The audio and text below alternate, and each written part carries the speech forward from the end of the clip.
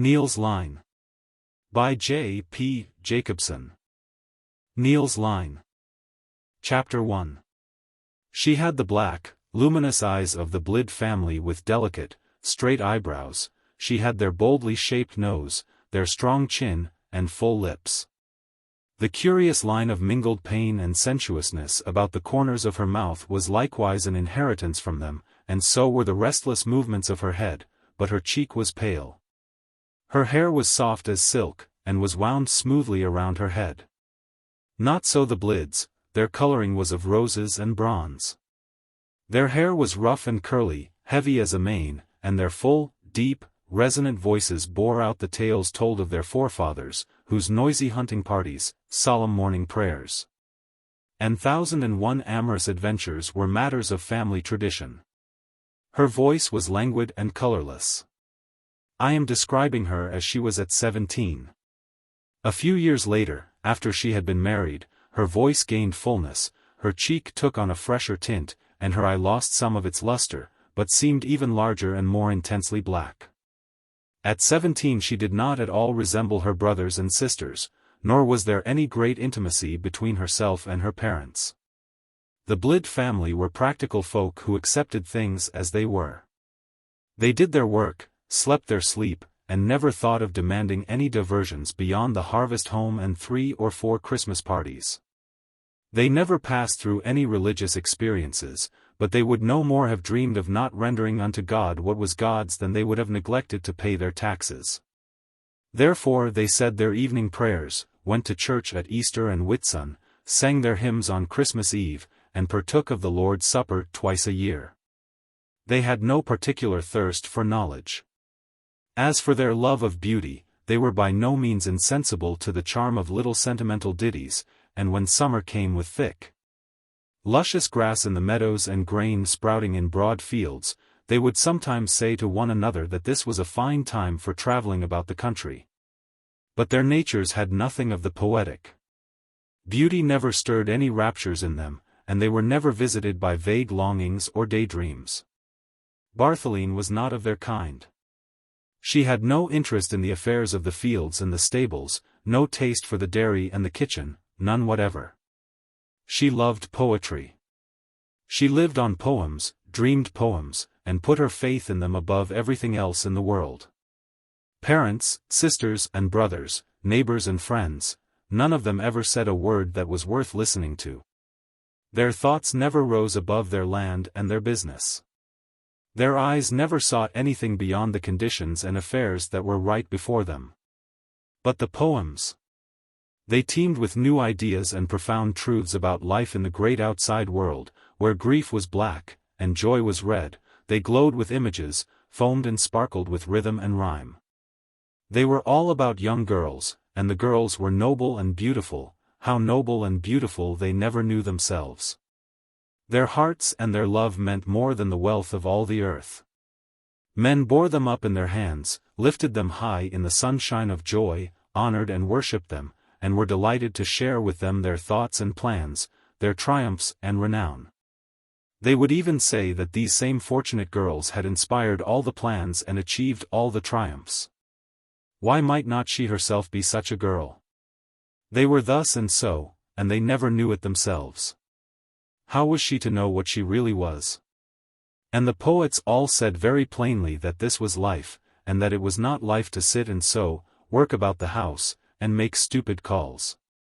When all this was sifted down, it meant little beyond a slightly morbid desire to realize herself, a longing to find herself, which she had in common with many other young girls with talents a little above the ordinary.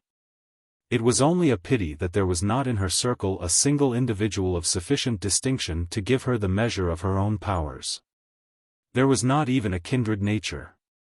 So she came to look upon herself as something wonderful, unique, a sort of exotic plant that had grown in these ungentle climes and had barely strength enough to unfold its leaves. Though in more genial warmth, under a more powerful sun, it might have shot up, straight and tall, with a gloriously rich and brilliant bloom. Such was the image of her real self that she carried in her mind. She dreamed 1,000 dreams of those sunlit regions and was consumed with longing for this other and richer self. Forgetting, what is so easily forgotten, that even the fairest dreams and the deepest longings do not add an inch to the stature of the human soul. One fine day a suitor came to her. Young Lyhne of Lonborgard was the man, and he was the last male scion of a family whose members had for 3 generations been among the most distinguished people in the county. As burgomasters, revenue collectors, or royal commissioners, often rewarded with the title of Councillor of Justice. The Lyhnes in their maturer years had served king and country with diligence and honor. In their younger days they had traveled in France and Germany, and these trips, carefully planned and carried out with great thoroughness, had enriched their receptive minds with all the scenes of beauty and the knowledge of life that foreign lands had to offer. Nor were these years of travel pushed into the background, after their return, as mere reminiscences.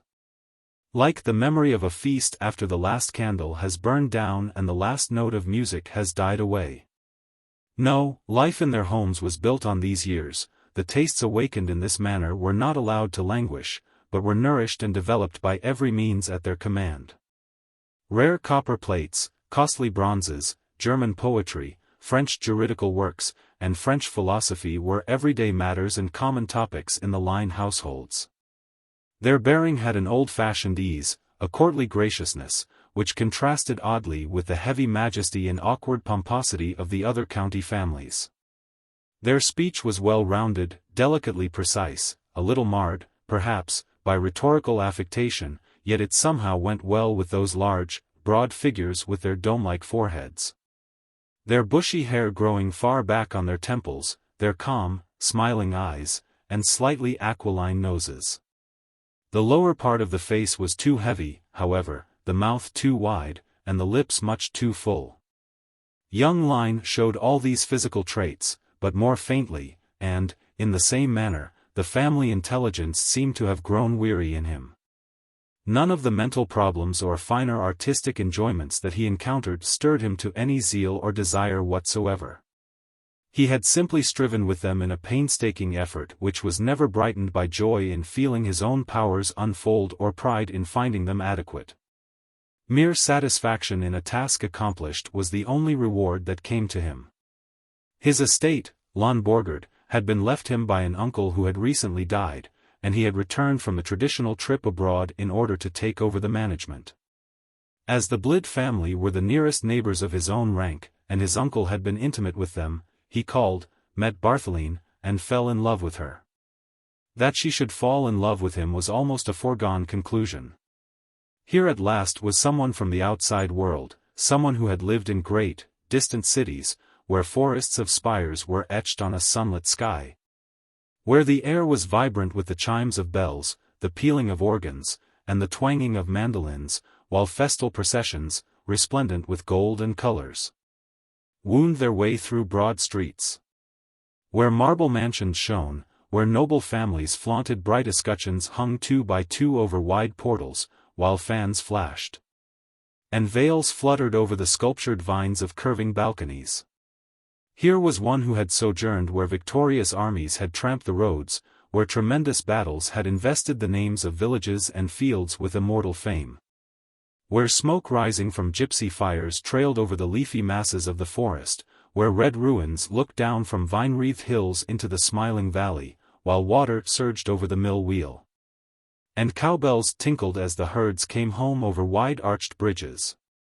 All these things he told about, not as the poems did, but in a matter-of-fact way, as familiarly as the people at home talked about the villages in their own county or the next parish. He talked of painters and poets, too, and sometimes he would laud to the skies a name that she had never even heard. He showed her their pictures and read their poems to her in the garden or on the hill where they could look out over the bright waters of the fjord and the brown, billowing heath. Love made him poetic, the view took on beauty, the clouds seemed like those drifting through the poems, and the trees were clothed in the leaves rustling so mournfully in the ballads. Bartholine was happy, for her love enabled her to dissolve the 24 hours into a string of romantic episodes. It was romance when she went down the road to meet him. Their meeting was romance, and so was their parting. It was romance when she stood on the hilltop in the light of the setting sun and waved him one last farewell before going up to her quiet little chamber, wistfully happy to give herself up to thoughts of him. And when she included his name in her evening prayer, that was romance, too. She no longer felt the old vague desires and longings.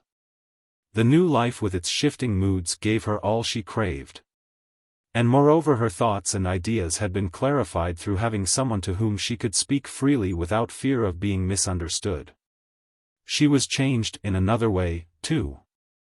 Happiness had made her more amiable toward her parents and sisters and brothers. She discovered that, after all, they had more intelligence than she had supposed and more feeling. And so they were married. The first year passed very much as their courtship. But when their wedded life had lost its newness, Lyhne could no longer conceal from himself that he wearied of always seeking new expressions for his love. He was tired of donning the plumage of romance and eternally spreading his wings to fly through all the heavens of sentiment and all the abysses of thought. He longed to settle peacefully on his own quiet perch and drowse, with his tired head under the soft, feathery shelter of a wing. He had never conceived of love as an ever-wakeful, restless flame, casting its strong, flickering light into every nook and corner of existence, making everything seem fantastically large and strange. Love to him was more like the quiet glow of embers on their bed of ashes, spreading a gentle warmth. While the faint dusk wraps all distant things in forgetfulness and makes the near seem nearer and more intimate. He was tired, worn out. He could not stand all this romance. He longed for the firm support of the commonplace under his feet, as a fish, suffocating in hot air, languishes for the clear, fresh coolness of the waves. It must end sometime, when it had run its course. Bartholine was no longer inexperienced either in life or books. She knew them as well as he. He had given her all he had, and now he was expected to go on giving. It was impossible, he had nothing more. There was only one comfort: Bartholine was with child. Bartholine had long realized with sorrow that her conception of Lyhne was changing little by little. And that he no longer stood on the dizzy pinnacle to which she had raised him in the days of their courtship. While she did not yet doubt that he was at bottom what she called a poetic nature, she had begun to feel a little uneasy, for the cloven hoof of prose had shown itself once and again. This only made her pursue romance the more ardently, and she tried to bring back the old state of things by lavishing on him a still greater wealth of sentiment and a still greater rapture. But she met so little response that she almost felt as if she were stilted and unnatural. For a while she tried to drag Lyhne with her. In spite of his resistance, she refused to accept what she suspected. But when, at last, the failure of her efforts made her begin to doubt whether her own mind and heart really possessed the treasures she had imagined, then she suddenly left him alone, became cool, silent, and reserved, and often went off by herself to grieve over her lost illusions. For she saw it all now, and was bitterly disappointed to find that Lyhne, in his inmost self, was no whit different from the people she used to live among. She had merely been deceived by the very ordinary fact that his love, for a brief moment, had invested him with a fleeting glamour of soulfulness and exaltation, a very common occurrence with persons of a lower nature. Lyhne was grieved and anxious, too, over the change in their relationship, and he tried to mend matters by unlucky attempts at the old romantic flights. But it all availed nothing except to show Bartholine yet more clearly how great had been her mistake. Such was the state of things between man and wife when Bartholine brought forth her first child. It was a boy, and they called him Niels. How do you find this book? Any thoughts about the book or the author? Any suggestion for improvement? Please take a moment to share your thoughts in a comment. If you like it, share it with your friends who might enjoy it as well. Subscribe to keep in touch. Visit CompleteAudiobooks.com for more quality content. Chapter 2. In a way, the child brought the parents together again. Over his little cradle they would meet in a common hope, a common joy, and a common fear. Of him they would think, and of him they would talk, each as often and as readily as the other, and each was grateful to the other for the child and for all the happiness and love he brought. Yet they were still far apart. Lyhne was quite absorbed in his farming and the affairs of the parish.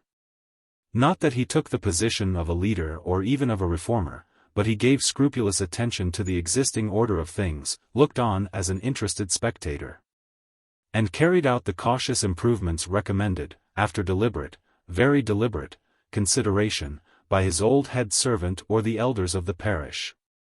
It never occurred to him to make any use of the knowledge he had acquired in earlier days. He had too little faith in what he called theories and far too great respect for the time-hallowed, venerable dogmas of experience which other people called practical. In fact, there was nothing about him to indicate that he had not lived here and lived thus all his life, except one little trait.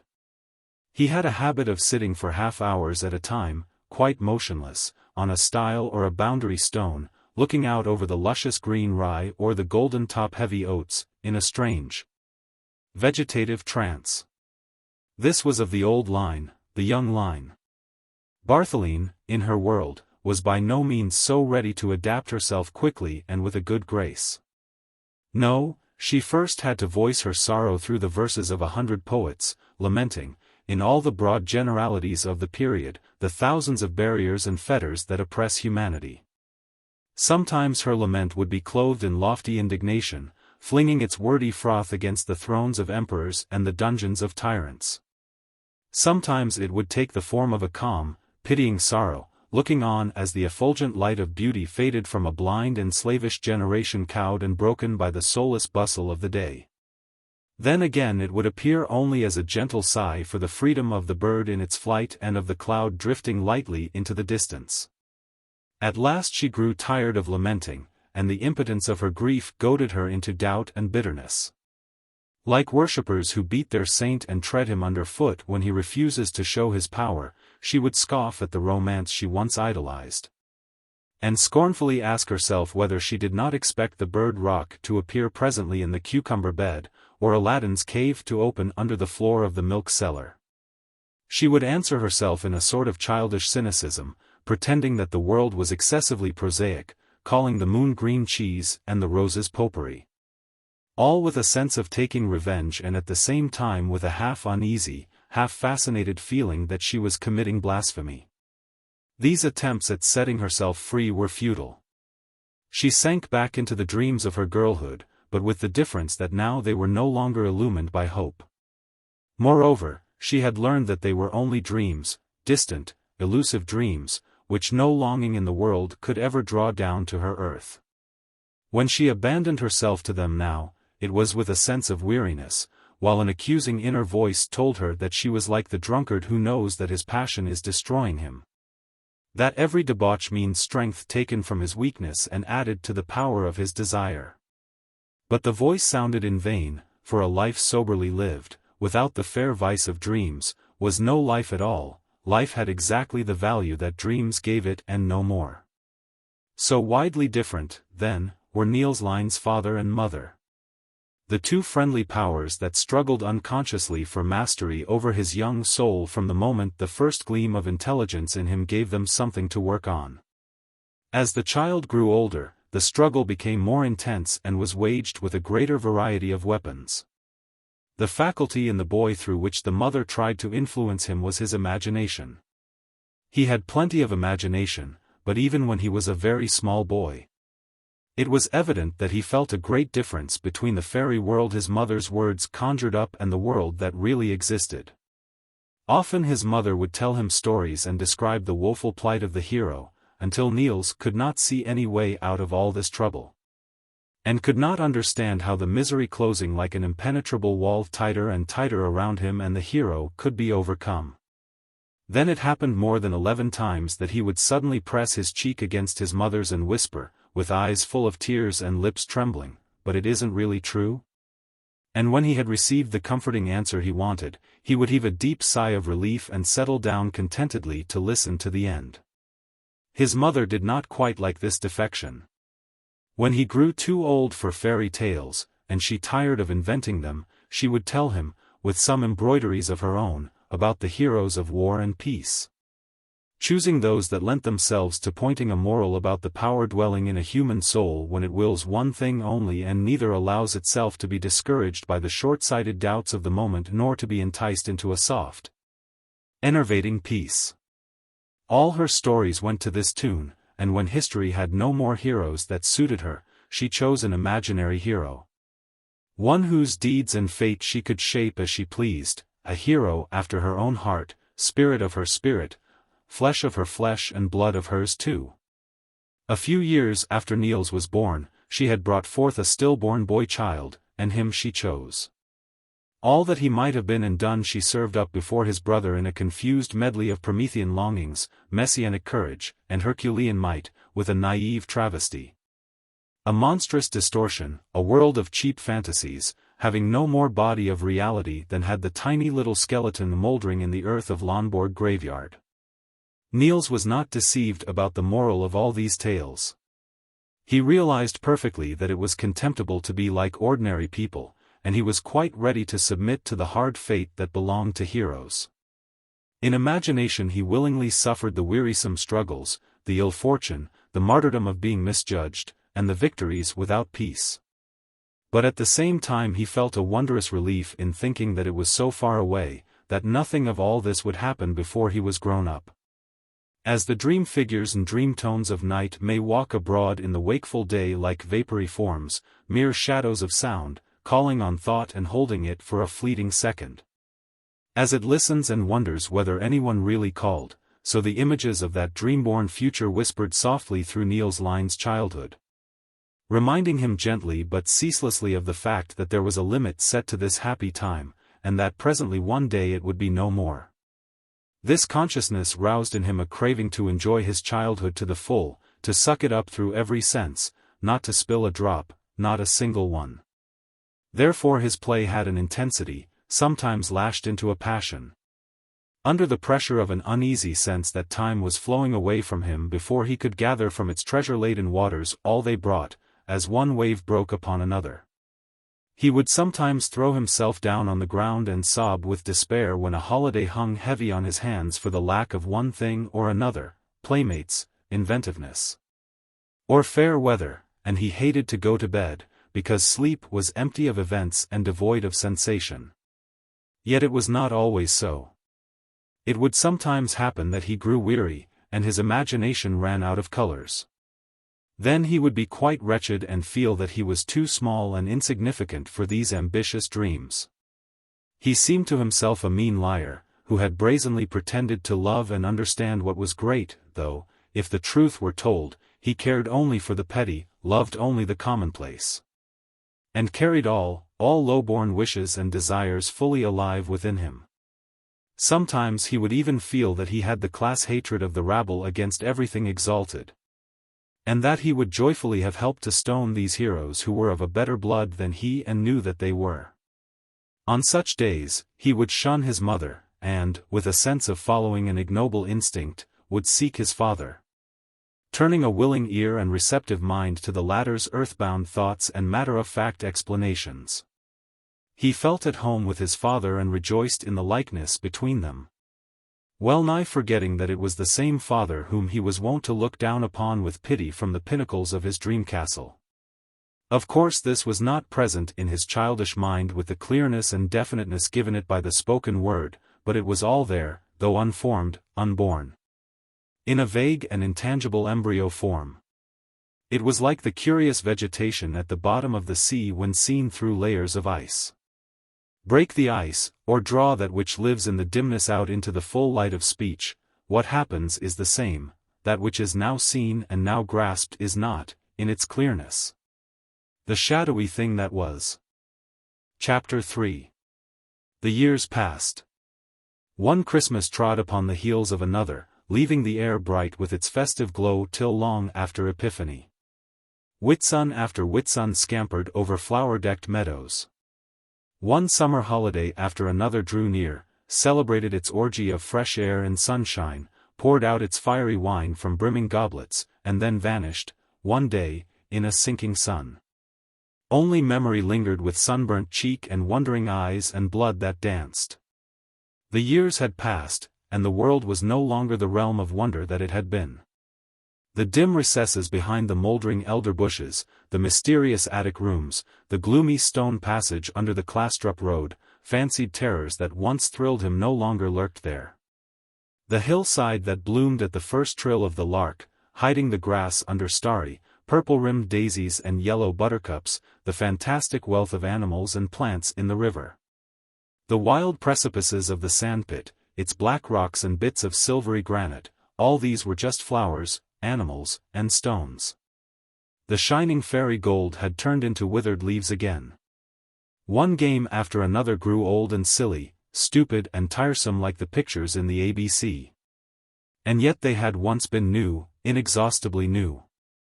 Here they used to roll a barrel hoop, Niels and the pastor's Frithjof, and the hoop was a ship, which was wrecked when it toppled over, but if you caught it before it fell, then it was casting anchor. The narrow passage between the outhouses, where you could hardly squeeze through, was Babel Mandeb or the portal of death. On the stable door England was written in chalk, and on the barn door, France. The garden gate was Rio Janeiro, but the smithy was Brazil. Another game was to play Holger the Dane. You could play it among the tall burrs behind the barn.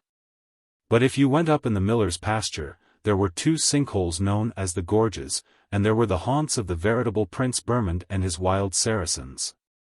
With reddish-grey turbans and yellow plumes in their helmets, burdocks and Aaron's rod of the tallest. That was the only real Mauritania. That rank, succulent growth, that teeming mass of exuberant plant life, excited their lust of destruction and intoxicated them with the voluptuous joy of demolishing. The wooden swords gleamed with the brightness of steel.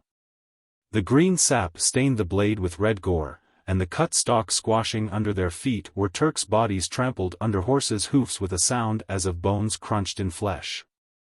Sometimes they played down by the fjord, mussel shells were launched as ships, and when the vessel got stuck in a clump of seaweed, or went aground on a sandbank, it was Columbus in the Sargasso Sea or the discovery of America.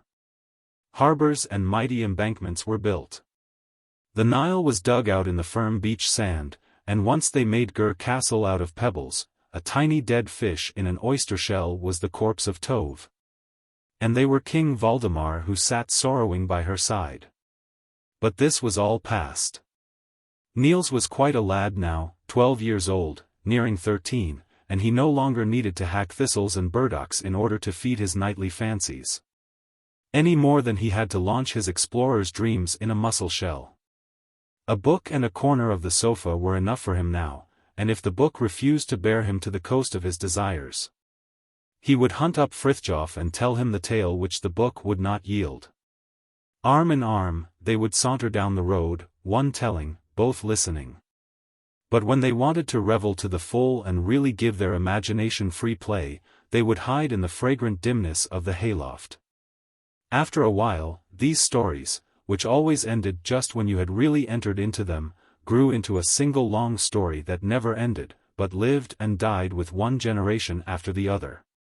For when the hero had grown old, or you had been careless enough to let him die, you could always give him a son, who would inherit everything from the father, and whom, in addition, you could dower with any other virtues that you happened to value particularly just at the moment. Whatever stamped itself on Niels's mind, what he saw, what he understood and what he misunderstood, what he admired and what he knew he ought to admire, all was woven into the story. As running water is colored by every passing picture, sometimes holding the image with perfect clearness, sometimes distorting it or throwing it back in wavering, uncertain lines, then again drowning it completely in the color and play of its own ripples, so the lad's story reflected feelings and thoughts, his own and those of other people, mirrored human beings and events. Life and books, as well as it could. It was a play life, running side by side with real life. It was a snug retreat, where you could abandon yourself to dreams of the wildest adventures. It was a fairy garden that opened at your slightest nod, and received you in all its glory, shutting out everybody else. Whispering palms closed overhead. Flowers of sunshine and leaves like stars on vines of coral spread at your feet, and among them 1,000 paths led to all the ages and the climes. If you followed one, it would lead you to one place, and if you followed another, it would lead you to another place, to Aladdin and Robinson Crusoe, to Wallander and Henrik Magnard. To Niels Klim and Mungo Park, to Peter Simple and Odysseus, and the moment you wished it, you were home again. About a month after Niels's 12th birthday, 2 new faces appeared at Långborgard. One was that of the new tutor, the other was that of Niels Lyhne. The tutor, Mr. Bygum, was a candidate for orders and was at the threshold of the 40s.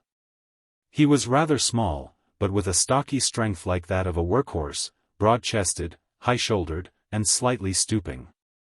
He walked with a heavy, slow, deliberate tread, and moved his arms in a vague, expressionless way that seemed to require a great deal of room. His high, wide forehead was flat as a wall, with 2 perpendicular lines between the eyebrows. The nose was short and blunt, the mouth large with thick, fresh lips. His eyes were his best feature, light in color, mild, and clear. The movements of his eyeballs showed that he was slightly deaf. Nevertheless, he loved music and played his violin with passionate devotion, for the notes, he said, were not heard only with the ears, but with the whole body, eyes, fingers, and feet. If the ear failed sometimes, the hand would find the right note without its aid, by a strange, intuitive genius of its own. Besides, the audible tones were, after all, false.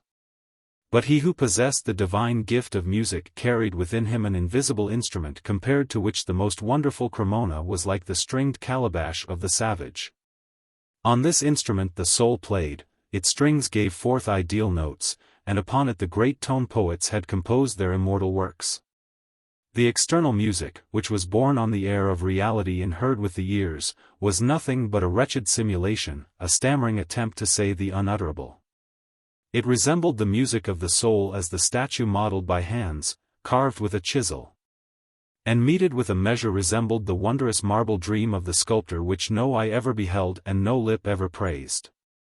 Music, however, was by no means Mr. Bygum's chief interest. He was first of all a philosopher, but not one of the productive philosophers who find new laws and build new systems. He laughed at their systems, the snail shells in which they dragged themselves across the illimitable field of thought, fondly imagining that the field was within the snail shell. And these laws, laws of thought, laws of nature. Why, the discovery of a law meant nothing but the fixing of your own limitations.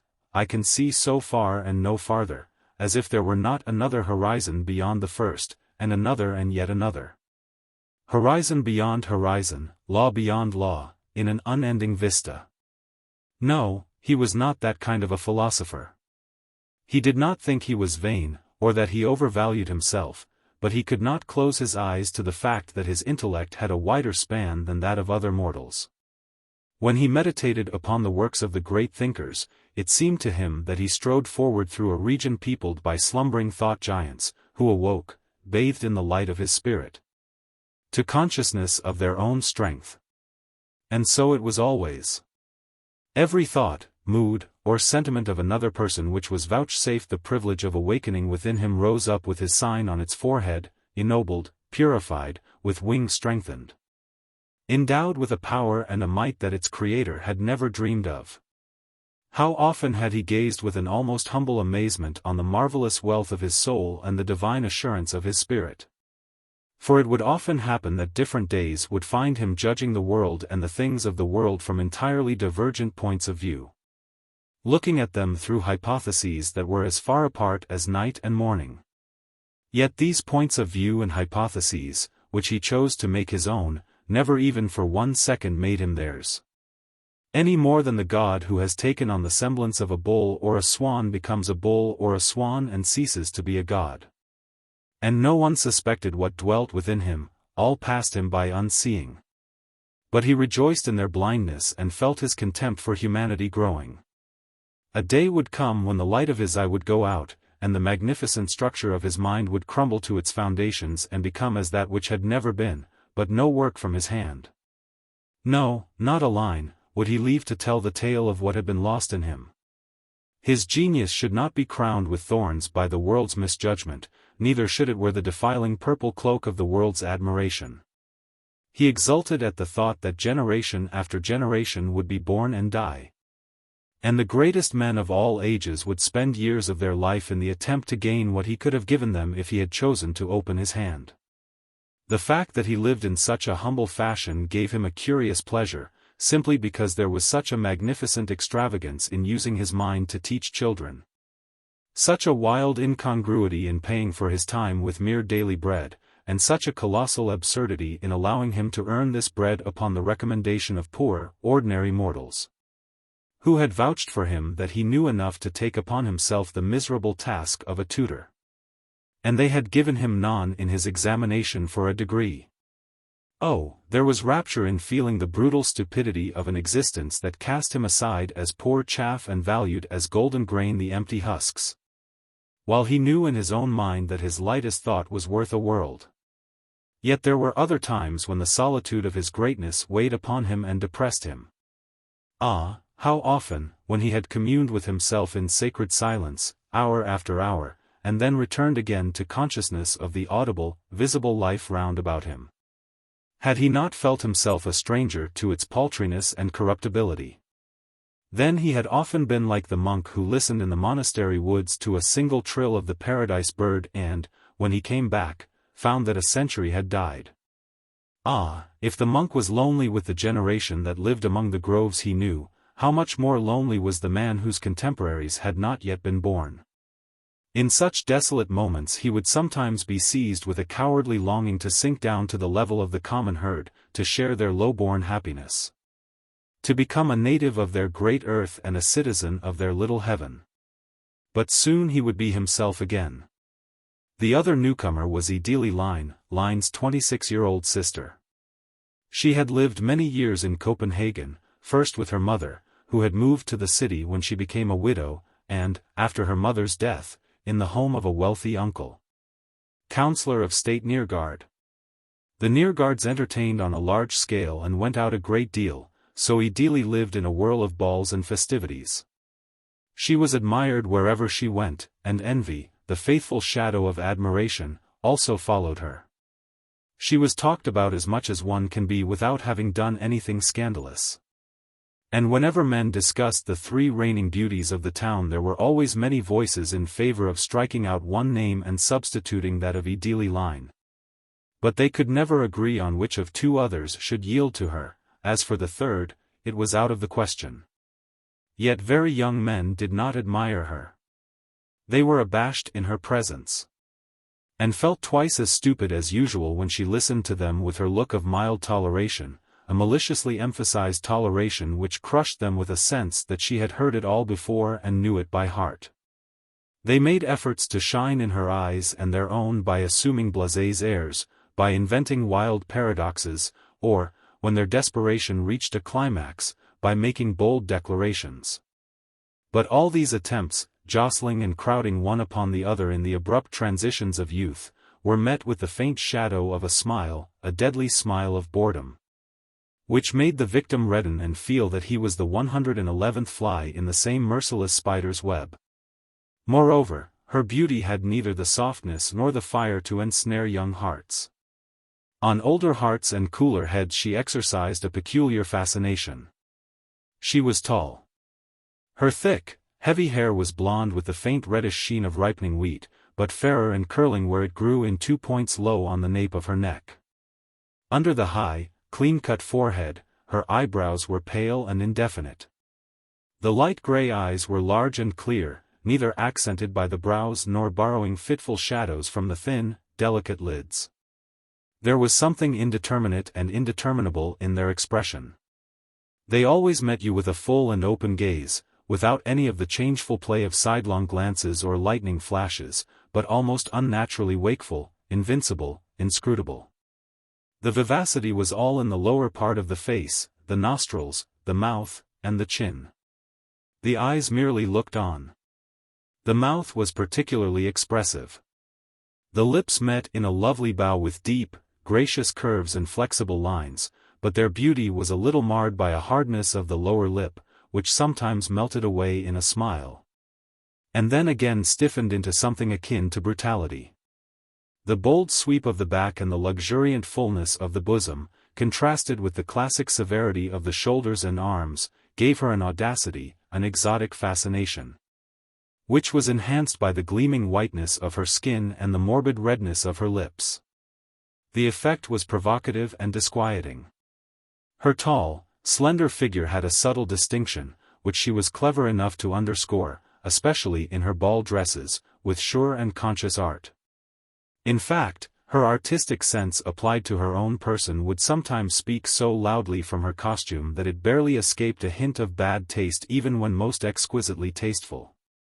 To many this seemed an added charm. Nothing could be more punctiliously correct than her behavior. In what she said, and in what she permitted to be said, she kept within the strictest bounds of prudery.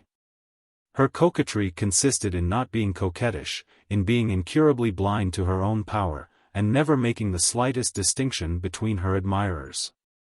For that very reason, they all dreamed intoxicating dreams of the face that must be hidden behind the mask. They believed in a fire under the snow and scented depravity in her innocence. None of them would have been surprised to hear that she had a secret lover, but neither would they have ventured to guess his name. This was the way people saw Niels Lyhne. She had left the city for Långborgard, because her health had suffered from the constant round of pleasures, the 1,001 nights of balls and masquerades. Toward the end of the winter, the doctor had declared her lungs to be affected, and had prescribed fresh air, quiet, and milk. All these things she found in abundance in her present abode, but she also found an unceasing boredom, which made her long for Copenhagen before a week had passed. She filled letter after letter with entreaties that she might be allowed to return from her exile, and hinted that homesickness did her more harm than the air did her good. But the doctor had so alarmed her uncle and aunt that they felt it their duty to turn a deaf ear to her lamentations, no matter how pathetic. It was not so much the social diversions she pined for. It was rather that she craved the sense of feeling her own life mingling with the sound-filled air of the great city, whereas in the country the stillness in thoughts, in words, in eyes, in everything, made her feel as though she heard herself unceasingly and with inescapable distinctness, just as one hears a watch ticking through a sleepless night. And to know that over there they were living exactly as before, it was as if she were lying dead in the quiet night and heard the strains of music from a ballroom stealing on the air over her grave. There was no one she could talk to. No one of them all ever caught just the shade of meaning that was the essence of what she said. Of course, they understood her after a fashion, inasmuch as she spoke Danish, but it was in a dull, general sort of a way. Just as they might have understood a foreign language which they heard only once in a while. They never had the slightest idea of whom or what was meant by a particular intonation of a word, never dreamed that such a little phrase was a quotation, or that another, used in just such a way, was a new variation of a popular witticism. As for their own speech, it had a decent leanness through which one could positively feel the grammatical ribs. And the words were used with a literalness as if they had just come fresh from the columns of the dictionary. Even the way they said Copenhagen. Sometimes with a mysterious emphasis, as if it were a place where people ate little children. Then again with a faraway expression, as if they were speaking of a town in Central Africa, or in a festive voice tremulous with history, as they might have said Nineveh or Carthage. The pastor always said Axelstead with a reminiscent rapture, as if it had been the name of one of his old sweethearts. Not one of them could say Copenhagen so that it meant the city stretching from Vesterport to the custom house on both sides of Ostergade and Kongens Nytorv. And so it was with all they said and all they did. There was not a thing at Långborgard that did not displease her. These mealtimes regulated by the sun, this smell of lavender in chests and presses, these Spartan chairs. All these provincial pieces of furniture that stood shrinking against the walls as if they were afraid of people. Even the very air was distasteful to her. She could never take a walk without bringing home a robust perfume of meadow hay and wild flowers, as if she had been locked up in a haymarket. And then to be called Aunt Niels. How it grated on her ears. She got used to it after a while, but in the beginning it made the relation between her and Niels rather cool. Niels didn't care.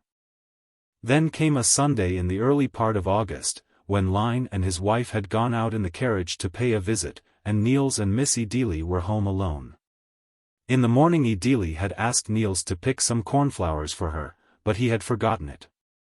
Suddenly, in the afternoon, as he was walking with Frithjof, he remembered, gathered a bouquet, and ran up to the house with it. Everything was so still that he imagined his aunt must be asleep, and crept silently through the house. At the threshold of the sitting room he stopped, with bated breath, preparing to approach Idili's door.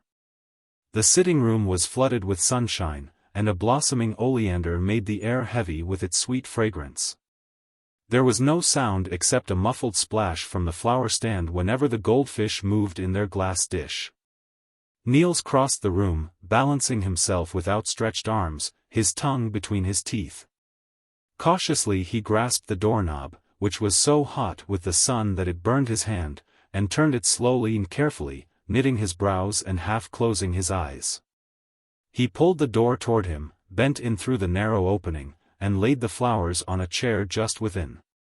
The room was dark as if the shades were down, and the air seemed moist with fragrance, the fragrance of attar of roses. As he stooped, he saw only the light straw matting on the floor, the wainscoting under the window, and the lacquered foot of a garridon. But when he straightened himself to back out of the door, he caught sight of his aunt. She was stretched full length on a couch of sea-green satin, dressed in a fanciful gypsy costume. As she lay on her back, chin up, throat tense, and forehead low, her loosened hair flowed down over the end of the couch and along the rug. An artificial pomegranate flower looked as if it had been washed ashore on an island made by a little bronze-colored shoe in the midst of the dull golden stream. The motley colors of her dress were rich and mellow. Dull blue, pale rose, gray, and orange were blended in the pattern of a little low-cut bodice of a thick, lusterless stuff. Underneath, she wore a white silk chemise with wide sleeves falling to the elbow. The white had a faint pinkish tone, and was shot with threads of reddish gold. Her skirt of pansy-colored velvet without any border was gathered loosely around her, and slid down over the side of the couch in slanting folds. Her feet and legs were bare, and around her crossed ankles she had wound a necklace of pale corals. An open fan was lying on the floor, showing its pattern of playing cards arranged in a wheel, and a little farther away a pair of leaf-brown silk stockings had been thrown, one partly rolled up, the other spread out and revealing the red clock. At the same moment that Niels caught sight of her, she saw him. Involuntarily she made a slight movement as if to rise, but checked herself and lay still as before, only turning her head a little to look at the boy with a questioning smile. "I brought these," he said, and went over to her with the flowers. She held out her hand, glanced at them and then at her costume, comparing the colors, and dropped them with a wearily murmured, "Impossible." Niels would have picked them up, but she stopped him with a motion of her hand. "Give me that," she said, pointing to a red flask that lay on a crumpled handkerchief at her feet. Niels went to take it. His face was crimson, as he bent over the milk-white, gently rounded legs and the long, slender feet, which had almost the intelligence of a hand in their fine flexible curves. He felt dizzy, and when one foot suddenly turned and bent downward with a quick movement, he almost fell. "Where did you pick the flowers?" Idili asked. Niels pulled himself together and turned toward her. "I picked them in the pastor's rye field," he said, in a voice that sounded strange to himself. He handed her the flask without looking up. Idili noticed his emotion and looked at him astonished. Suddenly she blushed, raised herself on one arm, and drew her feet under her petticoat. "Go, go, go, go," she said, half peevishly, half shyly, and at every word she sprayed him with the attar of roses. Niels went. When he was out of the room, she let her feet glide slowly down from the couch and looked at them curiously. Running with unsteady steps, he hurried through the house to his own room. He felt quite stunned, there was a strange weakness in his knees and a choking sensation in his throat. He threw himself down on the couch and closed his eyes, but it was of no avail, a strange restlessness possessed him. His breath came heavily as in fear, and the light tortured him in spite of his closed eyelids. Little by little a change came over him. A hot, heavy breath seemed to blow on him and make him helplessly weak.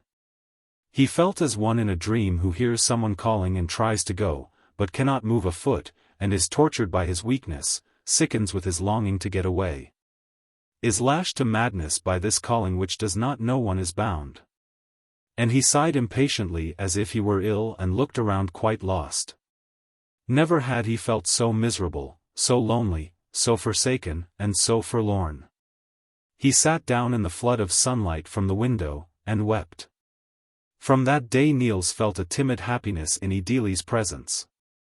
She was no more a human being like anyone else, but an exalted creature, divine by virtue of her strange, mystic beauty. His heart throbbed with rapture in merely looking at her, kneeling to her in his heart, crawling to her feet in abject self-effacement. Yet there were moments when his adoration had to have vent in outward signs of subjection.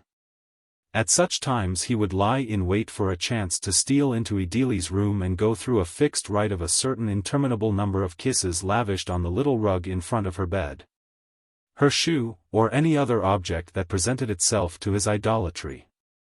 He regarded it as a piece of great good fortune that his Sunday jacket happened to be degraded, just then, to everyday use. For the lingering scent of attar of roses was like a mighty talisman with which he could conjure up in a magic mirror the image of Ideli as he had seen her lying on the green couch wearing her masquerade costume. In the story he and Frithjof were telling each other, this image was ever present, and from now on the wretched Frithjof was never safe from barefooted princesses. If he dragged himself through the dense primeval forest, they would call to him from hammocks of vines.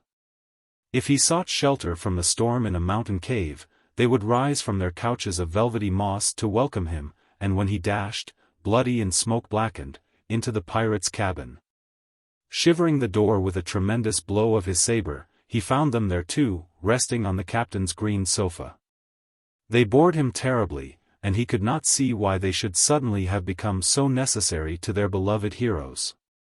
No matter in how exalted a place a human being may set his throne, no matter how firmly he may press the tiara of the exceptional, that is genius, upon his brow, he can never be sure that he may not, like Nebuchadnezzar, be seized with a sudden desire to go on all fours and eat grass and herd with the common beasts of the field. That was what happened to Mr. Bygum when he quite simply fell in love with Miss Ideli.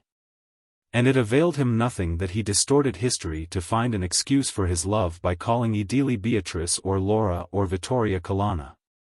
For all the artificial halos with which he tried to crown his love were blown out as fast as he could light them by the stubborn fact that it was Ideli's beauty he was in love with.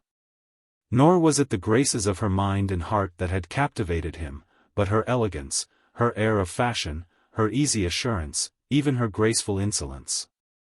It was a kind of love that might well fill him with shamed surprise at the inconstancy of the children of men. And what did it all matter? Those eternal truths and makeshift lies that were woven ring in ring to form the heavy armor he called his principles, what were they against his love? If they really were the strength and marrow and kernel of life, then let them show their strength; if they were weaker, let them break. If stronger, but they were already broken, plucked to pieces like the mesh of rotten threads they were. What did she care about eternal truths? And the mighty visions, how did they help him? Thoughts that plumbed the unfathomable, could they win her? All that he possessed was worthless. Even though his soul shone with the radiance of 100 suns, what did it avail, when his light was hidden under the ugly fustian of a Diogenes mantle? Oh, for beauty! Take my soul and give me my 30 pieces of silver, Alcibiades' body, Don Juan's mantle, and a court chamberlain's rank. But, alas, he had none of these graces, and Ideli was by no means attracted to his heavy, philosophic nature. His habit of seeing life in barbarously naked abstractions gave him a noisy dogmaticism, an unpleasant positiveness that jarred her like a misplaced drum in a concert of soft music. The strained quality of his mind, which always seemed to knit its muscles and strike an attitude before every little question like a strong man about to play with iron balls, seemed to her ridiculous. He irritated her by his censorious morality, which pounced on every lightly sketched feeling, indiscreetly tearing away its incognito, rudely calling it by name, just as it was about to flit past him in the course of conversation. Bygum knew very well what an unfavorable impression he made and how hopeless his love was. But he knew it as we know a thing when we hope with all the strength of our soul that our knowledge is false. There is always the miracle left, and though miracles do not happen, they might happen. Who knows? Perhaps our intelligence, our instinct, our senses, in spite of their daylight clearness, are leading us astray. Perhaps the one thing needful is just that unreasoning courage which follows hope's will-o'-the-wisp as it burns over seething passions pregnant with desire. It is only when we have heard the door of destiny slam shut that we begin to feel the iron-cold talons of certainty digging into our breast, gathering slowly, slowly around our heart, and fastening their clutches upon the fine thread of hope on which our world of happiness hangs. Then the thread is severed. Then all that it held falls and is shattered. Then the shriek of despair sounds through the emptiness. In doubt, no one despairs. On a sunny afternoon in September, Idili was sitting on the landing of the half-dozen broad, old-fashioned steps that led down from the summer parlor into the garden. Behind her, the French windows were wide open, flung back against the motley wall covering of bright red and bright green vines. She leaned her head against a chair piled high with large black portfolios, and held an etching up before her with both hands. Color prints of Byzantine mosaics in blue and gold were scattered on the pale green rush matting that covered the boards of the landing, on the threshold, and on the oak-brown parquet floor of the summer parlor. At the foot of the steps lay a white shade hat, for Idili's hair was uncovered, with no ornament but a flower of gold filigree in a pattern to match the gold bracelet she wore high on her arm. Her white dress was of semi-transparent stuff with narrow silky stripes. It had an edging of twisted orange and black chenille and tiny rosettes in the same two colors. Light silk mitts covered her hands and reached to the elbow. They were pearl gray like her shoes. The yellow sunlight was filtered through the drooping branches of an ancient ash. It pierced the cool dimness, forming distinct lines of light, powdering the air with gold dust, and painting the steps, the wall, and the doors with spots of light, spot of sun upon spot of sun, like a perforated shade. Through the tracery of shadow, each color rose to meet the light, white from Idili's dress, blood red from crimson lips, amber from yellow blonde hair, and 100 other tints roundabout. Blue and gold, oak brown, glitter of glass, red and green. Idili dropped the etching and looked up despondently, her eyes expressing the silent plaint she was too weary to give vent to in a sigh.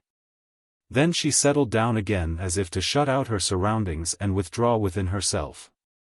Just then Mr. Bygum appeared. Idili looked at him with a drowsy blinking like that of a child who is too sleepy and comfortable to stir, but too curious to shut its eyes. Mr. Bygum wore his new beaver hat.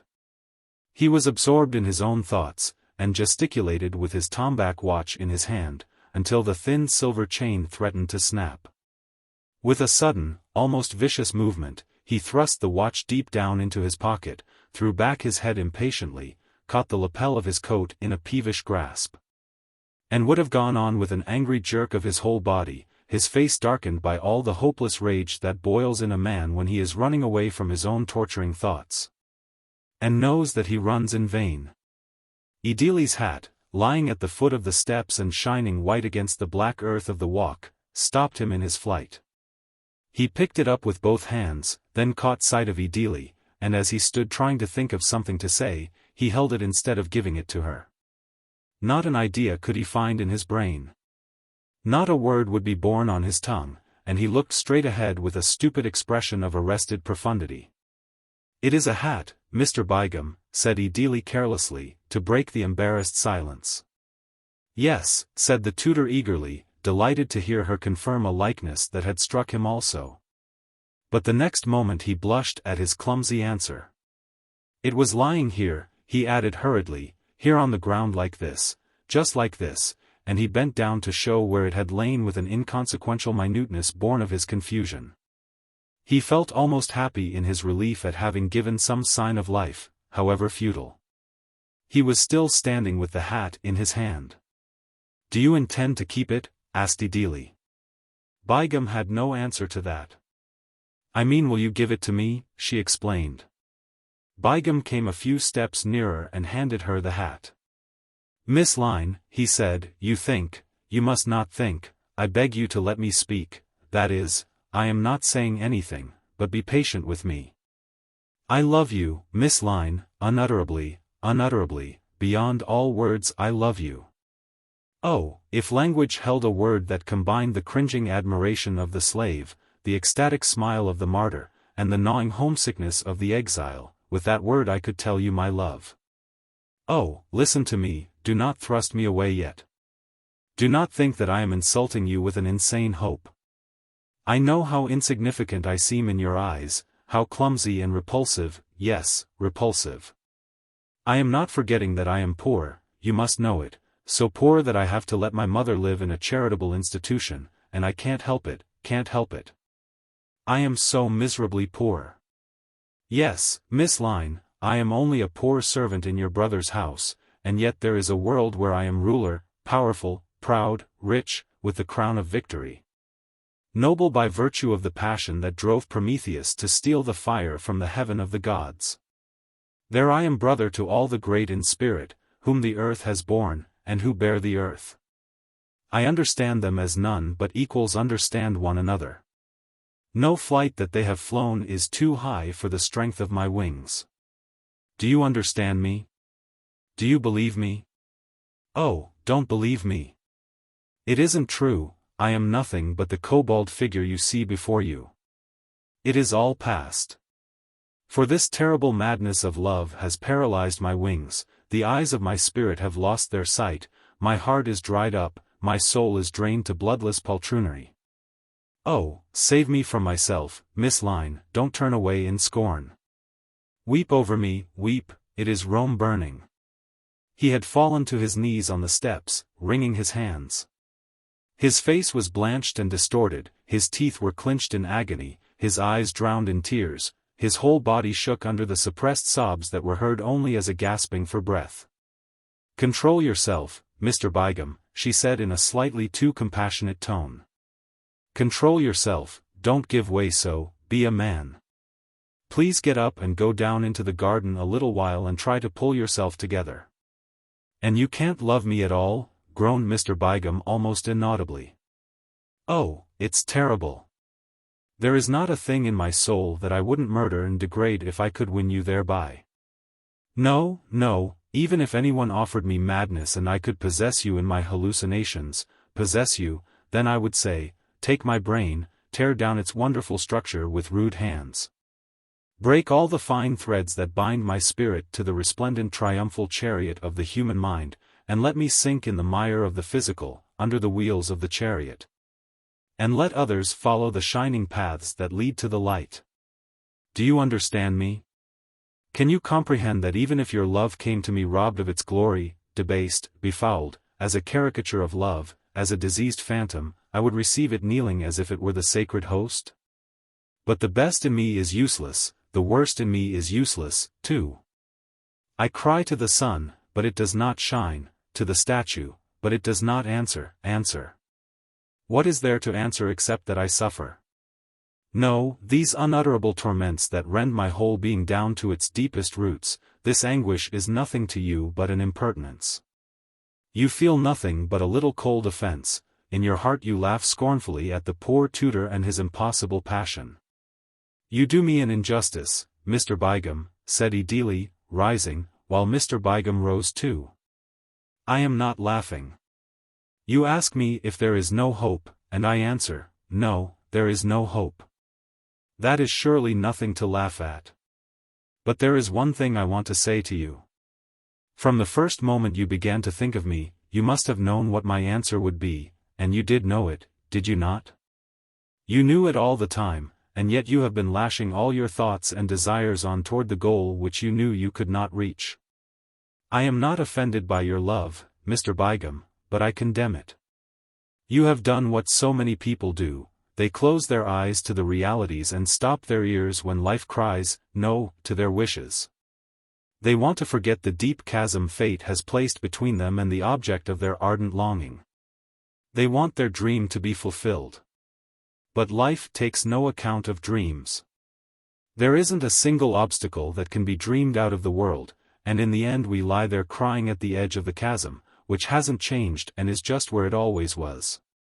But we have changed, for we have let our dreams goad all our thoughts and spur all our longings to the very highest tension.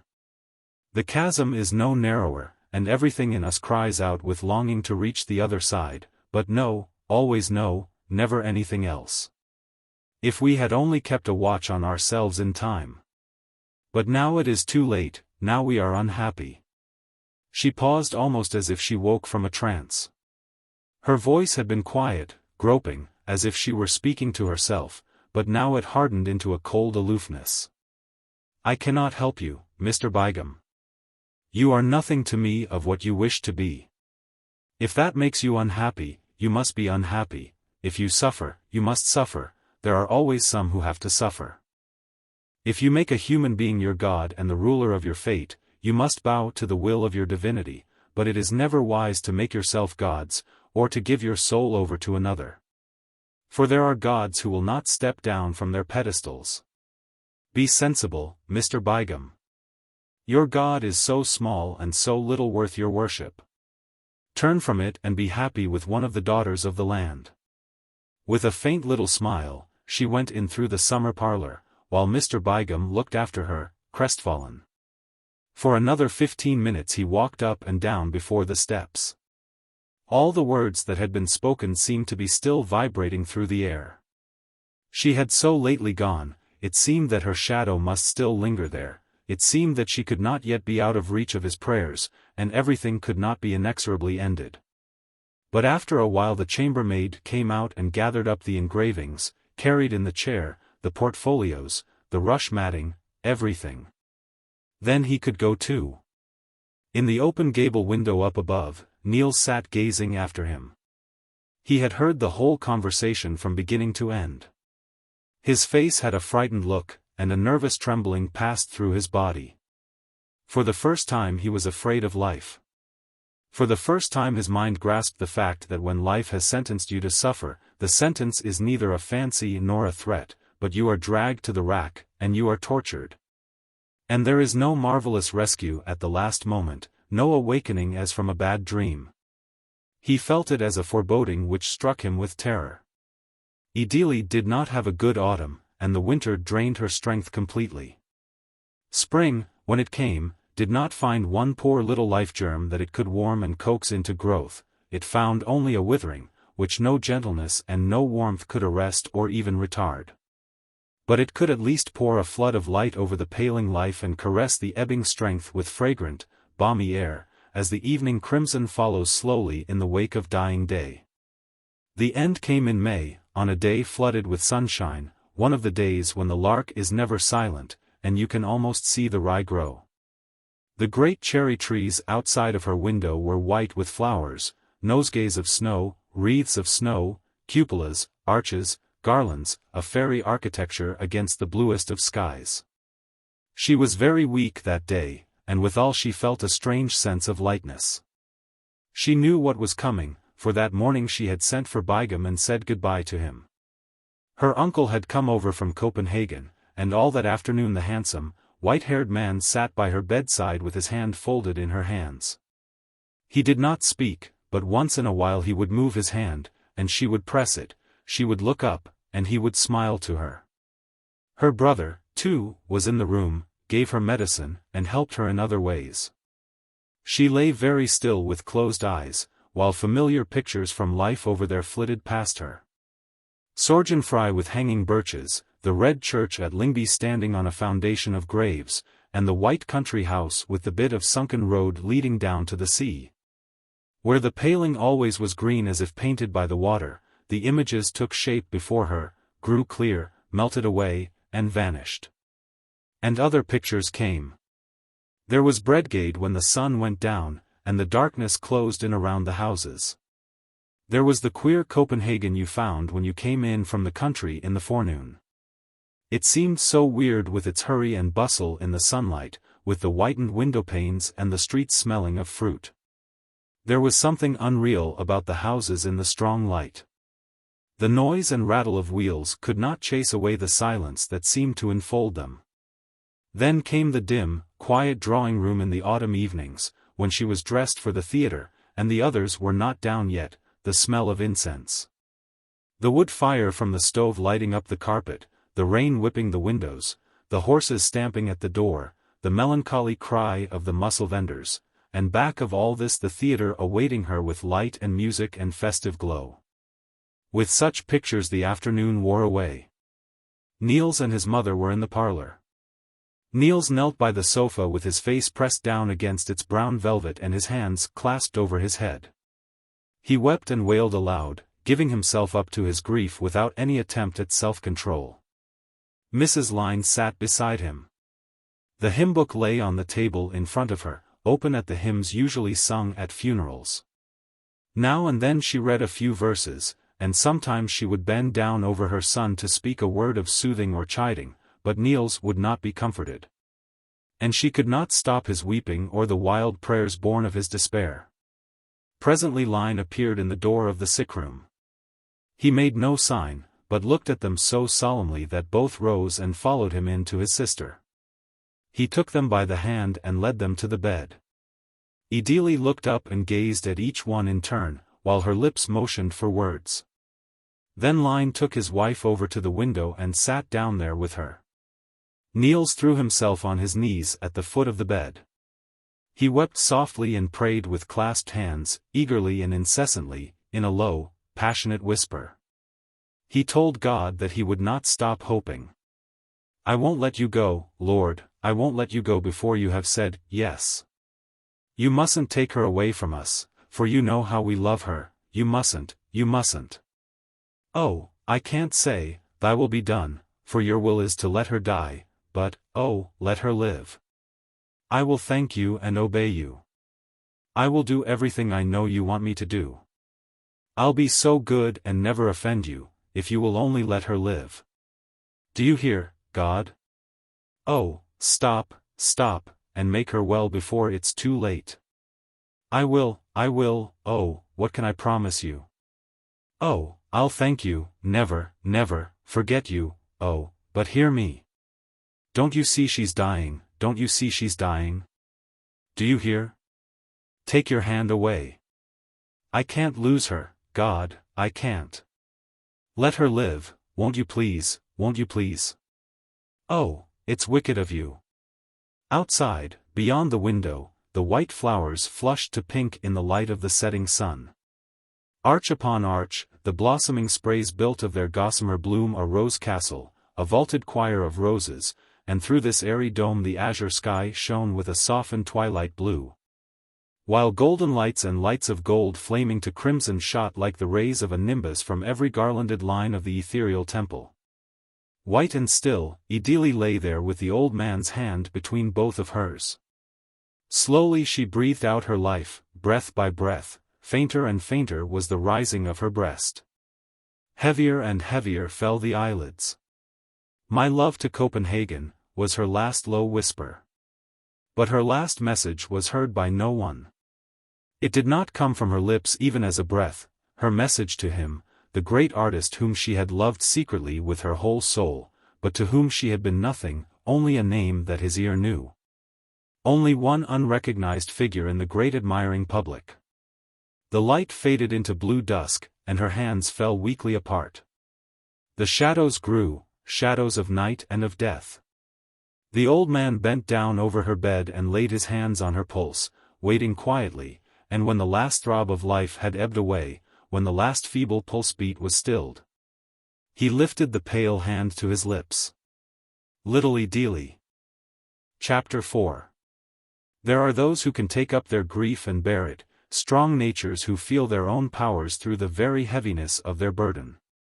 Weaker people give themselves up to their sorrow passively, as they would submit to a sickness. And like a sickness their sorrow pervades them, drinks itself into their innermost being and becomes a part of them, is assimilated in them through a slow struggle, and finally loses itself in them, as they return to perfect health. But there are yet others to whom sorrow is a violence done them, a cruelty which they never learn to accept as a trial or chastisement or as simple fate. It is to them an act of tyranny, an expression of personal hate, and it always leaves a sting in their hearts. Children do not often grieve in this way, but Niels Lyhne did. For had he not been face to face with God in the fervor of his prayers? Had he not crawled on his knees to the foot of the throne, full of hope, tremulous with fear, and yet firm in his faith in the omnipotence of prayer, with courage to plead until he should be heard? And he had been forced to rise from the dust and go away with his hope put to shame. His faith had not been able to bring the miracle down from heaven, no God had answered his cry, death had marched straight on and seized its prey. As if no sheltering wall of prayers had been lifted toward the sky. A stillness fell upon him. His faith had flung itself blindly against the gates of heaven, and now it lay on Idili's grave with broken wings. For he had believed with the crude, implicit fairy tale faith that children so often feel. The complex, subtly shaded figure of the Catechism is not the God children believe in. Their God is the mighty one in the Old Testament, he who loved Adam and Eve so much, and to whom the whole generation of men, kings, prophets, pharaohs, are nothing but good and bad children. This tremendous, fatherly God, who is wrathful with the anger of a giant and bountiful with the generosity of a giant, who has hardly created life before he lets death loose upon it. Who drowns his earth in the waters from his heaven, who thunders down laws too heavy for the race he made, and who, finally, in the days of the Emperor Augustus, has pity upon men and sends his Son to death in order that the law may be broken while it is fulfilled. This God, who always answers with a miracle, is the one to whom children speak when they pray. By and by, a day comes when they understand that they have heard his voice for the last time in the earthquake that shook Golgotha and opened the graves, and that now, since the veil of his Holy of Holies has been rent in twain, it is the God Jesus who reigns. And from that day on they pray differently. But Niels had not yet attained to this. It is true, he had followed Jesus on his earthly pilgrimage with a believing heart, but when he saw him subjecting himself to the Father, going about so bereft of power and suffering so humanly, all this had hidden the Godhead from him. He had seen in him only the one who did the will of the Father, the Son of God, not God himself, therefore, it was to God the Father he had prayed. And it was God the Father who had failed him in his bitter need. But if God had turned from him, he could turn from God. If God had no ears, he had no lips, if God had no compassion, he had no worship, and he defied and cast God out of his heart. On the day Idili was buried, he spurned the earth of the grave with his foot, whenever the pastor spoke the name of the Lord, and when he met it afterwards in books or on the lips of people. A rebellious frown would wrinkle his youthful forehead.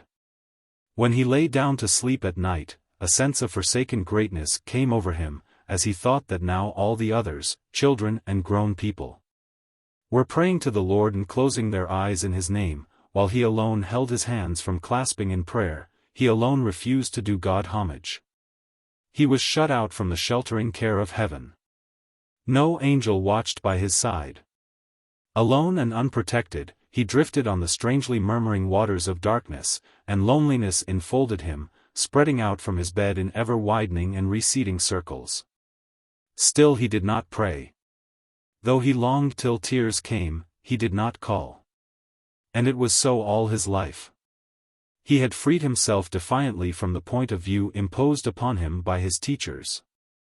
And he fled with his sympathy to the side of those who had wasted their strength in vainly kicking against the pricks.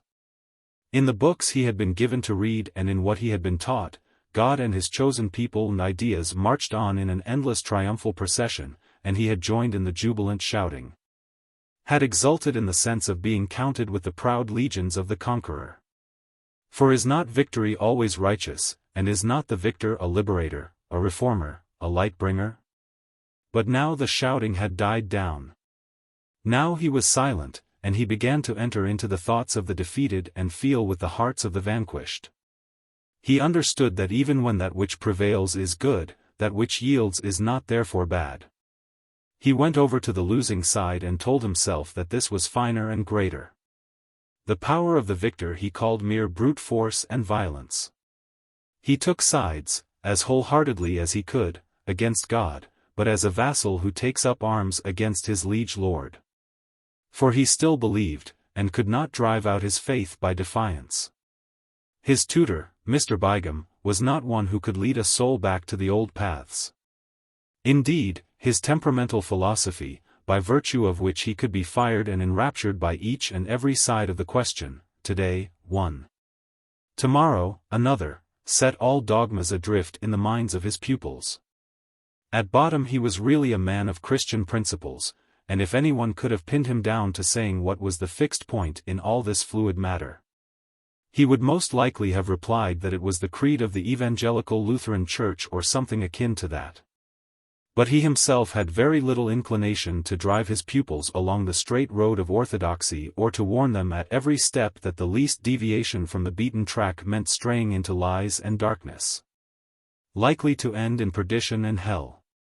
For he had none of the passionate concern of the orthodox for jots and tittles. He was, in fact, religious in the slightly artistic, superior manner such talented people affect, not afraid of a little harmonizing. Easily enticed into half-unconscious rearrangements and adaptations, because, whatever they do, they must assert their own personality, and, in whatever spheres they fly, must hear the whirring of their own wings. Such people do not guide, but their instruction has a fullness, a copiousness, and a wobbly many-sidedness which, provided they do not utterly confuse a pupil, tend to develop his independence in a high degree, since they almost force him to make up his mind for himself. For children can never rest upon anything vague or indefinite. Their very instinct of self-preservation demands a plain yes or a plain no, a for or against, to show them where to turn with their hate and where with their love. Hence there was no firm and immutable authority that might have guided Niels with its constant clinching of arguments and pointing of ways. He had taken the bit in his teeth, and plunged headlong on any path that opened before him, provided only that it led him away from what had been the home of his feelings and of his thoughts. He felt a new sense of power in thus seeing with his own eyes and choosing with his own heart and forming himself by his own will. Many new things came to his mind. Traits of his own nature that he had never thought of and that seemed unrelated one to the other, fitted themselves together wonderfully and were fused into a rational whole. It was a fascinating time of discovery. Little by little, in fear and uncertain exultation, in incredulous joy, he found himself. He began to realize that he was not like others, and a new spiritual modesty made him shy, awkward, and taciturn. He grew suspicious of questions, and imagined he found hints of his own most hidden thoughts in everything that was said. Having learned to read in his own heart, he supposed everybody else could read what was written there, and he shunned his elders, preferring to roam about alone. It seemed to him that people had suddenly become very intrusive. He developed a slightly hostile feeling toward them as to creatures of another race, and in his loneliness he began to hold them up for scrutiny and judgment. Formerly the names of father, mother, the pastor, the miller, sufficed to characterize, and the name had quite hidden the person from him. But now he saw that the pastor was a jolly little man, who made himself as meek and demure as he could at home to escape the notice of his wife. While abroad he tried to forget the domestic yoke by talking himself into a frenzy of rebellion and loud-voiced thirst for liberty. That was the pastor as he saw him now. And Mr. Bygum? He had seen him ready to throw everything overboard for Ideli's love, had heard him deny himself and the soul within him in that hour of passion in the garden. And now he was always talking about the philosopher rising in Olympic calm above the vague whirlwinds and mist-born rainbows of life. It roused a painful contempt in the lad and made his doubts sleep but lightly, ready to wake in a moment. For how could he know that the very things in human nature which Mr. Bygum called by belittling names were otherwise christened when they appeared in himself?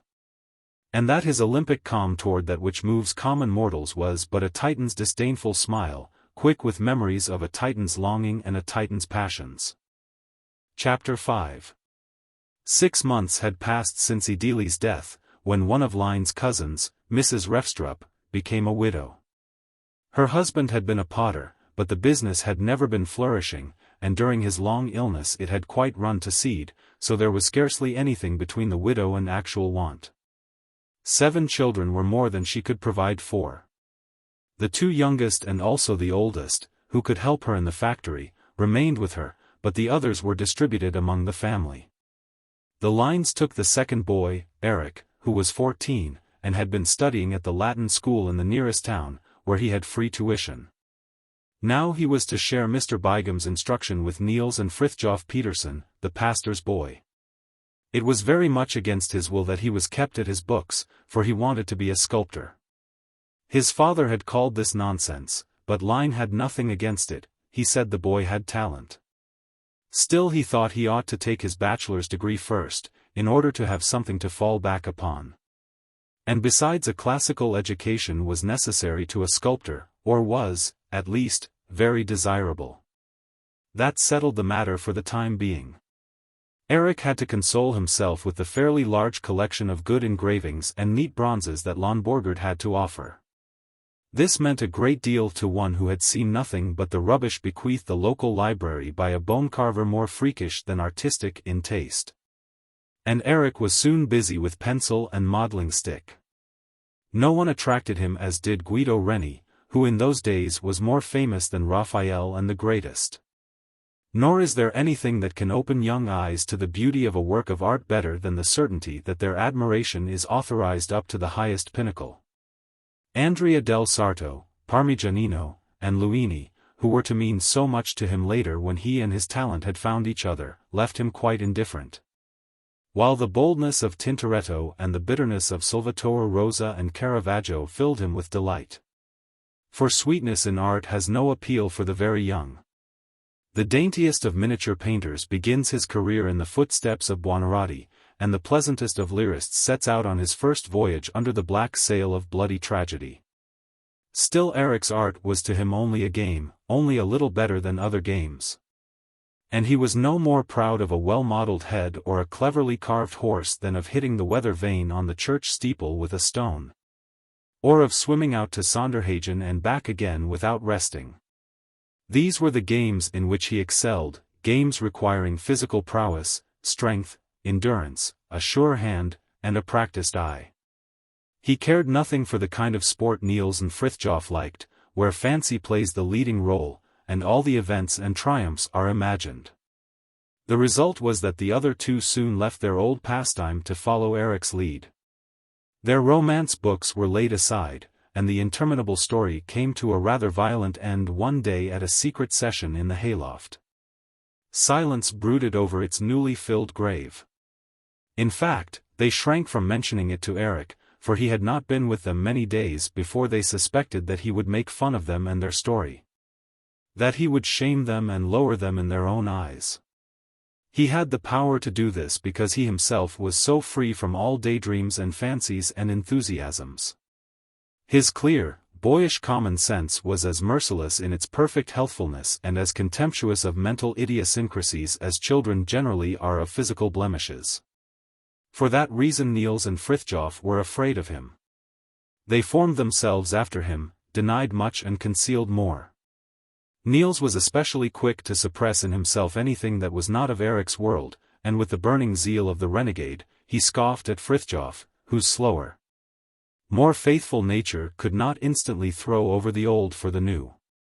His unkind mockery really sprang from jealousy, for he had fallen in love with Eric on the very first day, while the latter, in shy aloofness, half reluctant, half supercilious, just barely and grudgingly allowed himself to be loved. Among all the emotional relations of life, is there any that is finer, more sensitive, and more fervent than the exquisitely modest love of one boy for another boy? It is a love that never speaks and never dares to vent itself in a caress or a look, a seeing love that grieves bitterly over every fault in the loved one. A love made up of longing and admiration and self-forgetfulness, of pride and humility and calmly breathing happiness. Erik stayed at Långborgard only a little over a year. It happened that Lyhne, on a visit to Copenhagen, took occasion to speak about the boy to one of the leading sculptors there, and showed him some of Erik's sketches, whereupon Mikkelsen, the sculptor, declared that this was talent, and further studying was a waste of time. It did not require much classical education to find a Greek name for a nude figure. So it was settled that Erik was to be sent at once to the city to attend the academy and work in Mikkelsen's studio. On the last afternoon, Niels and Erik were sitting in their room, Niels looking at the pictures in a penny magazine. Erik deep in Spengler's critical catalogue of the art collection at Christiansborg. How often he had turned the leaves of this book and tried to form a conception of the pictures from its naive description. Sometimes he would get almost sick with longing to behold all this art and beauty with his own eyes. To grasp it in very truth and make that glory of line and color his own by the mere strength of his enthusiasm.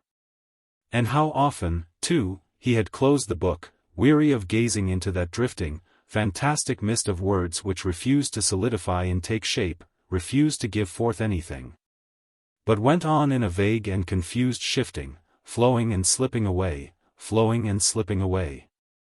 But today it was all different. Now he had the certainty that the shapes he read about would not be shadows from dreamland much longer, and he felt rich in the promise of the book. The pictures rose before him as never before, flashing out like brilliant, many-colored suns from a mist that was golden and dancing with gold. "What are you looking at?" he asked Niels. Niels pointed to a portrait in his book representing Lassen, the hero of the 2nd of April.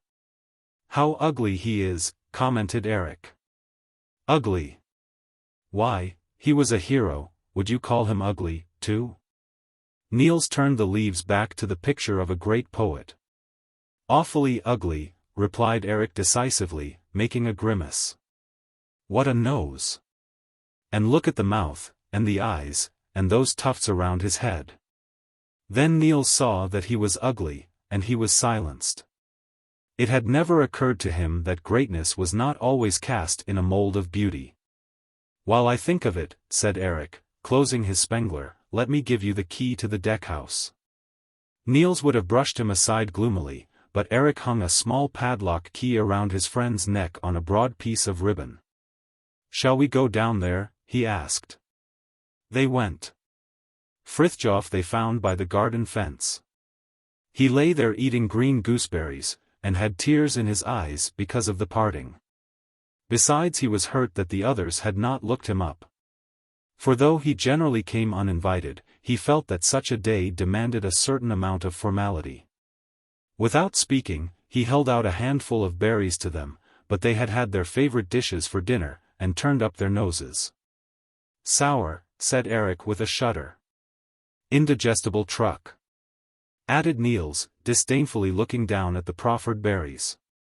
"How can you eat it?" "Chuck the stuff, we're going down to the deck-house," and he pointed with his chin at the key, for his hands were in his pockets. At that they all three set forth. The deck-house was an old green-painted ship's cabin, which had once been bought at a beach auction. It had been put up by the fjord, and had served as a tool-house when the dam was being built, but now it was no longer in use. So the boys had taken possession of it, and concealed in it their ships, bows and arrows, leaping poles, and other treasures, particularly such forbidden but indispensable things as powder, tobacco, and matches. Niels opened the door of the deck-house with an air of gloomy solemnity. They went in and fumbled till they found their things in the dark corners of the empty bunks. "Do you know," said Erik, with his head deep in a distant corner, "I'm going to blow mine up." "Mine and Frithjof's too," cried Niels with a grand, consecrating gesture. "Not mine, by Joe!" exclaimed Frithjof. "Then what did we have to sail with when Erik's gone?" "What indeed?" mocked Niels, turning away contemptuously. Frithjof felt uncomfortable, but when the others had gone outside, he carefully moved his ship to a safer shelter. Outside they quickly laid the powder in the ships embedded in a nest of tarred oakum, set the sails, fixed the fuses, lighted them, and sprang back. Running along the beach, they signaled to the crew on board, loudly explaining to one another every chance turn of the ships as the result of the good captain's nautical skill. But the ships ran aground at the point without the desired explosion having taken place. And this gave Frithjof an opportunity nobly to sacrifice the wadding of his cap to the manufacture of new and better fuses. With all sails set, the ship stood in toward Zealand Reef. The Britishers' huge frigates came heavily lurching in a closed ring, while the foam blew white around the black bows, and the cannon mounted at the head filled the air with their harsh clamor. Nearer and nearer, glowing with red and blue, glittering with gold, the figureheads of the Albion and the Conqueror rose fathom high. Grayish masses of sails hid the horizon. The smoke rolled out in great white clouds, and drifted as a veiling mist low over the sun-bright glitter of the waves. Then the deck of Eric's ship was splintered with a feeble little puff. The oakum caught fire, a red blaze burst forth, and the nimble flames licked the shrouds and ran along the spars, ate their way smoldering along the bolt rope. Then shot like long flashes of lightning into the sails, while the burning canvas shriveled up, broke, and flew in large black flakes far out to sea. The Dannebrog was still waving high on the slender top of the tall schooner mast, the flagstaff was burned in two, the flag fluttered wildly like red wings eager for battle, but the flame caught it. And the smoke-blackened ship drifted without rudder or helmsman, dead and powerless, the sport of the winds and breakers. Niels's ship did not burn so well, the powder had caught fire and some smoke came out, but that was all, and it was not enough. "Hey, there," called Niels from the point, "sink her. Point the starboard cannon down the aft hatch and give her a volley." He bent down and picked up a stone, ready, fire, and the stone flew from his hand. Eric and Frithjof followed suit, and soon the hull was in splinters. Then Eric's ship shared the same fate. The wreckage was hauled ashore to make a bonfire. It was piled up with dry seaweed and grass into a burning heap, from which thick smoke issued, while the crystals that hung on the seaweed burst and crackled with the intense heat. For a long time the boys sat quietly around the bonfire, but suddenly Niels, still gloomy, jumped up and brought all his things from the deck house, broke them in little bits, and threw them into the flames. Then Eric brought his, and Frithjof also brought some. The flames of the sacrificial pyre leaped so high that Eric was afraid they might be seen from the pasture, and began to smother them with wet seaweed, but Niels stood still, gazing sorrowfully after the smoke that drifted along the beach. Frithjof kept in the background and hummed to himself a heroic lay, which he accompanied secretly, now and then, with a sweeping, bard-like gesture, as if he were playing on the strings of an invisible harp. At last the fire died down, and Eric and Frithjof went home, while Niels stayed behind to lock the deck house. That done, he looked cautiously after the others, and then threw key and ribbon far out into the fjord. Eric happened to look around at that moment and saw them fall, but he quickly turned his head away, and began to run a race with Frithjof. The next day he left. For a while they missed him sorely and bitterly, for their life had been gradually formed on the supposition that they were three to share it. Three were company, variety, change. Two were boredom and nothing at all. What in the world could two find to do? Could two shoot at a target or two play ball? They could play Friday and Robinson Crusoe, to be sure, but then who would be the savages? Such Sundays. Niels was so weary of existence that he began first to review and afterwards, with the aid of Mr. Bygham's large atlas, to extend his geographical knowledge far beyond the prescribed bounds. Finally, he started to read the whole Bible through and to keep a diary. But Frithjof, in his utter loneliness, stooped so low as to seek consolation in playing with his sisters. After a while the past became less vivid to them, the longing less keen. Sometimes on a quiet evening, when the sun reddened the wall in the lonely chamber, and the distant, monotonous calling of the cuckoo died down, making the stillness wider and larger, the longing would come creeping into Niels's mind, stealing its power. But it no longer tortured, it was a vague thing that lay lightly on him and was half sweet like a pain that is passing. His letters showed the same trend.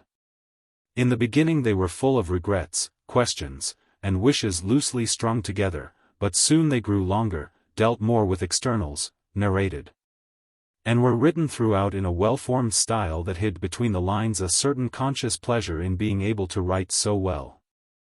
As time passed, many things that had not dared to show themselves while Erik was there began to raise their heads. Imagination strewed its bright flowers through the humdrum calm of an eventless life. A dream atmosphere enveloped Niels's mind, bringing with it the provocative fragrance of life, and, hidden in the fragrance, the insidious poison of life-thirsting fancies. So Niels grows up, and all the influences of his childhood work on the plastic clay. Everything helps to shape it. Everything is significant, the real and the dreamed, what is known and what is foreshadowed, all add their touch, lightly but surely, to that tracery of lines which is destined to be first hollowed out and deepened and afterwards flattened out and smoothed away. Chapter 6. Mr. Lyhne, Mrs. Boy, Mr. Fridtjof Peterson, Mrs. Boy. It was Erik who performed the introduction, and it took place in Mikkelson's studio, a light, spacious room with a floor of stamped clay and a ceiling 25 feet high. At one end of the room 2 portals led to the yard, at the other, a series of doors opened into the smaller studios within. Everything was grey with the dust of clay and plaster and marble. It had made the cobweb threads overhead as thick as twine and had drawn river maps on the large windowpanes. It filled eyes and nose and mouth and outlined muscles, hair, and draperies on the medley of casts that filled the long shelves running round the room and made them look like a frieze from the destruction of Jerusalem. Even the laurels, high trees planted in big tubs in a corner near one of the portals, were powdered till they became grayer than grey olives. Erik stood at his modelling in the middle of the studio wearing his blouse and with a paper cap on his dark, wavy hair. He had acquired a mustache and looked quite manly beside his 2 friends, who had just taken their bachelor's degree and, still pale and tired from their examinations, looked provincially proper with their 2 new clothes and their 2 closely cropped heads in rather large caps. At a little distance from Erik's scaffolding, Mrs. Boy sat in a low high-backed chair, holding a richly bound book in one hand and a lump of clay in the other. She was small, quite small, and slightly brunette in coloring, with clear, light brown eyes. Her skin had a luminous whiteness, but in the shadows of the rounded cheek and throat it deepened to a dull golden tone which went well with the burnished hair of a dusky hue changing to a tawny blondness in the high lights. She was laughing when they came in, as a child laughs, a long, merry peal, gleefully loud, delightfully free. Her eyes, too, had the artless gaze of a child, and the frank smile on her lips seemed all the more childlike because the shortness of her upper lip left the mouth slightly open revealing milk-white teeth. But she was no child. Was she a little and 30? The fullness of the chin did not say no, nor the ripe glow of the lower lip. Her figure was well rounded with firm, luxuriant outlines accentuated by the dark blue dress, which fitted snugly as a riding habit around her waist, arms, and bosom. A dull crimson silk kerchief lay in rich folds around her neck and over her shoulders, its ends tucked into the low-pointed neck of her bodice. Carnations of the same color were fastened in her hair. "I am afraid we interrupted a pleasant reading," said Fridtjof with a glance at the richly bound book. "No, indeed, not in the least. We had been quarreling for a full hour about what we read," replied Mrs. Boy. "Mr. Refstrup is a great idealist in everything that has to do with art. While I think it's dreadfully tiresome, all this about the crude reality that has to be purified and clarified and regenerated and whatnot until there is just pure nothingness left. Do me the favor of looking at that Bacchante of Mikkelson's, the one which deaf Trafelini over there is cutting in marble. If I were to enter her in a descriptive catalogue. Good heavens! Number 77. A young lady in negligee is standing thoughtfully on both her feet and doesn't know what to do with a bunch of grapes. She should crush those grapes if I had my way, crushed them till the red juice ran down her breast. Now shouldn't she? Don't you agree with me? And she caught Frithjof by the sleeve, almost shaking him in her childlike eagerness. Yes, Frithjof admitted. Yes, I do think there is something lacking, something of freshness, of spontaneity. It's simply naturalness that's lacking, and good heavens. Why can't we be natural? Oh, I know perfectly well. It's because we lack the courage. Neither the artists nor the poets are brave enough to own up to human nature as it is. Shakespeare was, though. Well, you know, came from Eric behind the figure he was modeling. I never could get along very well with Shakespeare. It seems to me he does too much of it. He whirls you round till you don't know where you are. I shouldn't go so far as to say that, Frithjof demurred. But on the other hand, he added with an indulgent smile, I cannot call the berserker ragings of the great English poet by the name of conscious and intelligent artistic courage. Really? Gracious, how funny you are, and she laughed long and heartily, laughed till she was tired. She had risen and was strolling about the studio, but suddenly she turned, held out her arms toward Frithjof, and cried, God bless you, and laughed again till she was almost bent double. Frithjof was on the verge of getting offended, but it seemed too fussy to go away angry, especially as he knew himself to be in the right, and moreover the lady was very pretty. So he stayed and began to talk to Eric, all the while trying for Mrs. Boy's benefit to infuse a tone of mature tolerance into his voice. Meanwhile Mrs. Boy was roaming about at the other end of the studio, thoughtfully humming a tune, which sometimes rose in a few quick, laughing trills, then sank again into a slow, solemn recitative. Ahead of the young Augustus was standing on a large packing case. She began to dust it. Then she found some clay and made mustaches, a pointed beard, and finally earrings, which she fastened on it. While she was busy with this, Niels managed to stroll in her direction under cover of examining the casts. She had not glanced toward him once, but she must have sensed that he was there, for, without turning, she held out her hand to him and asked him to bring Eric's hat. Niels put the hat into her outstretched hand, and she set it on the head of Augustus. Good old Shakespeare, son, she said, patting the cheek of the travestied bust, stupid old fellow who didn't know what he was doing. Did he just sit there and daub ink till he turned out a Hamlet head without thinking of it, did he? She lifted the hat from the bust and passed her hand over the forehead in a motherly way as if she would push back its hair. Lucky old chap, for all that. More than half lucky old poet boy. For you must admit that he wasn't at all bad as a writer, this Shakespeare. I confess I have my own opinion of that man, replied Niels, slightly vexed and blushing. Good gracious. Have you too got your own opinion about Shakespeare? Then what is your opinion? Are you for us or against us?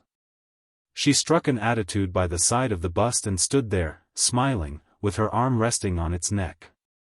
I am unable to say whether the opinion which you are astonished to learn I possess is so fortunate as to acquire significance from the fact of agreeing with your own. But I do think I may say that it is for you and your protégé.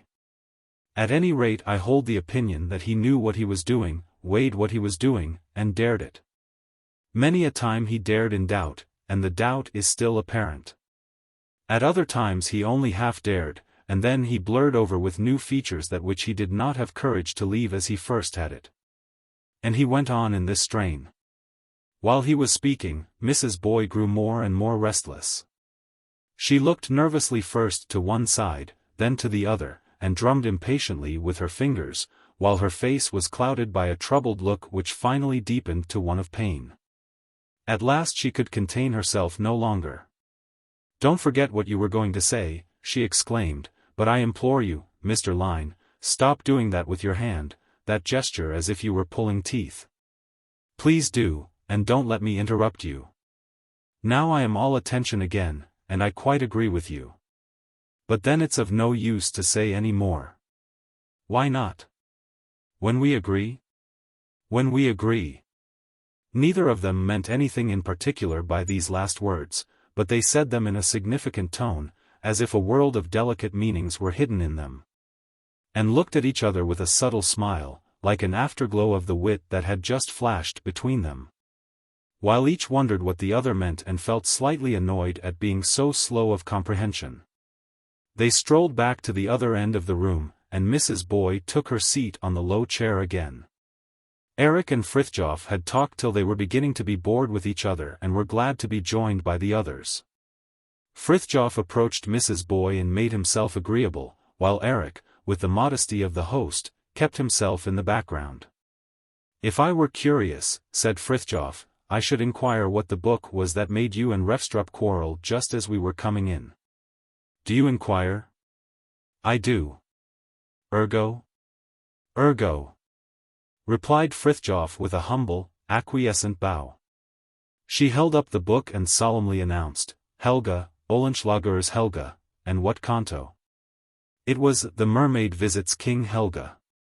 "And what verse?" It was the lines telling of how Tankjær lay down by Helga's side, and how he couldn't control his curiosity any longer, but turned. And at his side, with white arms soft and round, the greatest beauty he espied, that e'er on earth was found. The maid had doffed her cloak of grey. Her lovely limbs were bare, save for the robe like silver spray, that veiled her form so fair. That is all he allows us to see of the mermaid's charms, and that is what I am dissatisfied with. I want a luxuriant, glowing picture there. I want to see something so dazzling that it takes my breath away. I want to be initiated into the mysterious beauty of such a mermaid body, and I ask of you, what can I make of lovely limbs with a piece of gauze spread over them? Good heavens! No, she should have been naked as a wave and with the wild lure of the sea about her.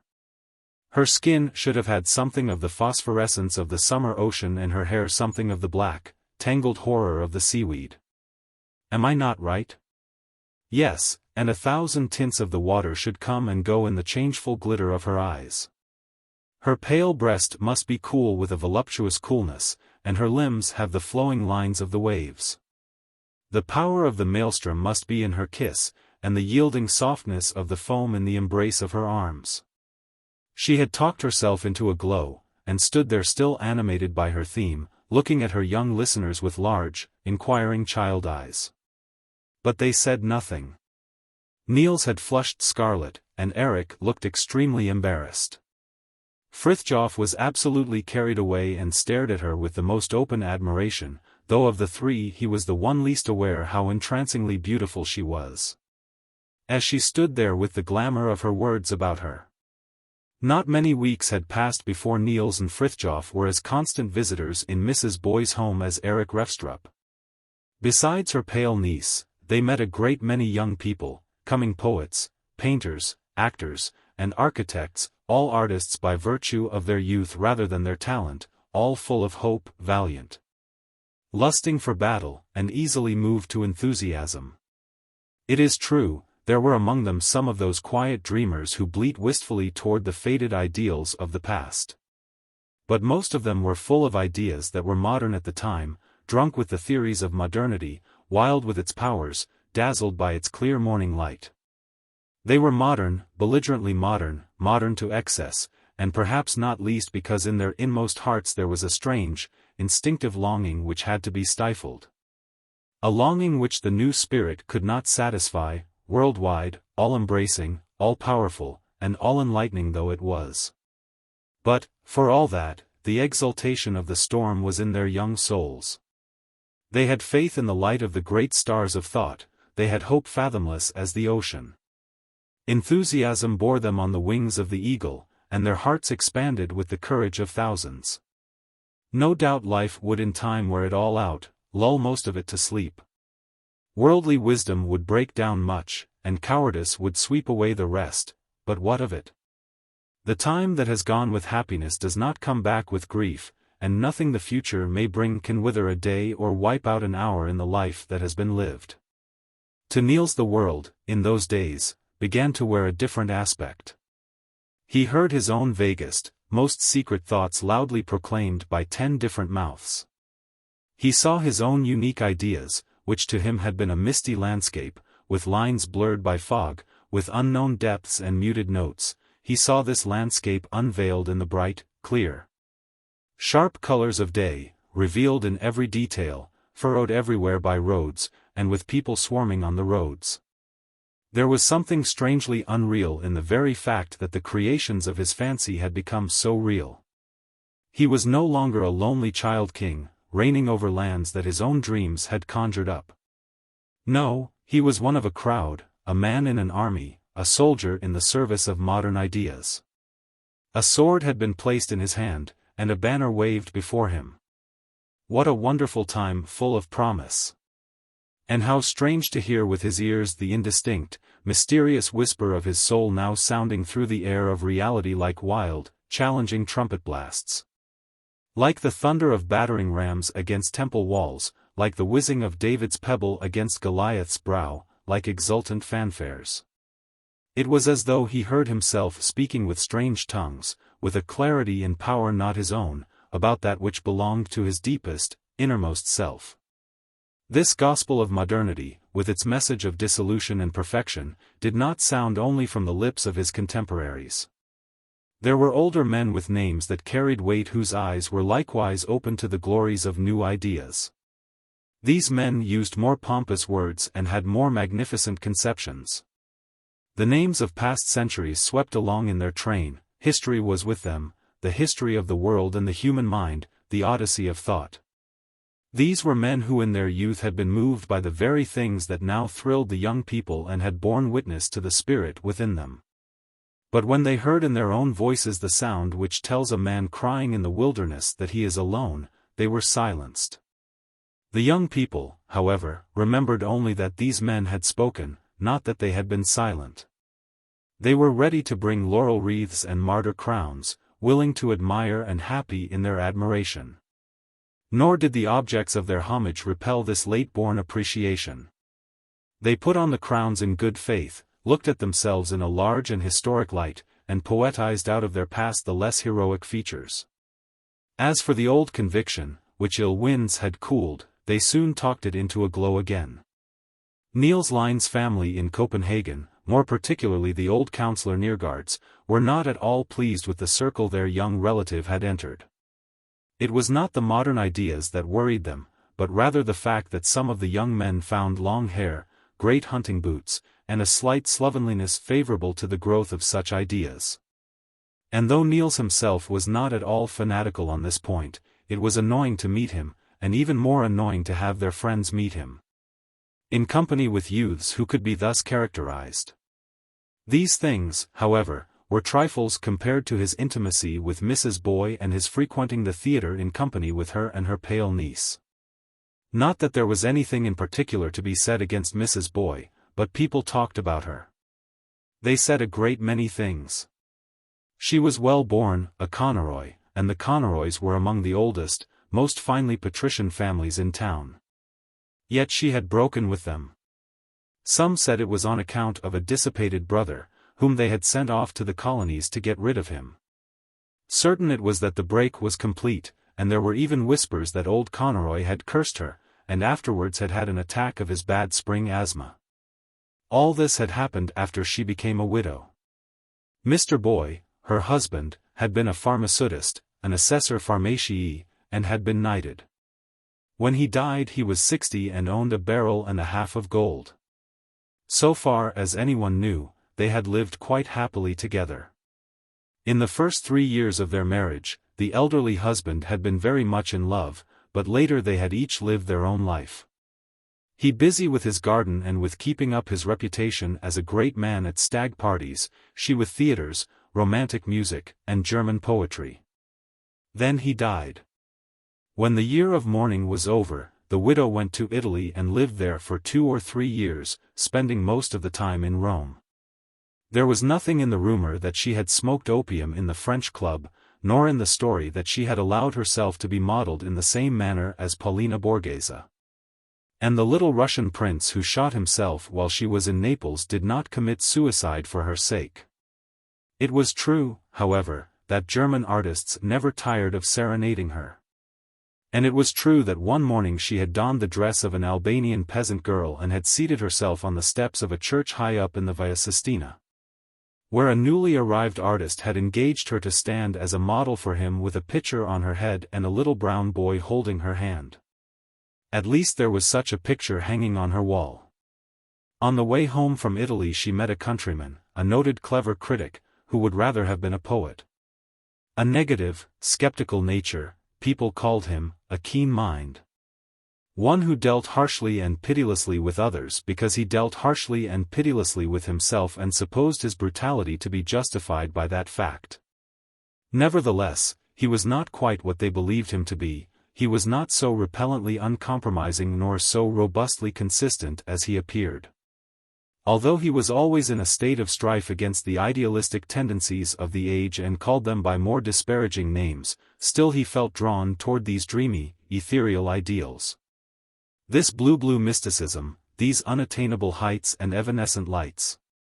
They appealed to him more than the earth-born opinions for which he did battle and in which, most of the time, he believed.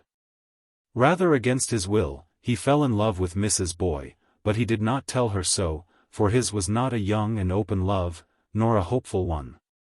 He loved her as a creature of another, a finer and happier race than his own, and there was in his love a rancor, an instinctive rage against everything in her that bore the marks of race. He looked with hostile, jealous eyes upon her sentiments and opinions, her tastes and views of life. He fought with every weapon he possessed, with subtle eloquence, with heartless logic and harsh authority, with derision wrapped in pity, to bring her over to his side, and he won. But when truth had conquered, and she had become like him, he saw that the victory was too complete, that he had loved her as she was, with her illusions and prejudices, her dreams and her errors. And not as she had now become. Dissatisfied with himself, with her, and with everything in his own country, he went away and did not return. But then she had just begun to love him. This relationship, of course, gave people food for talk, and they made the most of it. The counselor's wife told Niels about it in the tone that aged virtue uses in speaking of young error, but Niels took it in a manner that offended and horrified the old lady. He replied in a high strain about the tyranny of society and the freedom of the individual, about the plebeian respectability of the mob and the nobility of passion. From that day on he went but seldom to the home of his solicitous relatives, but Mrs. Boy saw him all the more frequently. Chapter 7. It was an evening in spring. The sun threw a red light into the room, as it sank toward the horizon. The wings of the windmill on the embankment drew shadows over the window panes and the walls, coming, going, in a monotonous swinging from darkness to light, a moment of darkness. 2 moments of light. At the window, Niels Lyhne sat gazing through the darkly burnished elms on the embankment to the fiery clouds beyond. He had been in the country, walking under blossoming beeches, past green rye fields, over flower-decked meadows. Everything had been so fair and light, the sky so blue, the sound so bright, the women he met so wondrously beautiful. Singing, he had followed the forest path, but soon the words had died out of his song, then the rhythm was lost, at last the tones were muted, and silence came over him like a fit of giddiness. He closed his eyes, and still he felt how his body drank the light, and his nerves vibrated with it. Every breath he drew of the cool, intoxicating air sent his blood rushing more wildly through the quivering, helpless veins. He felt as though all the teeming, budding, growing, germinating forces of spring were mysteriously striving to vent themselves through him in a mighty cry, and he thirsted for this cry. Listened for it, till his listening grew into a vague, turgid longing. Now, as he sat there by the window, the longing awoke in him again. He yearned for 1,000 tremulous dreams, for cool and delicate images, transparent tints, fleeting scents, and exquisite music from streams of highly strung, tensely drawn silvery strings, and then silence, the innermost heart of silence, where the waves of air never bore a single stray tone, but where all was rest unto death. Steeped in the calm glow of red colors and the languid warmth of fiery fragrance. This was not what he longed for, but the images glided forth from his mood and submerged all else until he turned from them to follow his own train of thought again. He was weary of himself, of cold ideas and brain dreams. Life a poem? Not when you went about forever poetizing about your own life instead of living it. How innocuous it all was, and empty, empty, empty. This chasing after yourself, craftily observing your own tracks, in a circle, of course. This sham diving into the stream of life while all the time you sat angling after yourself, fishing yourself up in one curious disguise or another. If he could only be overwhelmed by something, life, love, passion, so that he could no longer shape it into poems, but had to let it shape him. Involuntarily he made a gesture as if to ward it off with his hand. After all, he was afraid in his inmost heart of this mighty thing called passion. This storm wind sweeping away everything settled and authorized and acquired in humanity as if it were dead leaves. He did not like it. This roaring flame squandering itself in its own smoke, no, he wanted to burn slowly. And yet this living on at half speed in quiet waters, always in sight of land, seemed so paltry. Would that the storm and waves would come. If he only knew how, his sails should fly to the yards for a merry run over the Spanish Main of life. Farewell to the slowly dripping days, farewell to the pleasant little hours. Peace be with you, you dull moods that have to be furbished with poetry before you can shine, you lukewarm emotions that have to be clothed in warm dreams and yet freeze to death. May you go to your own place. I am headed for a coast where sentiments twine themselves like luxuriant vines around every fiber of the heart, a rank forest. For every vine that withers, 20 are in blossom, for each one that blossoms, 100 are in bud. Oh, that I were there! He grew tired of his longing and sick of himself. He needed people. But of course Eric was not in now. Frithjof had been with him all morning, and it was too late for the theatre. Nevertheless he went out and strolled dejectedly through the streets. Perhaps Mrs. Boy would be in. This was not one of her evenings and it was rather late. Suppose he try, anyway. Mrs. Boy was in. She was home alone. Too tired from the spring air to go to a dinner party with her niece, she had preferred to lie on the sofa, drinking strong tea and reading Heine. But now she was tired of verses and wanted to play lotto. So they played lotto. 15, 20, 37, a long series of figures, the rattling of dice in a bag, and an irritating sound of balls rolling on the floor in the apartment above them. This is not amusing, said Mrs. Boy, when they had played for a long time without covering any numbers. Is it? No, she answered herself and shook her head disconsolately. But what else can we play? She folded her hands before her on the discs and looked at Niels with a hopeless, inquiring gaze. Niels really did not know anything but music. She bent her face down over her hands and touched her lips to the knuckles, one after the other, the whole row, then back again.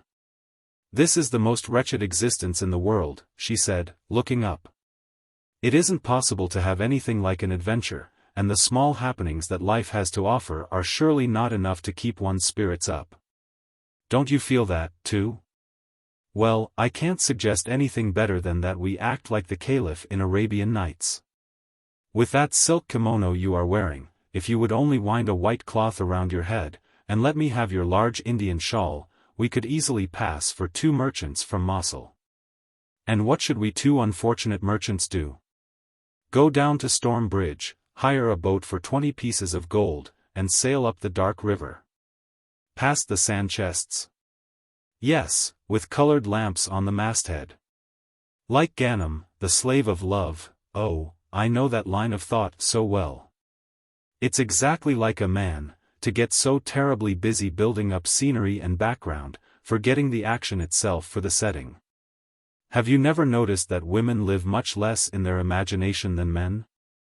We don't know how to taste pleasure in our fancy or escape from pain with a fanciful consolation. What is. Imagination, it is so innocuous. When we get as old as I am now, then sometimes we content ourselves with the poverty-stricken comedy of imagination. But we ought never to do it, never. She settled herself languidly on the sofa, half reclining, her hand under her chin, her elbow supported by the cushions. She gazed dreamily out before her, and seemed quite lost in melancholy thoughts. Niels was silent too, and the room was so quiet that the restless hopping of the canary bird was plainly heard. The great clock ticked and ticked its way through the silence, louder and louder, and a string in the open piano, suddenly vibrating, emitted a long, low, dying note that blended with the softly singing stillness. She looked very young as she lay there, flooded from head to foot in the soft yellow light of the lamp above her. There was something alluring in the incongruity of her beautiful, strongly molded throat and matronly Charlotte Corday cap with the frank child eyes and the little mouth opening over milk-white teeth. Niels looked at her admiringly. "How strange it is to long for oneself," she said, "and yet I often, so often, long for myself as a young girl. I love her as one whom I had been very close to and shared life and happiness and everything with, and then had lost while I stood helpless. What a wonderful time that was! You cannot conceive the purity and delicacy of such a young girl's soul when she is just beginning to love for the first time. It can only be told in music, but you can think of it as a festival in a fairy palace, where the air shines like blushing silver. It is filled with cool flowers, and they change color, their tints are slowly shifting. Everything is song, jubilant and yet soft. Dim presentiments gleam and glow like mystic wine in exquisite dream goblets. It is all song and fragrance, 1,000 scents are wafted through the palace. Oh, I could weep when I think of it, and when I think that if it could all come back to me, by a miracle, just as it was, it would no longer bear me up. I should fall through like a cow trying to dance on cobwebs." "No, quite the contrary," said Niels eagerly, and his voice trembled, as he went on, "No, the love you could feel now would be much finer, much more spiritual than that young girl's." "Spiritual? I hate this spiritual love. The flowers growing from that soil are made of cotton cloth. They don't even grow, they are taken from the head and stuck in the heart, because the heart has no flowers of its own. That is exactly what I envy in the young girl. Everything about her is genuine, she does not fill the goblet of her love with the makeshift of imagination. Do not suppose, because her love is shot through and shadowed over by imagined pictures and again pictures in a great, teeming vagueness, that she cares more for those images than for the earth she walks upon. It is only that all her senses and instincts and powers are reaching out for love everywhere, everywhere, without ever feeling weary.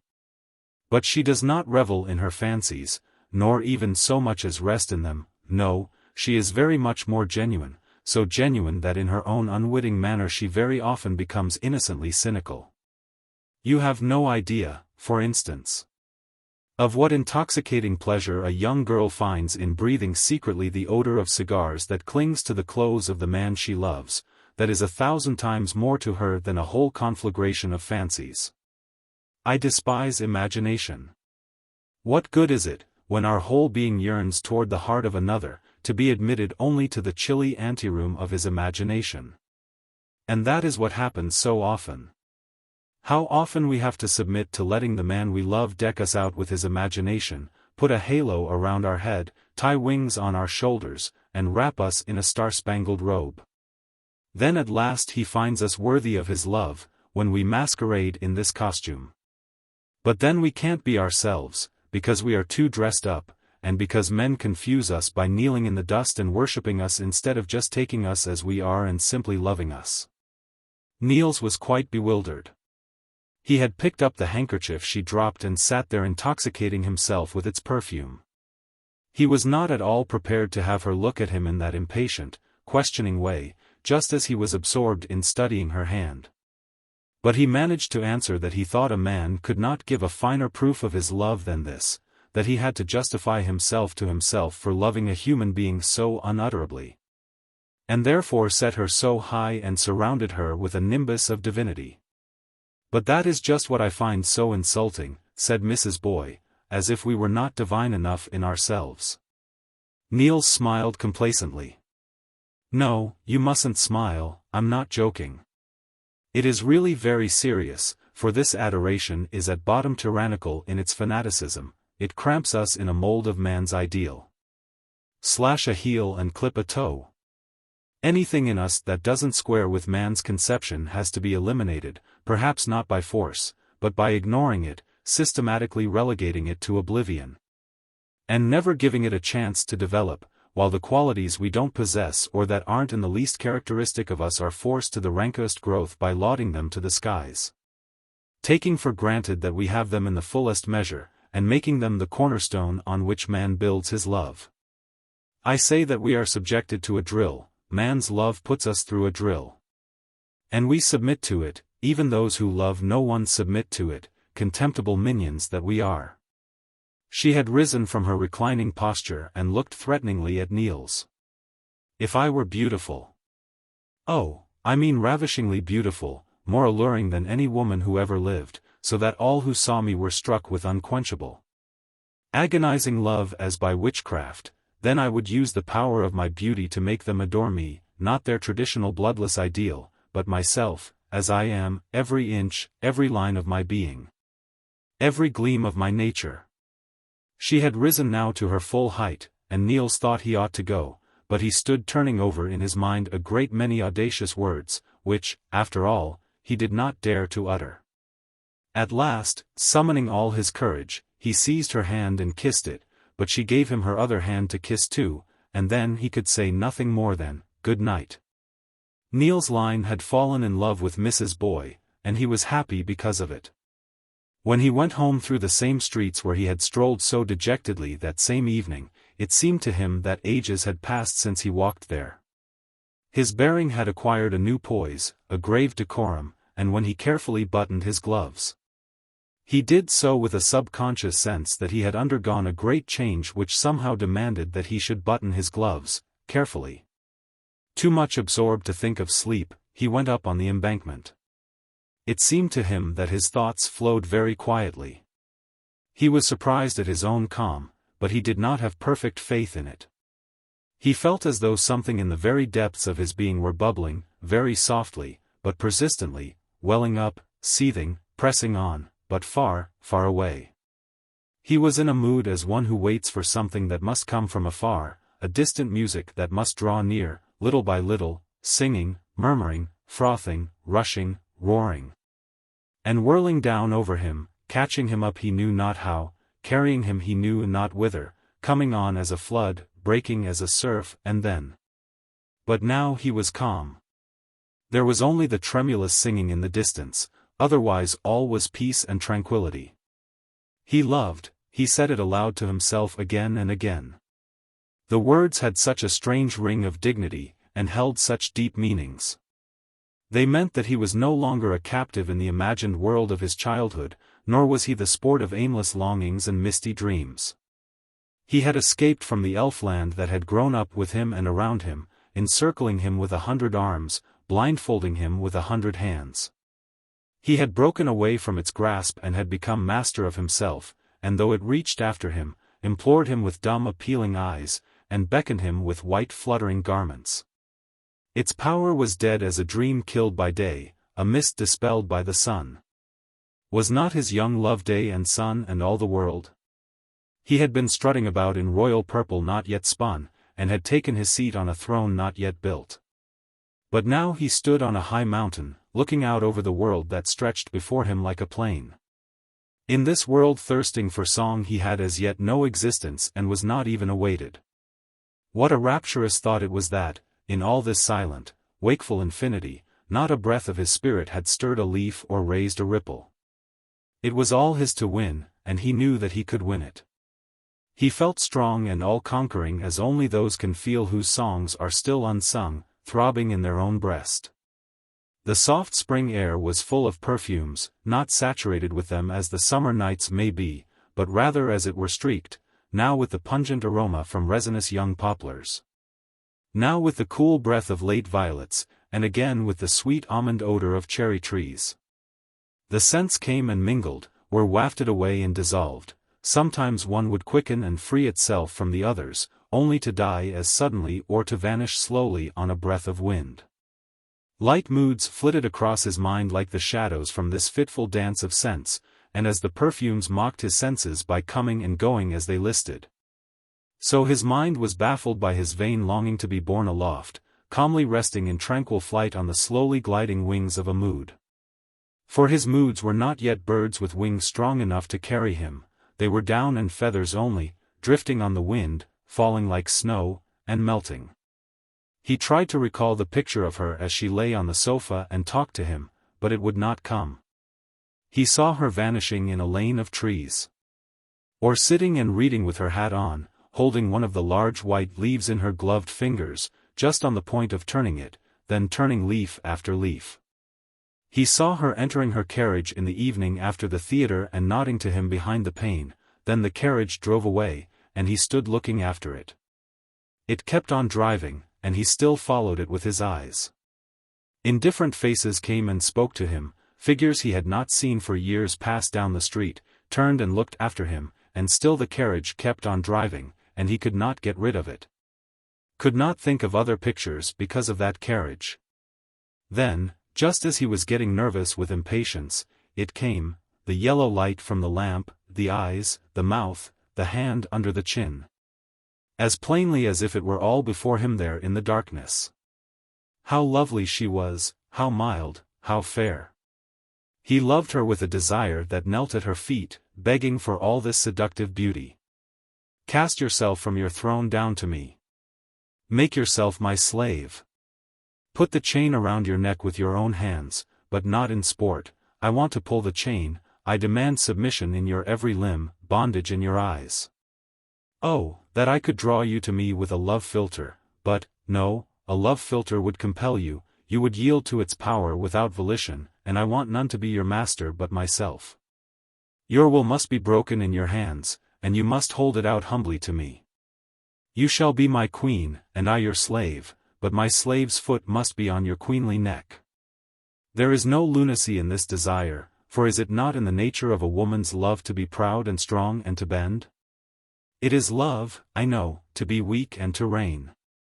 He felt that he could never draw to himself the part of her soul that was one with the luxuriant, glowing, sensuous soft aspect of her beauty. It would never clasp him in those gleaming Juno arms, never in passionate weakness give that voluptuous neck to his kisses, never in all eternity. He saw it all clearly. He could win, perhaps he already had won, the young girl in her, and he was sure that she, the full-blooded beauty, felt this fair young creature who had died within her mysteriously stirring in her living grave to clasp him with slender maiden arms and meet him with timid maiden lips. But his love was not that. He loved the very thing in her that he could not win, loved this neck with its warm, flower-like whiteness gleaming with a dew of gold under the dusky hair. He sobbed with yearning passion and wrung his hands with impotent desire, threw his arms around a tree, leaned his cheek against the bark, and wept. Chapter 8.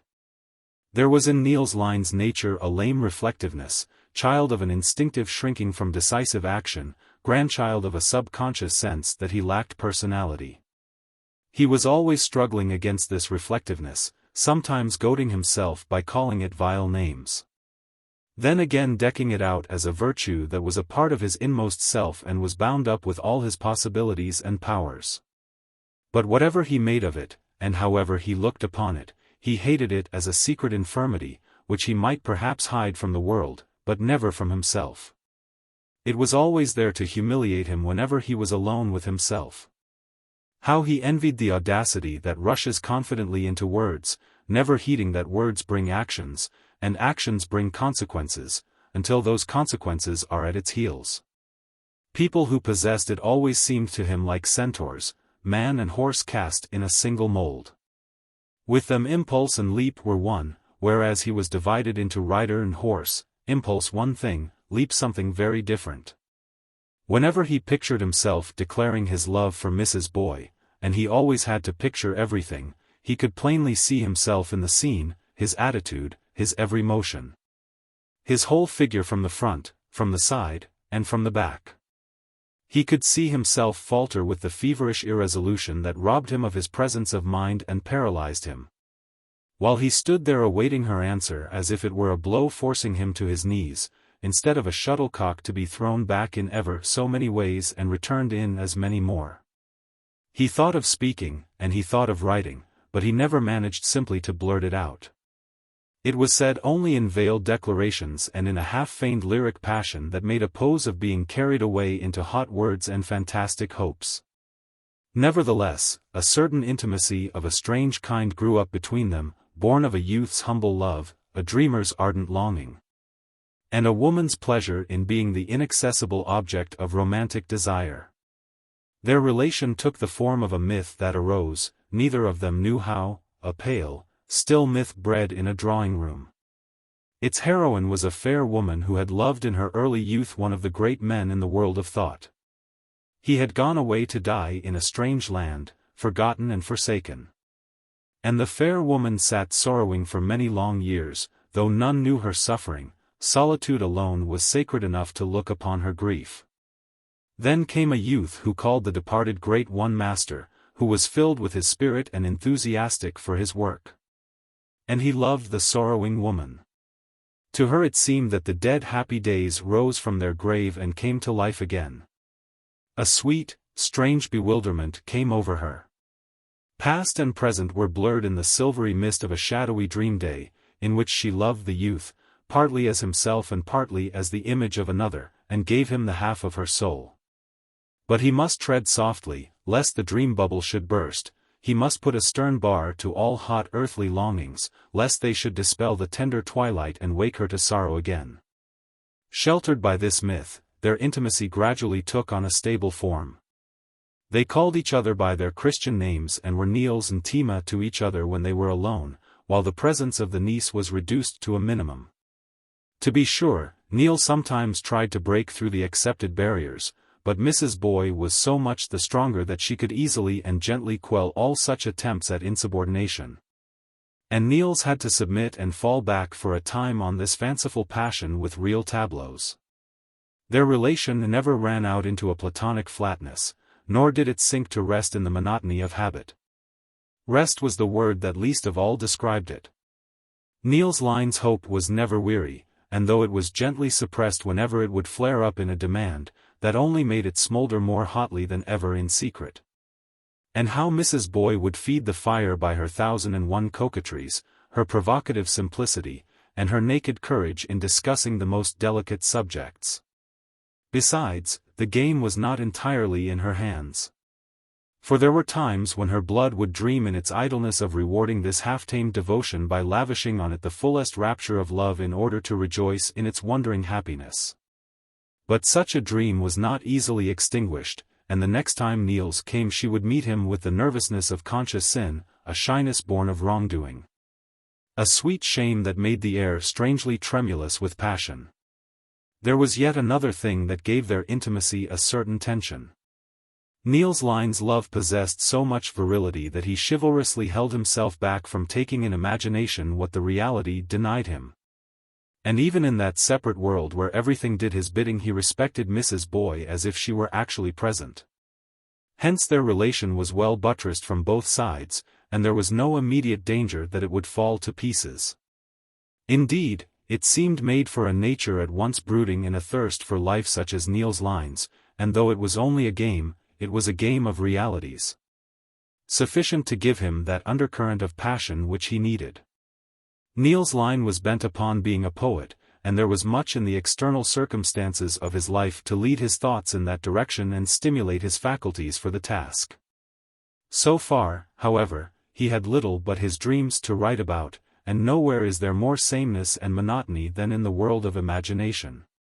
For in that dreamland, which seems so boundless and so infinitely varied, there are, in fact, only a few short beaten paths where everybody walks and from which no one ever strays. People may differ, but in their dreams they do not differ. There they always attain the 3 or 4 things that they desire, it may be with more or less speed and completeness, but they always attain them in the end. No one seriously dreams of himself as empty-handed. Therefore no one ever discovers himself in his dreams or becomes conscious through them of his individuality. Our dreams tell nothing of how we are satisfied when we win the treasure, how we relinquish it when lost, how we feast on it while it is ours, where we turn when it is taken from us. Niels Lyhne's poetry had hitherto been nothing but the expression of an aesthetic personality which, in a general way, found spring teeming, the ocean wide, love erotic, and death melancholy. He himself was not in his poems, he merely put the verses together. But now a change came over him. Now that he wooed a woman and wanted her to love him, Niels Lyhne of Långborgard, who was 23 years old, walked with a slight stoop, had beautiful hands and small ears, and was a little timid, wanted her to love him and not the idealized Nicholas of his dreams, who had a proud bearing and confident manners, and was a little older. Now he began to take a vital interest in this Niels whom he had hitherto walked about with as a slightly unpresentable friend. He had been so busy decking himself with the qualities he lacked that he had not had time to take note of those he possessed. But now he began to piece his own self together from scattered memories and impressions of his childhood and from the most vivid moments of his life. He saw with pleased surprise how it all fitted together, bit by bit, and was welded into a much more familiar personality than the one he had chased after in his dreams. This figure was far more genuine, far stronger, and more richly endowed. It was no mere dead stump of an ideal, but a living thing, full of infinite shifting possibilities playing through it and shaping it to a thousandfold unity. Good God, he had powers that could be used just as they were. He was Aladdin, and there was not a thing he had been storming the clouds for but it had fallen right down into his turban. Now came a happy time for Niels, the glorious time when the mighty impulse of growth sweeps us jubilantly past the dead points in our own nature. When we are filled to bursting with a strength that makes us eager to put our shoulders to mountains if need be, while we build away bravely on the Tower of Babel, which is meant to pierce the sky, but ends in being just a squatty structure that we go on all our lives adding to, now a timid spire, now a freakish bay window. Everything was changed, his nature, his faculties, and his work fitted into one another like cogged wheels. He could never think of stopping to rejoice in his art, for a thing was no sooner finished than it was cast aside, he had outgrown it even while he worked on it. And it became a mere step that led upward to an ever-receding goal, one of many steps on a road he had left behind him and forgotten even while it resounded with his footfall. While he felt himself borne along by new impulses and new thoughts to greater power and wider vision, he grew more and more solitary. One after another of his old friends and comrades fell back and vanished from his ken. For he lost interest in them when he saw less and less difference between these men of the opposition and that majority which they attacked. Everything seemed to him to melt together in one great hostile mass of boredom. What did they write when they gave the call to battle? Pessimistic verses in which they declared that dogs were often more faithful than men and jailbirds more honest than those who walked freely about. Eloquent odes to the effect that green woods and brown heath were preferable to dusty cities, stories of peasant virtue and rich men's vice, of red-blooded nature and anemic civilization. The narrowness of age and the divine right of youth. What modest demands they made when they wrote. They were at least bolder when they talked within four safe walls. No, when his time came, he would give them music, a clarion call. His older friendships suffered too, especially that with Frithjof. The fact was that Frithjof, who had a very positive nature, a good head for systems, and a broad back for dogmas, had read a little too much Heiberg, and had taken it all for gospel truth.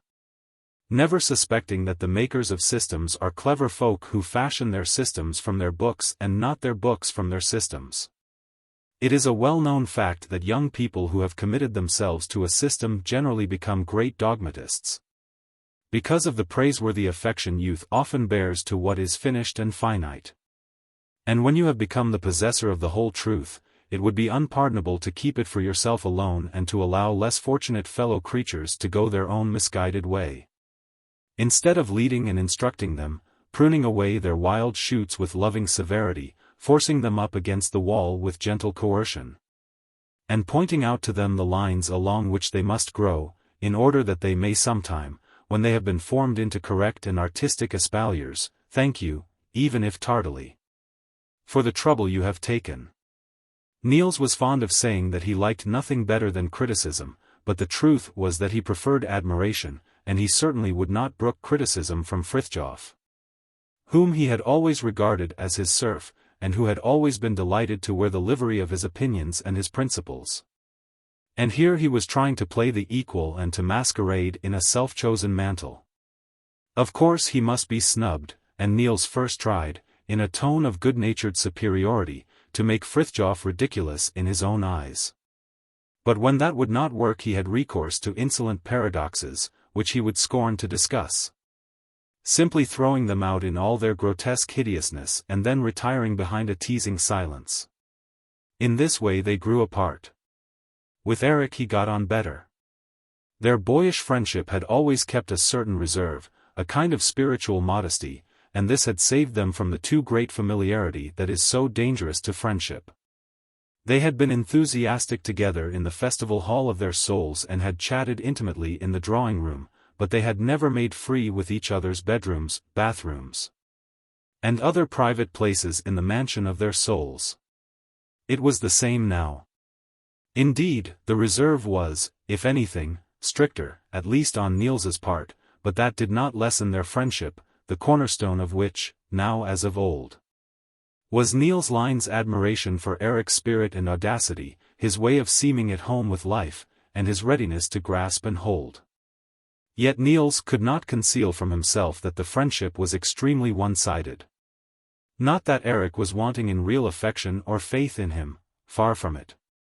No one could think more highly of Niels than Erik did. He considered him so vastly his own superior in intellect that he never dreamed of criticizing. But this blind admiration led him to place Niels and his work and interests too far beyond the horizon his own eyes could scan.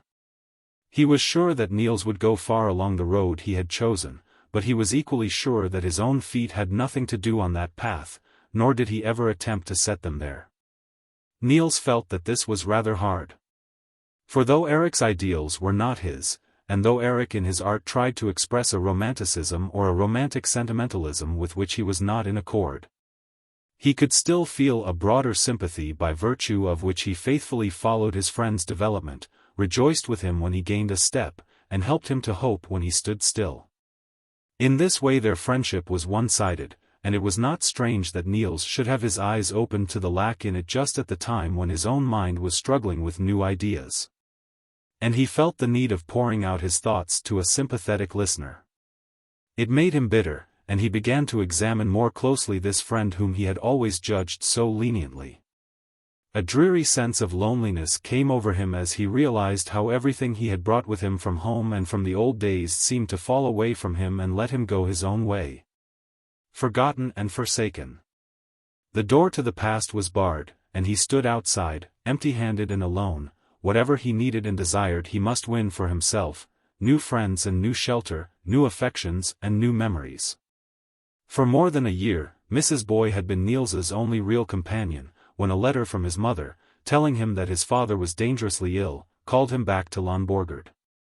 When he arrived, his father was dead. The consciousness that for several years he had longed very little for his home weighed on Niels almost like a crime. He had often enough visited it in his thoughts, but always as a guest with the dust of other lands on his clothes and the memories of other places in his heart. He had never longed for it in passionate homesickness as for the fair sanctuary of his life, nor pined to kiss its soil and rest under its roof. Now he repented that he had been faithless to his home, and, oppressed as he was by his grief, he felt his remorse darkened by a sense that in some mysterious way he was an accessory to what had happened, as though his faithlessness had called death in. He wondered how he could ever have lived contentedly away from this home which now drew him with such strange power. With every fiber of his being he clung to it, in an infinite, desolate longing, uneasy because he could not become one with it as fully as he would.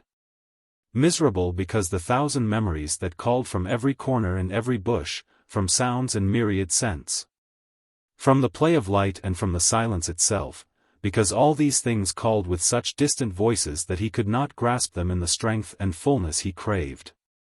They seemed only to whisper in his soul like the rustling of leaves that fall to the ground and the lapping of waves that flow on and ever on.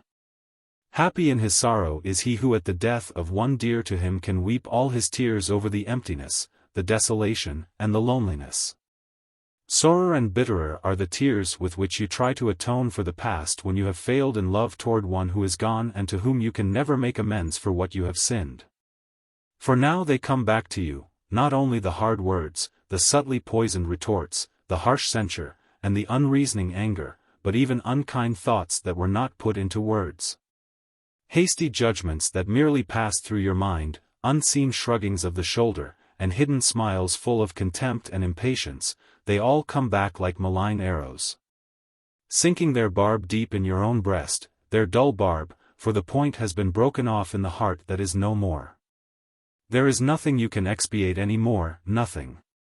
Now there is abundance of love in your heart, now that it is too late. Go now to the cold grave with your full heart. Does it bring you any nearer? Plant flowers and bind wreaths, does that help you? At Lonborgard they were binding wreaths, there, too, they were haunted by memories of hours when love had been silenced by harsher voices. To them, too, the stern lines about the closed mouth of the grave spoke of remorse. It was a dark, sad time, but it held a ray of light in that it brought mother and son more closely together than they had been for many, many years. For in spite of the great love they bore to each other, they had always been, as it were, on their guard each toward the other, and there had been a certain reserve in their intercourse. From the time when Niels grew too large to sit on his mother's knee, he had shrunk from the excitable and high-strung side of her nature, while she had felt something alien in the timidity and hesitation of his. But now life itself, which keys up and tones down and harmonizes, had prepared their hearts, and would soon give them wholly to each other. Scarcely 2 months after the funeral, Mrs. Lyhne fell violently ill, and for a long time her life was in danger. The anxiety that filled these weeks seemed to force their earlier grief into the background, and when Mrs. Lyhne began to get better, it seemed to both her and Niels that years had been thrust in between them and the freshly made grave. Especially to Mrs. Lyhne the time seemed long. While she was ill she had been sure that she was going to die and had been very much afraid of death. Even now that she had begun to recover, and the doctor had declared the danger to be past, she could not rid herself of her gloomy thoughts. It was a dreary convalescence, in which her strength returned as it seemed reluctantly, drop by drop. She felt no gentle and healing drowsiness, but rather a restless languor with a depressing sense of weakness and an incessant, impotent longing for strength. After a while there was a change. Her recovery was more rapid, and her strength came back. Still the idea that she and life were soon to part did not leave her, but lay like a shadow over her and held her captive in a perturbed and yearning melancholy. One evening she was sitting alone in the summer parlor, gazing out through the wide open doors. The trees of the garden hid the gold and crimson of the sunset, but in one spot the trunks parted to reveal a bit of fiery sky, from which a sunburst of long, deep golden rays shot out, waking green tints and bronze-brown reflections in the dark leafy masses. High above the restless treetops, the clouds drifted dark against a smoke-red sky, and as they hurried on, they left behind them little loosened tufts, tiny little strips of cloud which the sunlight steeped in a wine-colored glow. Mrs. Lyhne sat listening to the wind in the trees. Her head moved very slightly in time with the uneven swelling and sinking of each gust, as it came rushing, swept on boisterously, and died away. But her eyes were far away, farther even than the clouds they gazed on. Pale in her black widow's garb, she sat there with a piteous expression of unrest about her faintly colored lips, while her hands fidgeted with the thick little book on her lap. It was Rousseau's Heloise. Other books were piled up around her, Schiller, Staffelt, Ewald, and Novalis, and large portfolios with prints of old churches and ruins and mountain lakes. Now she heard doors opening and shutting, then steps that seemed to seek someone in the inner rooms, and presently Niels came in. He had been for a long walk by the fjord. His cheeks were ruddy from the fresh air, and the wind was still in his hair. Outside, the blue-gray colors had prevailed in the sky, and a few heavy drops of rain splashed against the windows. Niels told of how high the waves came rolling in and how they had washed the seaweed up on the beach, and about what he had seen and whom he had met. As he talked, he gathered up the books, closed the doors to the garden, and fastened the windows. Then he sat down on the low stool at his mother's feet, took her hand in his, and laid his cheek on her knee. It had grown quite black outside. The rain beat like hail and ran in streams down casements and panes. "Do you remember," said Niels after a long silence, "do you remember how often we sat like this in the dusk and went out in search of adventures? While father was talking to Jens overseer in his office, and Dyson was rattling the teacups in the dining room? And when the lamp was brought in, we both woke up from our strange adventures to the sheltered comfort around us, yet I can well remember that I always thought the story did not stop when we did, but went on unfolding somewhere under the hills on the way to Rinkobing." He did not see his mother's wistful smile, but he felt her hand passing gently over his hair. "Do you remember," she said after a while, "how often you promised me that when you grew up you would sail out in a big ship and bring me back all the treasures of the world?" "Do I remember? I was to bring hyacinths, because you loved hyacinths so much, and a palm like the one that died, and pillars of gold and marble. There were so many pillars in your stories, always. Do you remember? I have been waiting for that ship. No, sit still, dear, you don't understand me. It was not for myself, it was the ship of your fortune. I hoped your life would be full and glorious, that you would travel on shining paths. Fame, everything, no, not that, if you would only be one of those who fight for the greatest. I don't know how it is, but I am so tired of commonplace happiness and commonplace goals.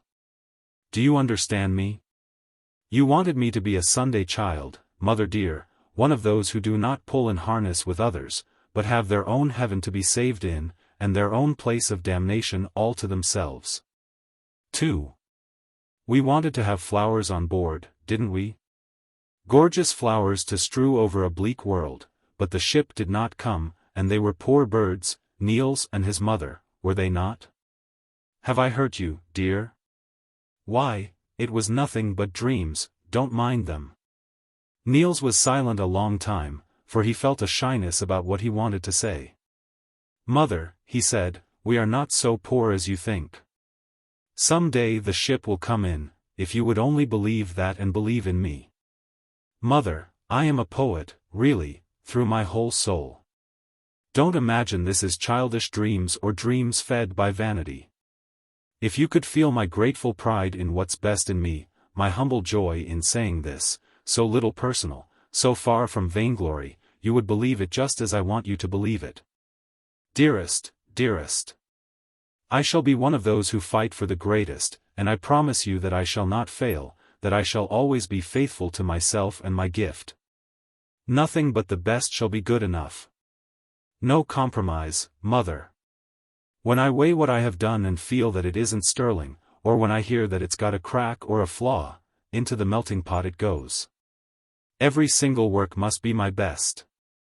Do you see why I have to promise? It's my gratitude for my riches that drives me to make vows, and you must receive them. Then if I fail, it will be a sin against you, for it's all owing to you that my soul is like a high-vaulted room, your dreams and longings have given me the impulse to growth. And your sympathies and your unsatisfied thirst for beauty have consecrated me to my life work." Mrs. Lyhne wept silently. She felt herself growing pale with rapture. Softly she laid both hands on her son's head, but he drew them gently to his lips and kissed them. "You have made me so happy, Niels. Then my life has not been one long, useless sigh, if I have helped to lead you on as I hoped and dreamed so ardently, good heavens! How often I have dreamed it! And yet there is so much sadness mixed in my joy, Niels. To think that my fondest wish should be fulfilled, the thing I have longed for so many years. Such things happen only when life is almost done. You mustn't talk like that, you mustn't. Why, everything is going on well, and you are getting stronger every day, mother dear, are you not? "It is so hard to die," she said under her breath. "Do you know what I was thinking of in those long sleepless nights, when death seemed so terribly near? I thought the bitterest of all was to know that there were so many great and beautiful things out in the world which I should have to leave behind without ever having seen them. I thought of the thousands and thousands of souls they had lifted up and filled with life and joy, while for me they had not existed. It seemed to me that my soul would fly away poverty-stricken on feeble wings, without any golden memories to carry with it as a reflection from the glories of its homeland. Because it had only been sitting in the chimney corner listening to stories about the wonderful world. Niels, no one can imagine what agony it is to lie imprisoned in a dull, dark sickroom and struggle, in your feverish fancies. To call up before you the beauties of lands you have never seen, snowy alpine peaks above blue-black mountain lakes, and sparkling rivers between vine-clad banks. And long lines of mountains with ruins peeping out of the woods, and then lofty halls with marble gods, and never to get it quite, but always to give up and start over again. Because it seems so terribly hard to leave it without having had the slightest part in it. Oh God, Niels, to long for it with your whole soul, while you feel that you are being slowly carried to the threshold of another world, to stand on the threshold and look back with a long gaze, while all the time you are being forced through that door where none of your longings have gone before you. Niels, take me along in your thoughts, dear, when the time comes for you to share in all that glory which I shall never, never see." She wept. Niels tried to comfort her. He laid bold plans for the journey they would take together as soon as she was quite well. He meant to go to the city to consult a doctor, and he was sure the doctor would agree with him that it was the best thing they could do. So-and-so had traveled and had recovered from his illness completely, simply through the change. A change often worked wonders. He began to trace their route in every detail, spoke of how warmly he would wrap her up, what short trips they would take at first, what a delightful journal they would keep. How they would notice even the smallest trifles, how amusing it would be to eat the queerest things in the loveliest spots, and what awful sins against grammar they would commit in the beginning. He went on in this strain all that evening and on the days that followed, never wearying. She entered into his plan as into a pleasant fancy, but she was plainly convinced that it would never come to pass. Nevertheless Niels, acting on the doctor's advice, went on making all the necessary preparations for the trip, and she let him do as he pleased. Even fixed the day of departure, sure that that would happen which would bring all his plans to naught. But when, finally, there were only a few days left, and when her youngest brother, who was to manage the farm in their absence, had really arrived, she grew uncertain. And now it was she who was most eager to be off, for there still lurked in her mind a fear that the obstacle would leap out and stand in their way at the very last moment. So they set off. The first day she was still nervous and uneasy with a lingering trace of her fear. And only when the day was happily ended could she begin to grasp the fact that she was actually on her way to all the glory she had longed for so sorely. Then a feverish joy came over her. Her every thought and word was colored by extravagant anticipation, and her thoughts circled unceasingly around what the coming days would bring, one after the other. And it all came to pass, all that she had hoped, but it did not fill her with rapture or carry her away with the power or the fervor she had expected. She had imagined it all different, and had imagined herself different, too. In dreams and poems everything had been, as it were, beyond the sea. The haze of distance had mysteriously veiled all the restless mass of details and had thrown out the large lines in bold relief, while the silence of distance had lent its spirit of enchantment. It had been easy then to feel the beauty. But now that she was in the midst of it all, when every little feature stood out and spoke boldly with the manifold voices of reality, and beauty was shattered as light in a prism, she could not gather the rays together again, could not put the picture back beyond the sea. Despondently she was obliged to admit to herself that she felt poor, surrounded by riches that she could not make her own.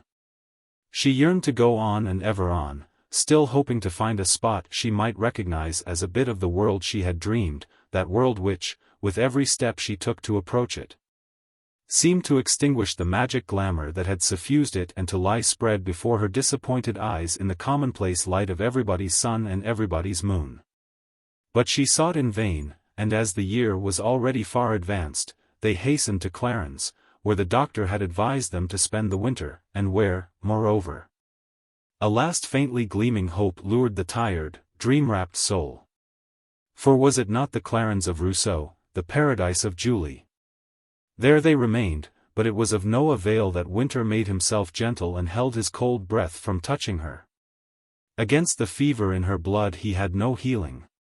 And spring, when he came on his triumphal march through the valley with the miracle of sprouting seeds and the gospel of budding leaves, he too had to pass her by and let her stand withering in the midst of all this exuberant renaissance. The strength that welled out to her from light and air and earth and water could not be transformed to strength within her.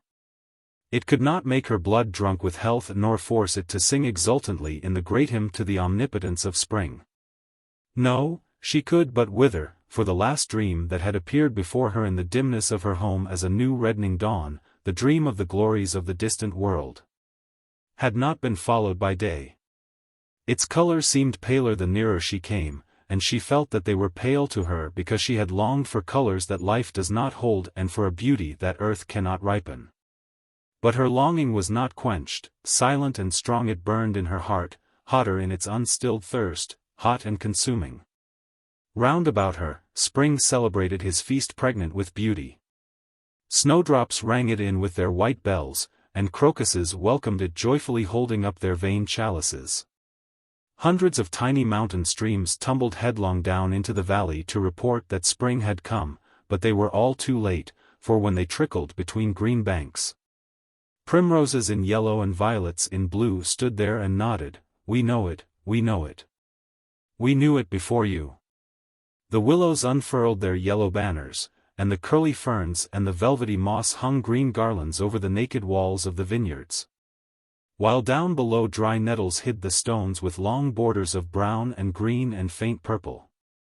The grass spread its mantle of green far and wide, and no end of pretty flowers sat down upon it. There were hyacinths with blossoms like stars and blossoms like pearls, legions of daisies, gentians, anemones, dandelions, with 100 others. And high above this bloom on the ground there floated in the air, borne up by the hoary trunks of aged cherry trees, 1,000 shining flower islands, where the light foamed against white shores dotted by blue and red butterflies bringing a message from the flower continent below. Every day brought new flowers, forcing them out of the ground in motley patterns in the gardens by the sea, pouring them out over the branches of the trees down there, paulinias like giant violets and magnolias like huge purple-stained tulips. Along the paths the flowers advanced in blue and white phalanxes. They filled the meadows with yellow swarms, but nowhere was there such a maze of bloom as in the little sheltered valleys up among the hills, where the larch stood with glittering ruby cones amidst pale green needles, for there the narcissus blossomed in dazzling myriads, filling the air far and wide with the drowsy fragrance from their white orgies. With all this beauty round about her, she still sat there with the old unanswered longing for beauty in her heart. It was only now and then, when the sun sank behind the gentle slopes of Savoy, and the mountains beyond the sea seemed made of brown opaque glass, as if their precipitous sides had drunk the light, that nature could hold her senses spellbound. Then, when the bright yellow mists of evening veiled the distant Jura mountains, and the lake, like a copper mirror from which tongues of golden flame shot into the red sunset glow, seemed to melt with the sky into one vast, shining infinity, then it would seem, once in a great while, as though the longing were silenced, and the soul had found the land it sought. As spring advanced, her strength failed more and more. Soon she did not leave her bed, but she was no longer afraid of death. She awaited it eagerly, for she cherished the hope that beyond the grave she would be face to face with all the glory, be one in soul with the fullness of beauty which here on earth had drawn her in hope and yearning, a yearning which had been clarified and transfigured by the increasing pain of long empty years and thus prepared to attain its goal. She dreamed many a gentle, wistful dream of how she would return in memory to what earth had given her, return from the land of immortality, where all the beauty of the earth would be always beyond the sea. So she died, and Niels buried her in the friendly churchyard at Clarens, where the brown vineyard mold covers the children of so many lands, and where broken columns and veiled urns repeat the same words of mourning in so many languages. They gleam white under dark cypresses and among the winter bloom of the viburnum. Early roses strew their petals over many of them, and often the ground at their base is blue with violets, but over every mound and every stone creep the glossy-leaved vines of the gentle periwinkle. Rousseau's favorite flower, sky blue as never a sky was blue. Chapter 9. Niels Lyhne hurried home. He could not bear his loneliness among so many strangers, but the nearer he came to Copenhagen, the oftener he asked himself what he wanted there. And the more he regretted that he had not stayed abroad. For whom did he have in Copenhagen? Not Frithjof, and Eric was traveling in Italy on a scholarship, so he was not there. Mrs. Boy? It was a queer affair, this relation with Mrs. Boy. Now that he came straight from his mother's grave, it seemed to him, not exactly a desecration or anything like that, and yet out of tune with the key in which his present moods were pitched. It was a discord. If he had been going to meet his fiancée, his young blushing bride, now that his soul had so long been bent on filial duties, it would not have conflicted with his feeling. It was of no use that he tried to take a superior tone with himself and call the change in his conception of his intimacy with Mrs. Boy Philistine and provincial. The word bohemian formed itself subconsciously as an expression of a distaste that he could not reason away, and it was in line with this mood that his first visit, after he had engaged his old rooms at the Embankment, was to the Neergaards and not to Mrs. Boy. The following day he called on her, but did not find her in. The janitor said she had taken a villa at Emilykild, which surprised Niels, for he knew that her father's country house was in that neighborhood. Well, he would have to go out there in a day or two. But the very next day he received a note from Mrs. Boy asking him to meet her in her apartment in town. The pale niece had seen him in the street. A quarter before 1 he was to come, he must come. She would tell him why, if he did not know it. Did he know it? He must not misjudge her, and not be unreasonable. He knew her too well, and why should he take it as a plebeian nature would? He must not, please. After all, they were not like other people. Oh, if he only would understand her. Niels. This letter made him strangely excited. And he suddenly remembered with a sense of uneasiness that Mrs. Neergaard had looked at him with a sarcastic pitying expression and had smiled and said nothing in a curious meaning way. What could it be? What in the world could have happened? The mood that had kept him away from Mrs. Boy had vanished so completely that he could not understand how he had ever felt it. He was alarmed. If they had only written to each other like sensible people. Why had they not written? He certainly had not been so busy. It was queer how he would allow himself to be so absorbed in the place where he happened to be that he forgot what was far away, or if he did not forget it, at least pushed it into the distant background, where it was buried by the present, as under mountains. No one would think he had imagination. At last, Mrs. Boy herself opened the door to the anteroom before he had time to ring. She said nothing, but gave him her hand in a long, sympathetic clasp. The newspapers had announced his bereavement.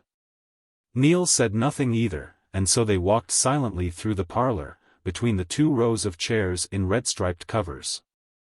The chandelier was wrapped in paper, and the window panes were whitened. In the sitting room everything was as usual, except that the Venetian blinds were rolled down before the opened windows, and as they moved to and fro in the slight breeze, they struck the casement with a faint, monotonous tapping. Rays of light reflected from the sunlit canal outside filtered in between the yellow slats and made squares of tremulous wavy lines in the ceiling, which quivered with the rippling of the waves outside. Otherwise all was hushed and still, silently waiting with bated breath. Mrs. Boy could not make up her mind where she wanted to sit. Finally she decided on the rocking chair, and dusted it assiduously with her handkerchief. But instead of sitting down she stood behind the chair, resting her hands on its back. She still wore her gloves and had only drawn one arm out of her half-fitting black mantilla. Her dress was of silk tartan in a very tiny check matching the broad ribbons on the wide round Pamela hat of light straw which half hid her face as she stood looking down and rocking the chair nervously. Niels seated himself on the piano stool at a distance from her, as if he expected something unpleasant. "Then you know it, Niels?" "No, but what is it I don't know?" The chair stopped. "I am engaged." "Are you engaged? But how? Why, Mrs. Boy?" "Oh, don't call me Mrs. Boy, and don't begin to be unreasonable right away." She leaned against the back of the rocking chair with a little air of defiance. "Surely you can understand that it isn't the pleasantest thing in the world for me to stand here and explain to you." "I will do it, but you might at least help me." "What do you mean? Are you engaged, or are you not?" "I have just told you that I am," she replied with gentle impatience, looking up. "Then may I be allowed to wish you joy, Mrs. Boy, and to thank you very much for the time we have known each other." He had risen to his feet and bowed sarcastically several times. "And you can part from me like this, quite calmly?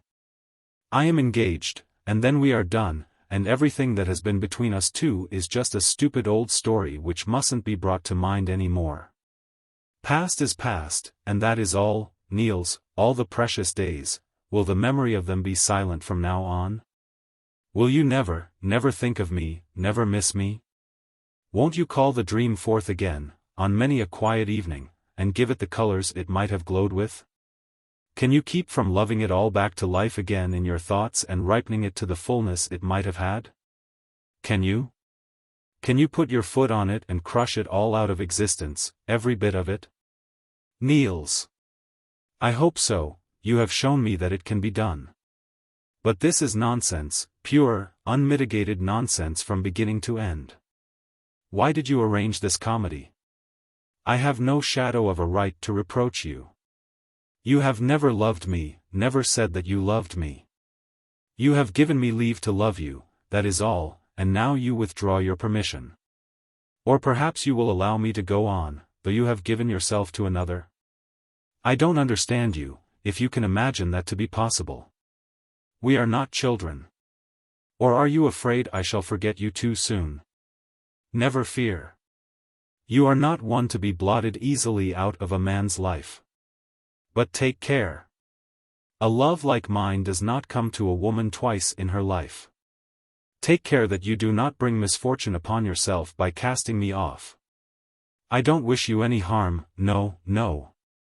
May you never know want and sickness, and may you have all the happiness that comes with wealth, admiration, and social success, in measure full and overflowing. That is my wish for you. May all the world stand open to you, all but one little door, one single little door. However much you knock and try to open it, but otherwise everything as fully and widely as it is possible to wish it. He spoke slowly, almost sadly, not bitterly, but with a strangely tremulous note in his voice, a note that was new to her and moved her. She had grown a little pale and stood leaning stiffly against the chair. Niels, she said, don't predict misfortune. Remember you were not here, Niels, and my love, I did not know how real it was. It seemed more like something that just interested me. It breathed through my life like a delicate spiritual poem, it never caught me in strong arms, it had wings, only wings. At least I thought so. I did not know better until now, or until the moment I had done it, said yes and all that. Everything was so difficult, there were so many things all at once and so many people to consider. It began with my brother, Hardenskjold, the one who was in the West Indies, you know. He had been rather wild when he was here, but over there he settled down and became so sensible and went into partnership with someone and made a lot of money, and married a rich widow. A sweet little thing, I assure you, and he and father made up, for Hardy was so changed, oh, he is so respectable there is no end to it, and so susceptible to what people say, terribly bourgeois. Oh! Of course, he thought I ought to be taken up in the bosom of the family again, and every time he came here he lectured me and pleaded and palavered, and you see father is an old man now.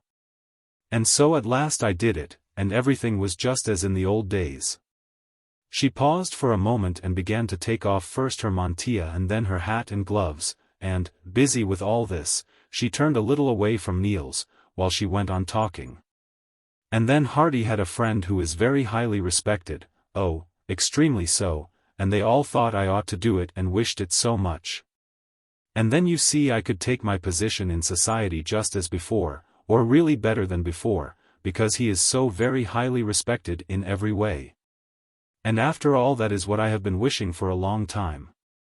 I suppose you can't understand that? You would never have thought it of me? Quite the contrary. Because I was always making fun of conventional society with its banalities and its stereotyped morality, its thermometer of virtue and its compass of womanliness. You remember how witty we were. It is to weep, Niels, for it wasn't true, at least not all the time. I will tell you something, we women can break away for a while, when something in our lives has opened our eyes to the love of freedom that after all is in us, but we can't keep it up. It is in our blood, this passion for the quintessence of propriety and the pinnacle of gentility up to its most punctilious point. We can't bear to be at war with the established order that is accepted by all commonplace people. In our inmost selves we really think these people are right, because they are the ones that sit in judgment, and in our hearts we bow to their judgments and suffer from them. No matter how brave a face we wear. It is not natural for us women to be exceptional, not really, Niels, it makes us so queer, more interesting, perhaps, but still, can you understand it? It is silly, don't you think so? But at least you can comprehend that it made a strange impression on me to return to the old surroundings. So many things came back to me, memories of my mother and of her standards. It seemed as though I had come into a safe haven again, everything was so peaceful and well ordered, and I had only to bind myself to it to be properly happy ever after. And so I let them bind me, Niels. Niels could not help smiling, he felt so superior, and was so sorry for her, as she stood there, girlishly unhappy in the midst of all this confession. He was softened and could not find any hard words. He went over to her. Meanwhile she had turned the chair toward her and had sunk down on it, and now she was sitting there quite forlorn and pathetic, leaning back with arms hanging and face lifted. Gazing out under lowered eyelids through the darkened parlor with its 2 rows of chairs into the dim anteroom. Niels laid his arm along the back of the chair and rested his hand on its arm, as he bent over her. "And you had quite forgotten me?" he whispered. She seemed not to hear him and did not even lift her eyes, but at last she shook her head, very faintly, and, after another long pause, shook it again, very faintly. Round about them everything was very still at first. Then a maid came clattering along the halls and singing, as she polished the door locks. The noise of the knobs turning cut brutally into the silence and made it seem deeper than before when it suddenly came back. After a while, nothing was heard except the drowsy, monotonous tapping of the blinds. The silence seemed to rob them of the power of speech, almost of thought. She sat as before with her eyes fixed on the dim anteroom, while he remained standing, bending over her, gazing at the pattern of her silk dress, and, unconsciously lured by the enveloping stillness, he began to rock her in the chair, very softly, very softly. She lifted her eyelids for a look at his shadowed profile, and lowered them again in quiet content. It was like a long embrace. It was as though she gave herself into his arms when the chair went back, and when it swung forward again, and her feet touched the floor. There was something of him in the pressure of the boards against her foot.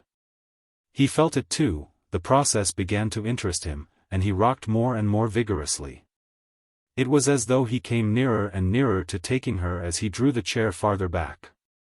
There was anticipation in the instant when it was about to plunge forward again, and when it came down there was a strange satisfaction in the soft tap of her passive feet against the floor. Then when he pushed it down yet a little farther there was complete possession in the action which pressed her soul gently against the floor and forced her to raise her knee ever so slightly. "Let us not dream," said Niels at last with a sigh and relinquished the chair. "Yes, let us," she said almost pleadingly, and looked innocently at him with great wistful eyes. She had risen slowly. "No dreams," said Niels nervously, putting his arm around her waist. "Too many dreams have passed between you and me. Have you never felt them? Have they never touched you like a light breath caressing your cheek or stirring your hair? Is it possible that the night has never been tremulous with sigh upon sigh that dropped and died on your lips?" He kissed her, and it seemed to him that she grew less young under his kisses, less young, but lovelier, more glowing in her beauty, more alluring. "I want you to know it," he said. "You don't know how I love you, how I have suffered and longed. Oh, if those rooms at the embankment could speak, Tima." He kissed her again and again, and she threw her arms around his neck with such abandon that her wide silk sleeves fell back above the billowing lace of the white undersleeves, above the grey elastic that held them together over the elbow. What could those rooms say, Niels? Tima, they could say, 10,000 times and more. They could pray in that name, rage in that name, sigh and sob in it. They could threaten Tima, too. Could they?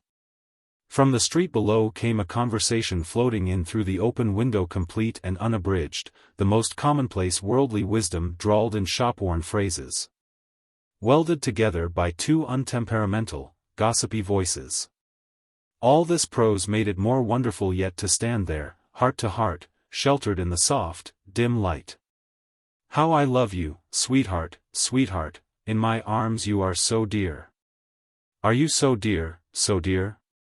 And your hair, I can hardly speak, and all my memories, so dear, all my memories of how I cried and was wretched and longed so miserably. They press on and force their way in as if they too would be happy with me in my happiness. Do you understand? Do you remember, Tima, the moonlight last year? Are you fond of it? Oh, you don't know how cruel it can be. Such a clear, moonlight night, when the air seems to have stiffened in cold light, and the clouds lie there in long layers, Tima. Flowers and leaves hold their fragrance so close around them it is like a frost of scents covering them. And all sounds seem so far away and die so suddenly and do not linger at all. Such a night is so merciless, for it makes longing grow so strangely intense. The silence draws it out from every corner of your soul, sucks it out with hard lips, and there is no glimmering hope, no slumbering promise in all that clearness. Oh, how I cried, Tima. Tima, have you never cried through a moonlight night? Sweetheart, it would be a shame if you should cry. You shall never cry, there shall always be sunshine for you and nights of roses, a night of roses. She had given herself entirely to his embrace, and with her gaze lost in his. Her lips murmured strangely sweet words of love, half muted by her breath, words repeated after him, as if she were whispering them to her own heart. The cessation of the voices in the street made her stir restlessly. Then they came back to the firm, rhythmic accompaniment of a cane striking against the cobblestones, crossed over to the other side, lingered long in the distance, sank to a murmur, died away. And the silence again welled up around them, flamed up around them, throbbing with heartbeats, heavy with breath, yielding. Speech had been seared away between them, and lingering kisses fell from their lips fraught with unspoken questions, but giving no solace nor any present bliss. They held each other's gaze and dared not take their eyes away, but neither did they dare to put meaning into their look, they veiled it rather. Withdrew behind it, silently hiding, brooding over secret dreams. A quiver passed through his clasping arms and woke her. She thrust him from her with both hands and set herself free. Go, Niels, go. You must not be here, you must not. Do you hear? He tried to draw her to him again, but she broke away, wild and pale. She was trembling from head to foot and stood holding her arms out from her body as if she were afraid to touch herself. Niels would have knelt and caught her hand. Don't touch me. There was desperation in her look. Why don't you go when I am begging you to? Good heavens, why can't you go? No, no, don't speak to me, go away, can't you see I am shaking before you? Look, look. Oh, it's wicked the way you are treating me. And when I'm begging you to go. It was impossible to say a word, she would not listen. She was quite beside herself. Tears streamed from her eyes, her face was almost distorted and seemed to give out light in its pallor. Oh, do go. Can't you see that you are humiliating me by staying? You are brutal to me, that's what you are.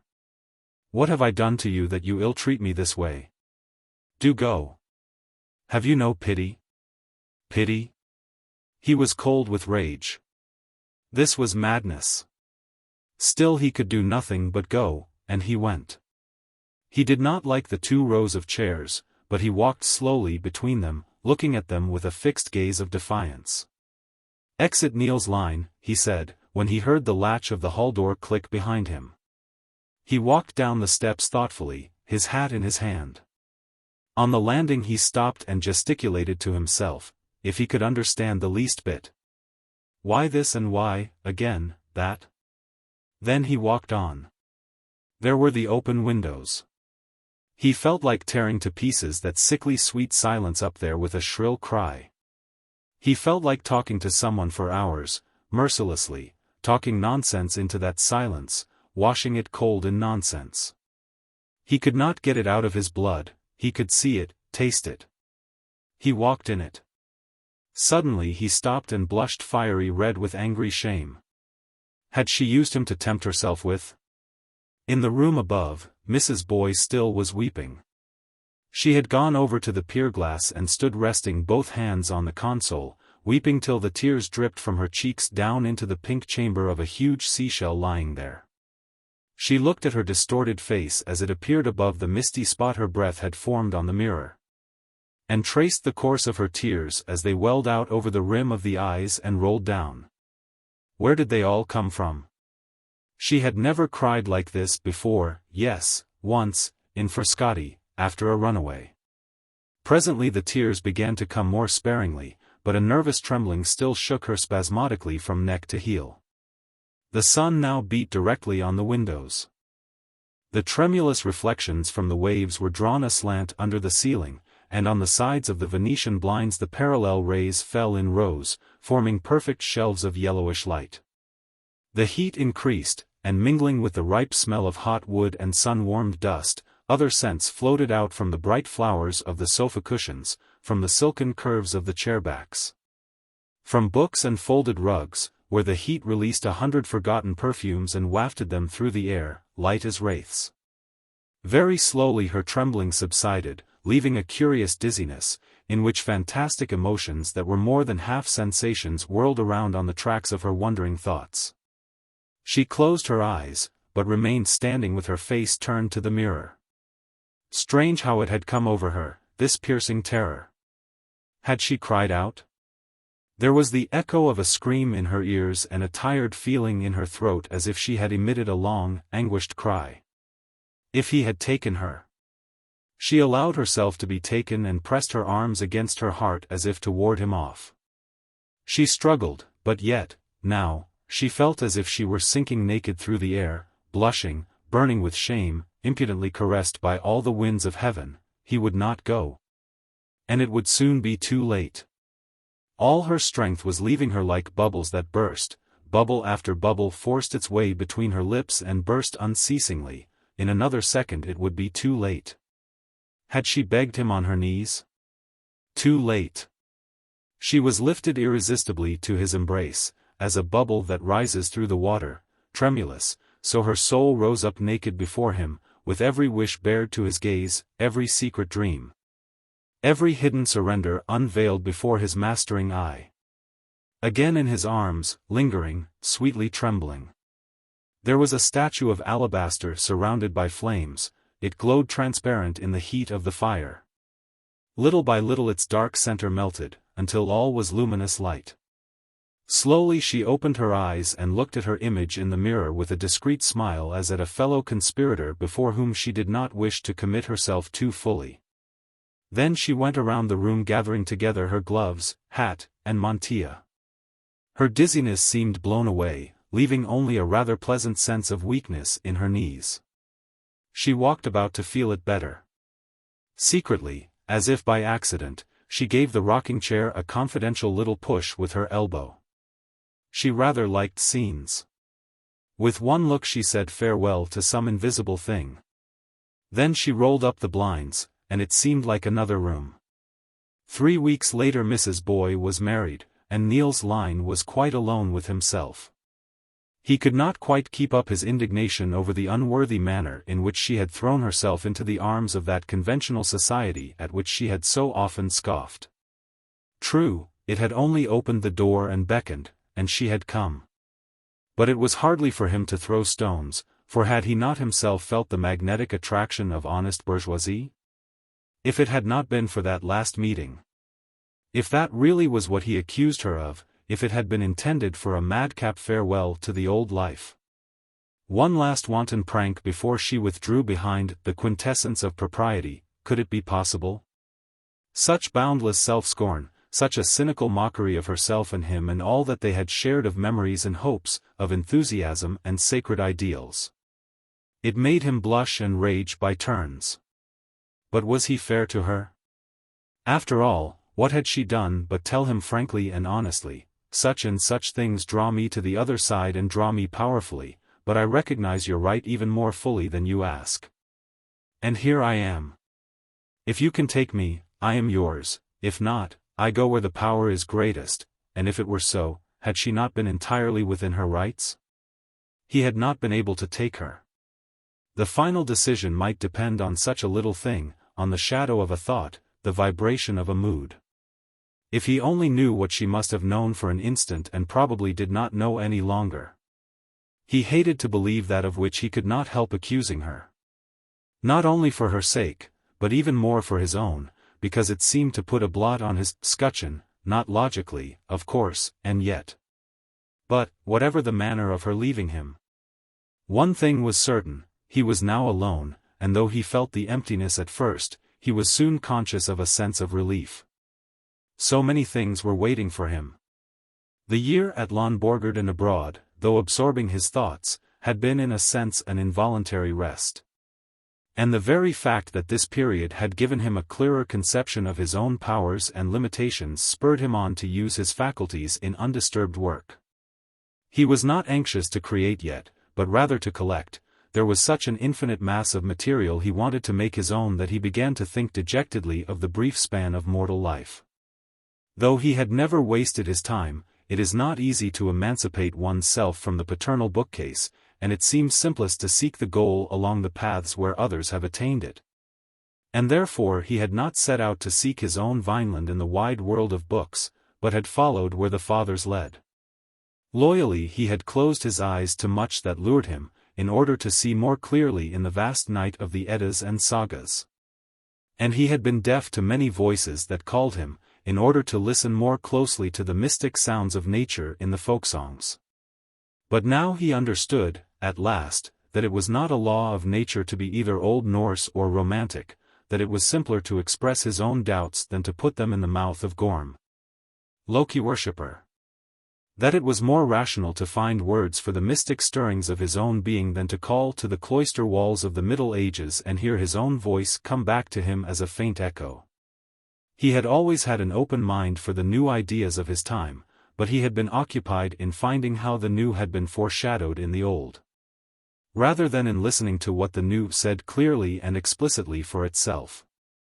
In this he was in no wise remarkable, for never yet has any new gospel been preached but the whole world has become busy with the old prophets. Yet this did not suffice, and Niels threw himself enthusiastically into his new labors. He was seized with that lust of conquest and thirst for the power of knowledge which every worker in the realm of thought, no matter how humble a drudge he may later become, has surely felt once in his life, though for only one brief hour. Which one of us all, whom a kind fate has given the opportunity to care for the development of our own minds, has not gazed rapturously out over the boundless sea of knowledge? And which of us has not gone down to its clear, cool waters and begun, in the light-hearted arrogance of youth, to dip it out in our hollow hand as the child in the legend?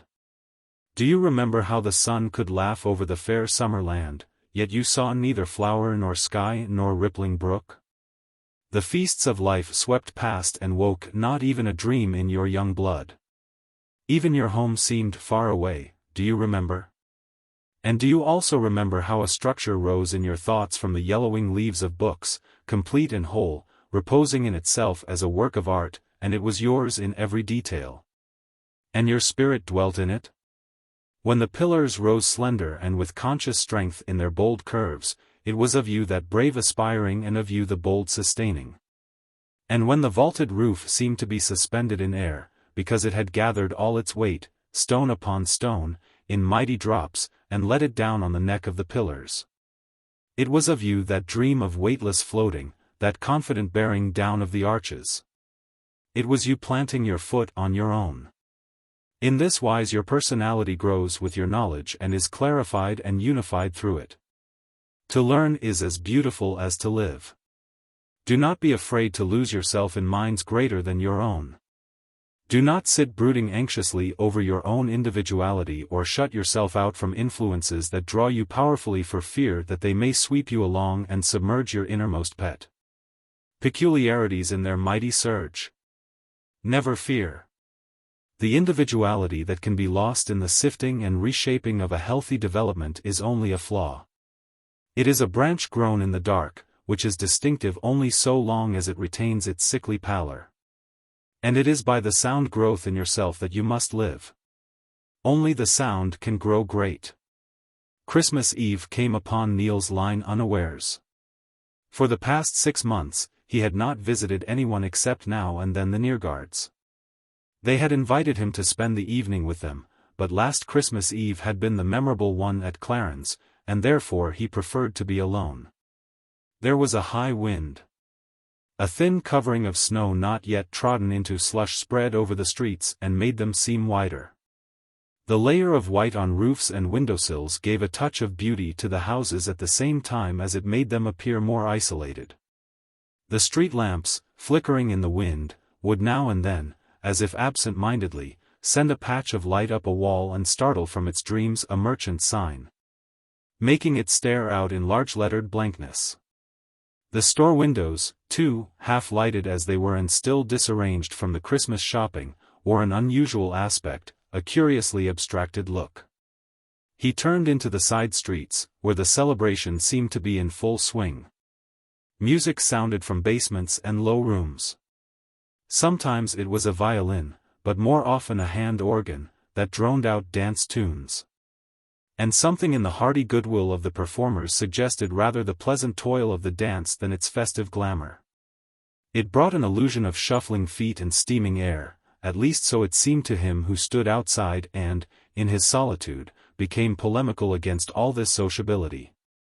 He had much more sympathy for the working man who stood with his child outside a tiny shop, discussing one of the cheap marvels in the dimly lighted window, evidently determined to have their choice absolutely decided before they ventured into that den of temptation. And he felt sympathy for the poorly clad old gentlewomen who passed him, one by one, almost at every 100 steps, all with the strangest coats and mantillas in the fashion of bygone days. And all with diffident, timorous movements of their old throats, like suspicious birds, walking in the uncertain, hesitating manner of those long unused to the world, as if they had been sitting day after day, forgotten in the hidden corners of rear flats and attic rooms and only that one evening in the year were included and remembered. It saddened him. His heart shrank with a sick sensation, as he tried to picture to himself the slowly trickling existence of such a lonely old spinster. He seemed to hear sounding in his ears a mantel clock, painfully rhythmic, ticking out its once again, dropping the empty seconds, one by one, in the chalice of day and filling it full. Well, he would have to get this Christmas dinner over with. He retraced his steps in a half-conscious dread that if he chose other streets they might reveal other kinds of lonely creatures and other forms of forlornness than those he had encountered, which had already left a bitter taste in his mouth. Out there in the wider streets he breathed more freely. He quickened his pace with a slight sense of defiance, holding himself apart as it were from what he had just seen by telling himself that his loneliness was self-chosen. He entered one of the larger restaurants. While waiting for his dinner, he observed, from the shelter of an old newspaper supplement, the people who came in. Most of them were young men. Some had a challenging air, as if they would forbid all present to appropriate them as fellow sufferers. While others could not conceal their embarrassment at having no place to go on such an evening, but all showed a marked preference for distant corners and secluded tables. Many came in couples, and most of these were plainly brothers. Niels had never seen so many brothers all at once. Often they were very much unlike each other in dress and manner, and their hands testified even more clearly to their different positions in life. It was almost a rarity to see any particular intimacy between them, either when they came or after they had sat and talked for a while. Here, one was superior and the other full of admiration. There, one was cordial, while the other repelled advances. Others again betrayed a mutual watchfulness, or, worse yet, an unexpressed condemnation of each other's aims and ambitions and methods. Most of them evidently needed the holiday and a certain amount of loneliness to make them remember their common origin and bring them together. Niels sat thinking of this and marveling at the patience all these people exhibited, neither ringing nor calling for the waiters. As if they had tacitly agreed to banish as much as possible of the restaurant atmosphere from the place. While he was engrossed in this, he saw just coming in a man whom he knew, and the sudden sight of a familiar face among all these strangers startled him so that he rose and met him with a pleased, though somewhat surprised, "Good evening. Are you waiting for anyone?" asked the other, looking for a place to hang his overcoat. "No, I am alone." "That's lucky for me." The newcomer was adhere. Gerald, a young man whom Niels had met at the Neergaards, and whom he knew, not from anything he had said, but from certain innuendos of Mrs. Neergaard's, to be very liberal in his religious views. Though the political opinions he professed were quite the reverse. People of that type did not often frequent the home of the Neergaards, who were at once religious and liberal. The doctor, however, belonged by inclination as well as through the influence of his dead mother to one of the circles, rather numerous at that time, where the new liberal ideas were looked on with skeptical or even hostile eyes. While in religion their members were rather more than rationalists and rather less than atheists, when they were not mystics or indifferentists. These various circles had many shades of opinion, but, in general, they were agreed in feeling that Holstein was at least as near to their hearts as Schleswig. While the kinship with Sweden was ignored, and Danism in its newest forms was not altogether approved. Moreover, they knew their Molière better than their Hallberg, Baggesen better than Oehlenschläger, and in their artistic taste they tended, perhaps, to the sentimental. In such, or at least kindred influences, Gerald had developed. He sat looking a little dubiously at Niels. As the latter recounted his observations of the other diners and especially dwelt on their apparent shame at not having part in any home or semblance of home on such an evening. "I understand that perfectly," he said coldly, in a tone almost of rebuff. "People don't come here on Christmas Eve because they like it, and necessarily they must have a sense of humiliation at being left out, no matter whether it's other people's doing or their own. Do you mind telling me why you are here? Don't answer if you would rather not." Niels replied that it was only because he had spent last Christmas Eve with his mother, who had since died. "I beg your pardon," said Gerald, "it was very good of you to answer me, and you must forgive me for being so suspicious. Do you know, I could very well imagine that you might come here in order to administer a youthful kick to Christmas as an institution, but as for myself, I am really here out of respect for other people's Christmas. It is the first Christmas Eve since I came here that I have not spent with a very kind family from my native town. It occurred to me, somehow, that I was in the way when they sang their Christmas carols. Not that they were ashamed, they have too much character for that, but it made them uneasy to have anyone there to whom these hymns were as sung into the empty air. At least that is what I imagined." Almost silently they finished their dinner, lighted their cigars, and agreed to go somewhere else for their toddy. Neither of them felt inclined, that evening, to gaze upon the same gilded mirror frames and red sofas that met their eyes on most of the other evenings of the year. And so they sought refuge in a little café which they did not usually frequent.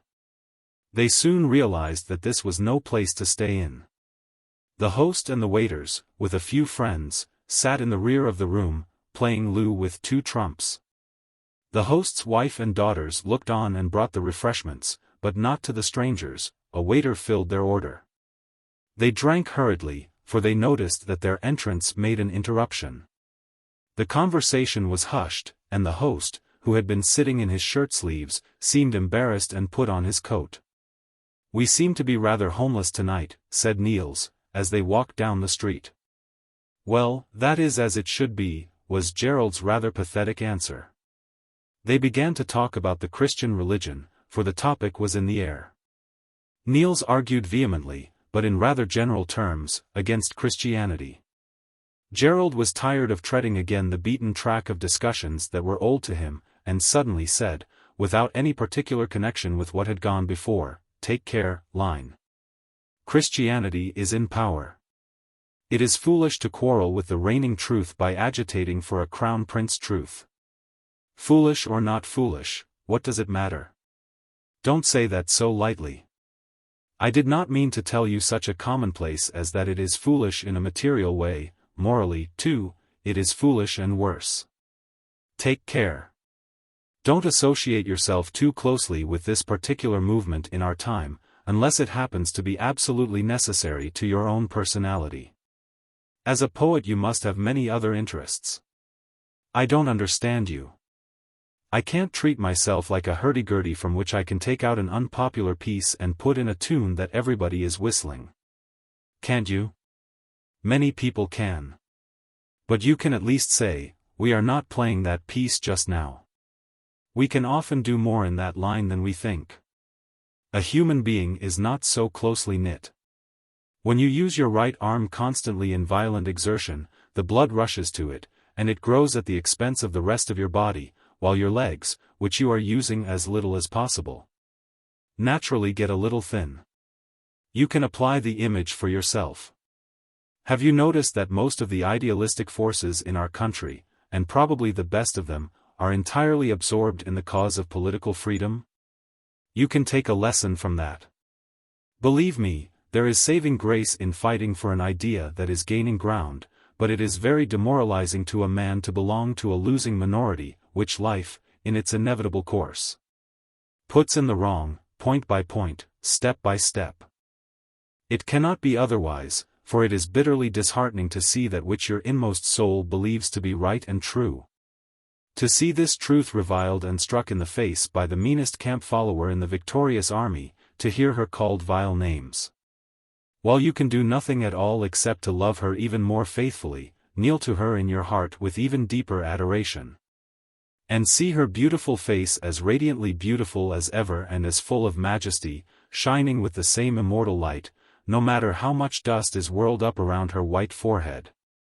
No matter how thickly the poisonous fog closes in around her halo.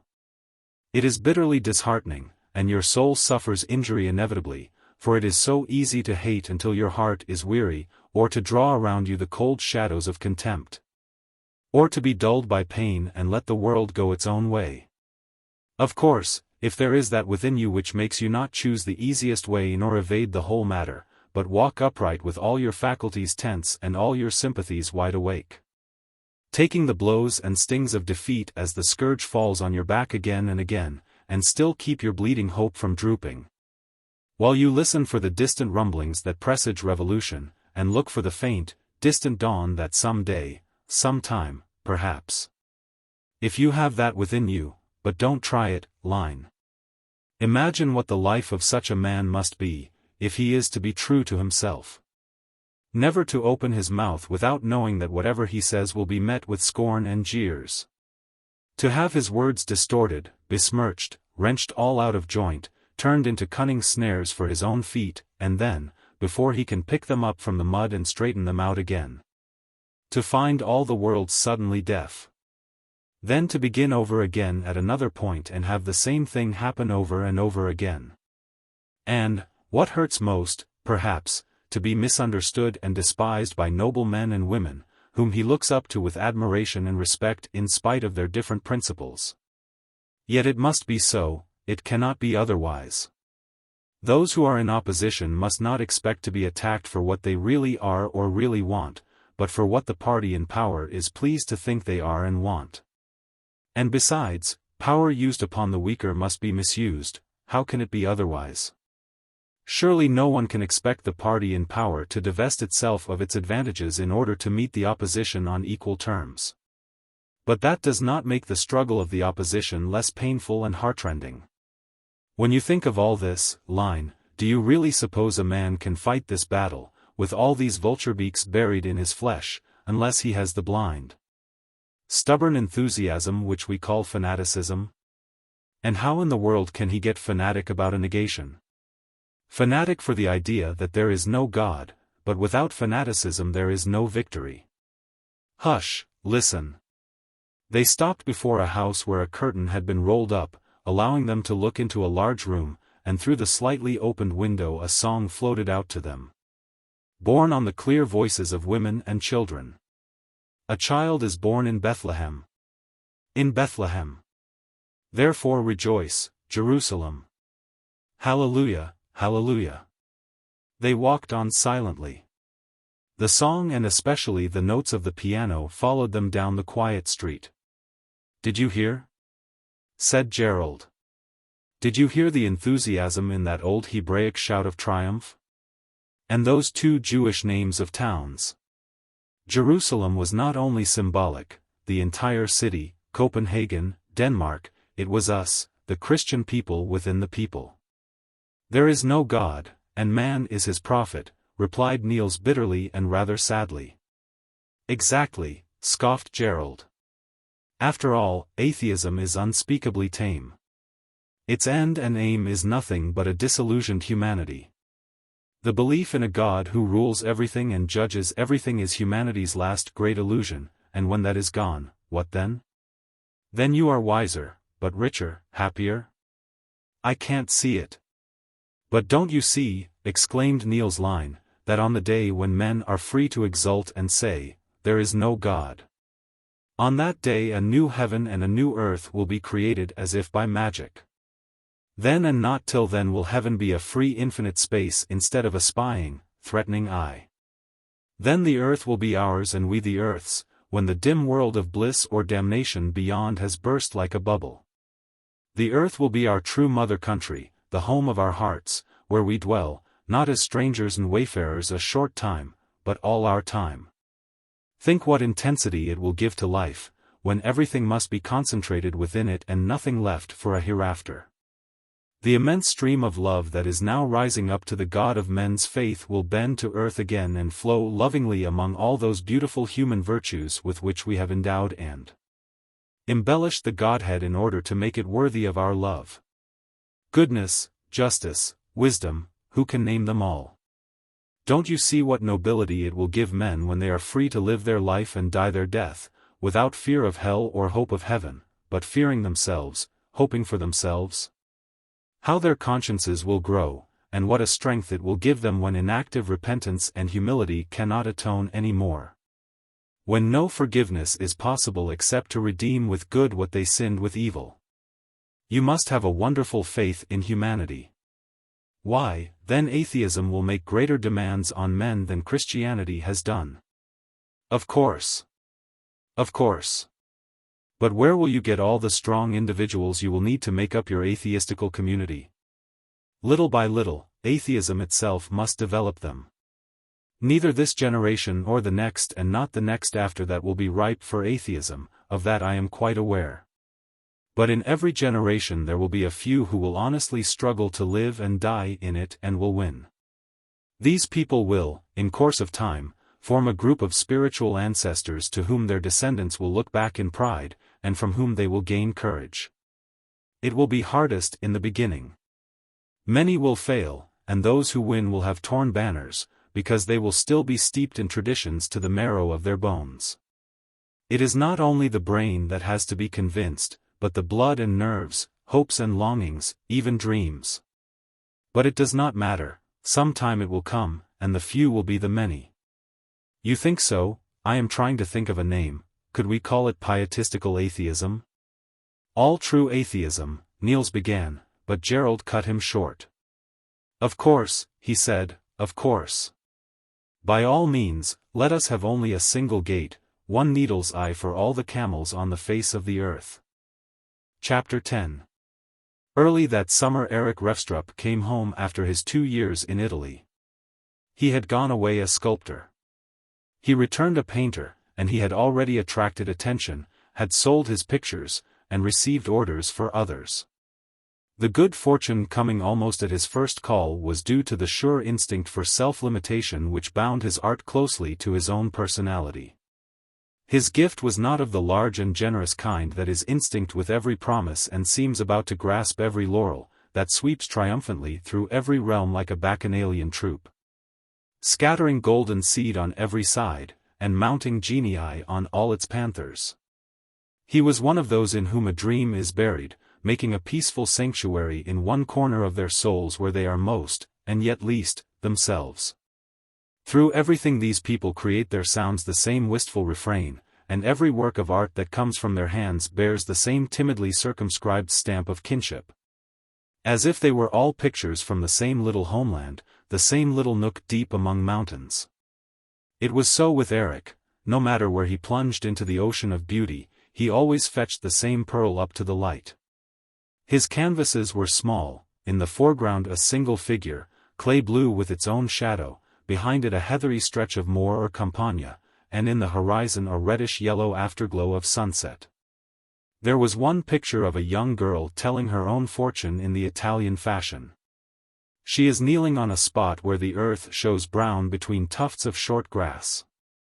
The heart, cross, and anchor of hammered silver, which she has taken from her necklace, are scattered on the ground. Now she is lying on her knees, her eyes closed in good faith with one hand covering them, the other reaching down, seeking rapture of love beyond words, bitter sorrow solaced by the cross, or the trusting hope of a common fate. She has not yet dared to touch the ground. Her hand shrinks back in the cold, mysterious shadow, her cheeks are flushed, and her mouth trembles between prayer and tears. There is a solemnity in the air, the sunset glow threatens, hot and fierce out there in the distance, but softly melancholy where it steals in over the heather. If you only knew, rapture of love beyond words, bitter sorrow solaced by the cross, or the trusting hope of a common fate. There was another in which she stands erect on the brown heath, tense with longing, her cheek pressed down on her folded hands.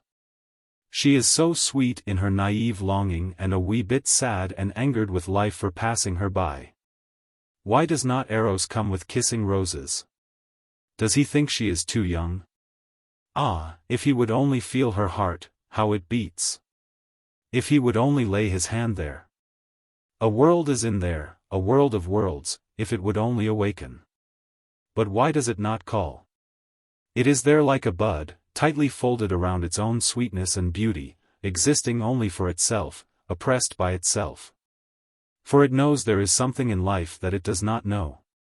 It is that which has warmed the sheltering petals and given light to the innermost heart of reddest dusk, where the scent lies yet scentless, a foreboding only, pressed into one tremulous tear. Will it never be freed and breathe out all its slumbering fragrance, never be rich in its own wealth? Will it never, never unfold and blush itself awake with gleaming rays of sunlight darting in under its petals? She has no patience any more with Eros. Her lips are quivering with approaching tears. Her eyes look out into space with hopeless defiance, and the little head sinks more and more forlornly, turning the delicate profile in toward the picture, where a gentle breeze wafts the reddish dust over dark green broom against a sherry golden sky. That was the way Erik painted. What he had to say always found expression in pictures such as these. He would sometimes dream in other images and long to break through that narrow circle within which he created, but when he had strayed beyond his bounds and tried his powers in other fields, he always returned with a chill sense of discouragement, feeling that he had been borrowing from others and producing something not his own. After these unfortunate excursions, which, however, always taught him more than he was aware of. He became more intensely Erik Refstrup than ever before. Then he would abandon himself with more reckless courage and with almost poignant fervor to the cult of his own individuality, while his whole manner of associating with himself, to his slightest act, would be suffused with a religious enthusiasm.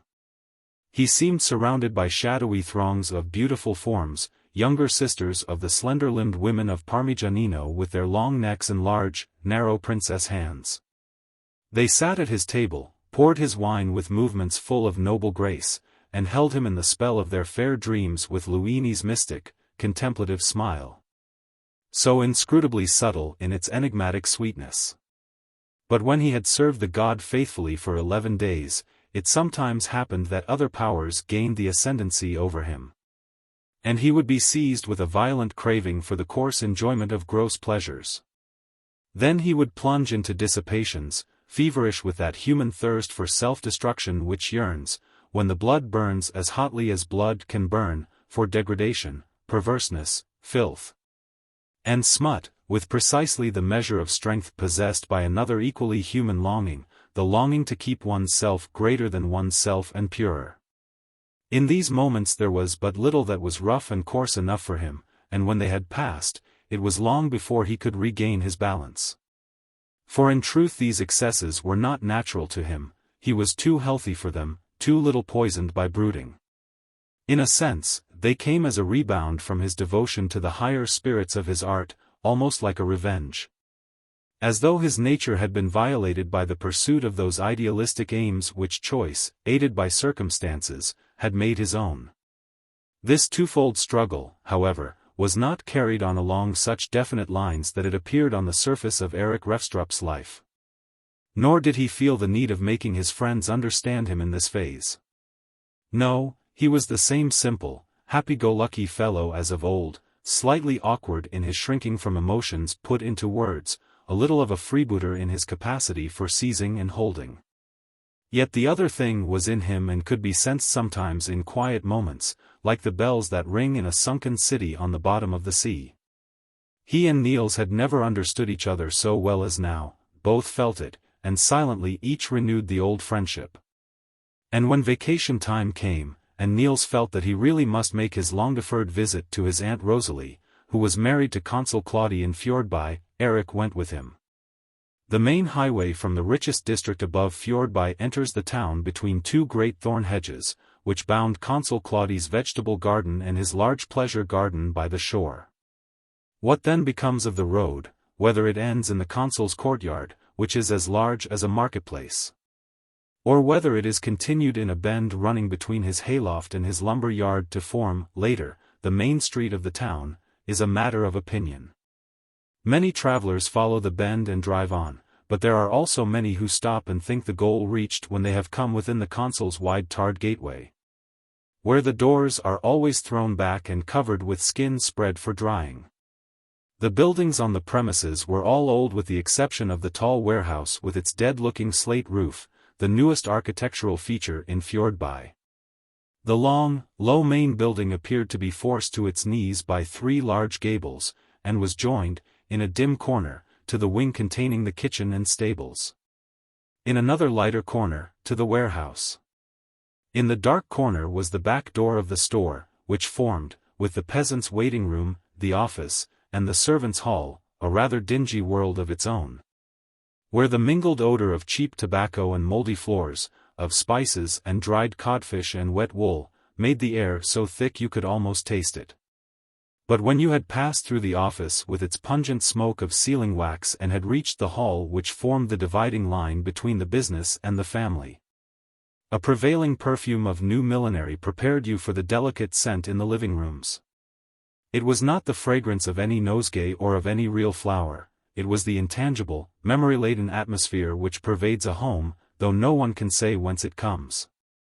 Every home has its own, and it may suggest 1,000 things, the smell of old gloves or new playing cards or open pianos, but it is always different.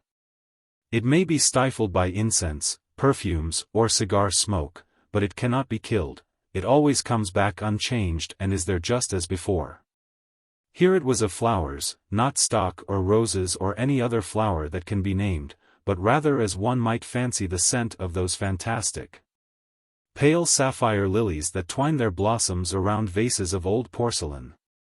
And how well it went with those wide, low rooms with their heirloom furniture and their stiff, old-fashioned grace. The floors were white as only grandmother's floors can be. The walls were in plain colors with a light tracery of garlands in delicate tints running under the ceiling, which had a stucco rose in the center. The doors were fluted and had knobs of shining brass in the shape of dolphins. The windows of small square panes were curtained with filmy net, white as snow, its fullness caught up and fastened with coquettish bows of colored ribbon, like the curtains of a bridal bed for Corydon and Phyllis. In the windowsill the flowers of bygone days bloomed in motley green crocks. There were blue agapanthus, blue Canterbury bells, fine-leaved myrtles, fiery red verbenas, and butterfly-bright geraniums. But it was, after all, chiefly the furniture that gave character to the rooms: immovable tables with wide expanse of darkened mahogany, chairs with backs that curled round your figure, cabinets of every conceivable form, gigantic dressers inlaid with mythological scenes in light yellow wood, Daphne, Arachne, and Narcissus, or small secretaries with thin twisted legs, and on every tiny drawer a mosaic of dendrite marble representing a lovely square house with a tree nearby, all from the time before Napoleon. There were mirrors, too, the glass painted in white or bronze with designs of rushes and lotus plants floating on a bright sea. As for the sofa, it was not one of your trifling things on 4 legs designed for 2 persons, no, solid and massive it rose from the floor to form a veritable spacious terrace. Flanking it on either side and built in one with the sofa, was a console cupboard, on top of which a smaller cabinet rose with architectonic effect to the height of a man and held a precious old jar above the reach of careless hands. It was no wonder there were so many old things in the consul's house, for his father and grandfather had rested and enjoyed the good things of life within these walls in the intervals of their work in lumber yard and office. The grandfather, Barent Berendsen Claudy, whose name the firm still bore, had built the houses and had interested himself chiefly in the retail and produce trade. The father had worked up the lumber yard, bought farmland, built the hayloft, and laid out the 2 gardens. The present Claudy had developed the grain trade and built the warehouse. He united with his mercantile business the activities of the English and the Hanoverian vice-consulates as well as a Lloyd's agency. And the grain and the Western Sea kept him so busy he could give only a very cursory supervision to the other branches of the work. He therefore divided the responsibility between an insolvent cousin and an old unmanageable steward, who would drive the consul into a corner every little while by declaring that whatever happened to the store, the farm must be attended to, and when he wanted to plow, they could take horses for hauling lumber wherever they pleased, his they couldn't have, so help him. But as the man was capable, there was nothing to be done but to put up with him. Consul Claudy was in the early 50s, a man of substantial presence. His regular features, strong to the point of coarseness, would as readily harden to an expression of energy and cool astuteness as they would relax into a look almost licorice as though relishing a savory tidbit.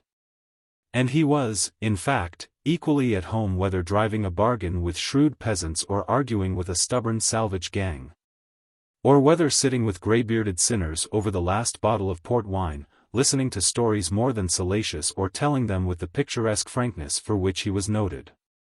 This, however, was not all of the man. His training naturally made him feel that he was on alien ground when he ventured outside of purely practical questions. But he never therefore scoffed at what he did not understand or tried to conceal his ignorance. Much less did it ever occur to him to give his opinion and demand that it be respected for the reason that he was a citizen of mature years and practical experience and a large taxpayer. On the contrary, he would often listen with a reverence that was almost touching when ladies and young men discussed such matters.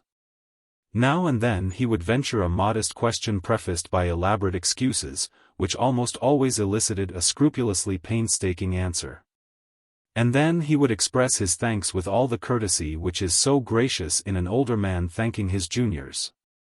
At certain favorable moments there could be something surprisingly fine about Consul Claudy, a wistful look in his clear brown eyes, a melancholy smile around his strong lips, a seeking, reminiscent note in his voice, as though he yearned for another and in his own eyes better world than that to which his friends and acquaintances consigned him, hide and hair. The messenger between himself and this better world was his wife. She was one of those pale, gentle, virginal natures who have not the courage, or perhaps not the impulse, to give out their love in such fullness that there is no shred of self left in their innermost soul. Even in the most fleeting moment they can never be so carried away by their feeling that they throw themselves in blind rapture under the chariot wheels of their idol. They cannot do it, but all else they can do for the beloved. They can fulfill the heaviest duties, are ready for the most grievous sacrifices, and do not flinch from any humiliation whatsoever. This is true of the best among them. Mrs. Claudy was not called on to bear such trials.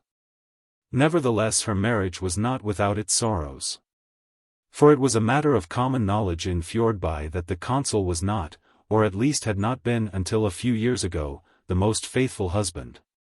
And that he had several illegitimate children in the neighborhood. This was, of course, a bitter grief to her, and it had not been easy to keep her heart steadfast through the tumult of jealousy, scorn and anger, shame and sickening fear, which had made her feel as though the ground were slipping away under her feet. But she stood firm.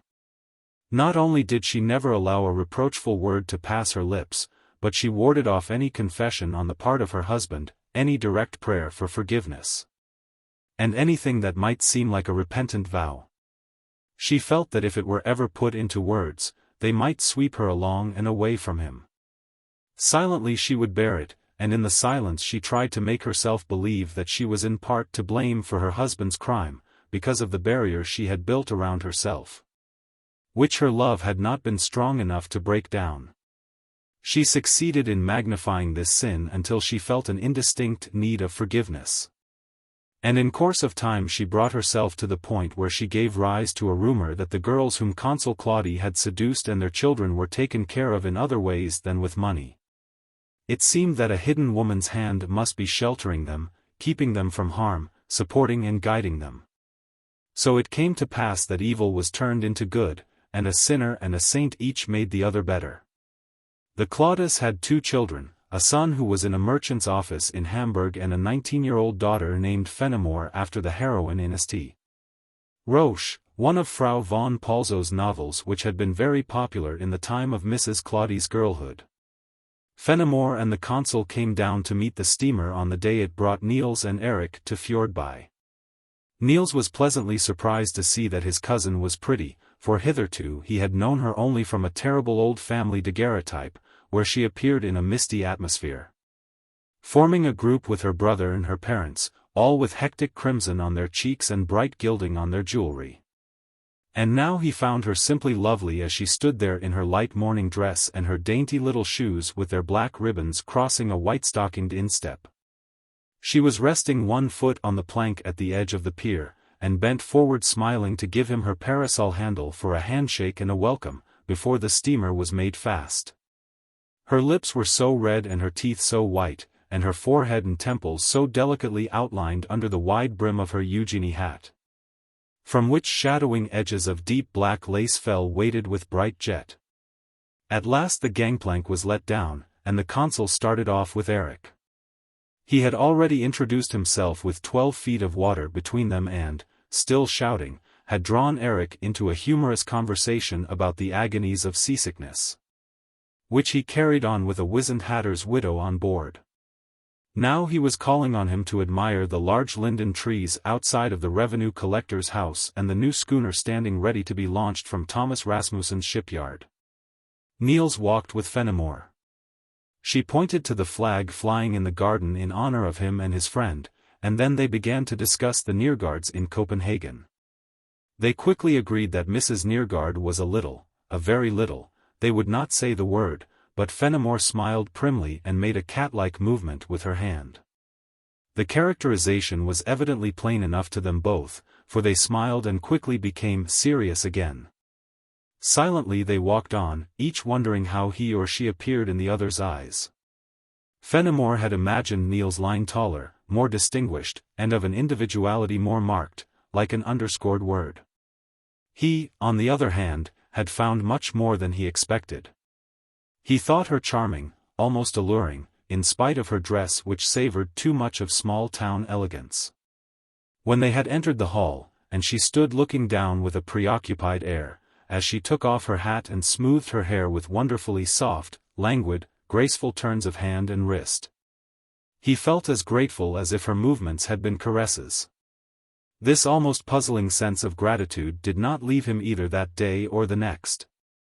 And sometimes it welled up so strong and warm that he felt it would have been the greatest happiness if he might have thanked her in words for being so pretty and so sweet. Very soon Erik as well as Niels felt quite at home in the consul's hospitable house. Before many days they had slipped into that pleasantly arranged idling which is the real vacation life and which it is so difficult to guard against the friendly encroachments of well-meaning people. They had to use all their diplomacy to avoid the stuffy evening parties, large boating excursions, summer balls, and amateur theatricals which were constantly threatening their peace. They were ready to wish that the consul's house and garden had been on a desert island. And Robinson Crusoe was not more agitated by fear on finding the footsteps in the sand than they were at the sight of strange pale tots in the hall or unfamiliar reticules on the sitting-room table. They much preferred to be by themselves, for they had scarcely passed the middle of the first week before they were both in love with Fenimore. It was not the mature passion which must and will know its fate and longs to have and to hold and to be assured. As yet it was only the first dawn of love, like a hint of spring in the air, instinct with a longing akin to sadness and with an unrest that is gently pulsing joy. The heart is so tender and yielding and easily moved. A light on the water, a rustling in the leaves, a flower unfolding its petals, all seem to have a strange new power. Vague hopes without a name burst out, suddenly flooding the earth with sunlight and as suddenly vanishing again. Weak despondency sails like a broad cloud over the glory, churning the flashes of hope down into its own grey wake. Then hopelessness, melting hopelessness. Bittersweet resignation to fate, a heart full of self-pity, renunciation gazing at its own reflection in quiet elegies and fainting in a sigh that is half dissembled. But again there is the whispering of roses. A dreamland rises from the mist with golden haze over soft beech crowns and with fragrant summer darkness under leafy boughs arched over paths that lead no one knows whither. One evening after tea they were all gathered in the sitting-room. The garden and all outdoor amusements were barred, for the rain was pouring down, but no one seemed to mind. The sense of being shut in gave the room something of the snug comfort of a winter evening, and moreover the rain was a blessing. Everything had been so parched and dry, but now the water streamed down, and when the heavy drops rattled against the frame of the reflector in the window the sound called up vague, fleeting glimpses of luscious green meadows and freshened foliage. Now and then someone would say under his breath, "How it pours!" and glance at the window-panes with a little gleam of pleasure and a half-conscious luxuriating in fellow-feeling with everything out of doors. Erik had fetched the mandolin he had brought with him from Italy and sang about Napoli and the bright stars. Then a young lady who had been to tea sat down at the piano and accompanied her own rendering of "My Little Nook Among the Mountains," in Swedish, making the os very broad to get the right Swedish effect. Niels, who was not particularly musical, let himself be soothed into a gentle melancholy and sat lost in his own thoughts, until Fenimore began to sing. Then he awoke, but not pleasantly. Her song agitated him uncomfortably. She was no longer the little country girl when she gave herself up to the spell of her own voice. Strange how she let herself be carried away by the tones, how freely and unreservedly she poured herself into them. He felt it almost as something immodest, as though she were singing herself naked before him. There was a burning around his heart, his temples throbbed, and he cast his eyes down. Did none of the others see it? No, they saw nothing. Why, she had flown out of herself, away from Fjordby poetry and Fjordby sentiments. She was in another and a bolder world, where the passions grew on high mountains and flung their red blossoms to the storm. Could it be his lack of musical sense that made him read so much meaning into her song? He could hardly persuade himself that it was so, and yet he wished it, for he would much rather have her as she usually appeared. When she sat at her sewing, talking in her quiet, tranquil voice, or looking up with her clear, kind eyes, his whole being was drawn to her with the irresistible strength of a deep, calm longing for home. He wanted to humble himself before her, to bend the knee and call her holy. He always felt a strange yearning to come close to her, not only to her present self, but to her childhood and all the days he had not known her. When they were alone, he would lead her to talk of the past, of her little troubles and mistakes and the vagaries that every childhood is full of. He lived in these memories and clung to them with a restless jealousy and a languishing desire to possess and be one with these pale foreshadowings of a life which was even now glowing in richer, riper colors. And then came this song so strangely powerful. It startled him very much like a wide sweep of horizon suddenly revealed by a turn of the path, reducing the forest dell which had been his home to a mere corner in the landscape, and making its little rippling lines seem insignificant beside the grandeur of the hills and distant moors. Oh, but the landscape was a fata morgana, and what he thought he heard in her song only a fantasy, for now she spoke just as she always did and was her blessed self again. Moreover, he knew from 1,000 little things that she was like still water, without storm or waves, reflecting the starry blue heavens. It was thus he loved her, and thus he saw her. And when she was with him she gradually formed herself upon his image of her, not with any conscious dissembling, for after all his conception was partly true. And it was only natural, when his every word and look, his every thought and dream, appealed to that side of her nature and did homage to it, that she should assume the guise he almost forced upon her. Besides, how could she bother about giving each and every one a correct impression of herself when all her thoughts centered around the one, Eric, the only one, her chosen lord, whom she loved with a passion that was not of herself and with an idolatrous worship that terrified her. She had imagined love to be a sweet dignity, not this consuming unrest, full of fear and humiliation and doubt. Many a time when the declaration seemed trembling on Eric's lips, she had felt as if it were her duty to put her hand on his mouth and warn him against speaking, accusing herself and telling him how she had deceived him and how unworthy of his love she was, how earthly and small and impure, so far from noble, so wretchedly low and common and wicked. She felt herself dishonest under his admiring gaze, calculating, when she failed to avoid him, criminal, when she could not bring herself to beg God in her evening prayer that he would turn Eric's heart from her in order that his life might be all sunlight and honor and glory. For she knew that her low-born passion would drag him down. It was almost in spite of himself that Eric loved her. His ideal had always been high, proud, and noble, with quiet melancholy suffusing her pale features and coolness of temple air lingering in the severe folds of her garment. But Fenimore's sweetness conquered him. He could not resist her beauty. There was such a fresh, innocent sensuousness about her whole form. When she walked her gait whispered of her body. There was a nakedness in her movements and a dreamy eloquence in her repose, neither of which she could help, for she could not conceal the one or silence the other, even had she been in the slightest degree conscious of their existence. No one saw this better than Eric, and he was fully aware of what a large part her purely physical beauty played in her attraction for him. He struggled against it, for there were exalted ideals of love in his soul, ideals which had their source, perhaps, not only in tradition and poetry, but in deeper strata of his nature than those that appeared on the surface. But whatever their source, they had to yield.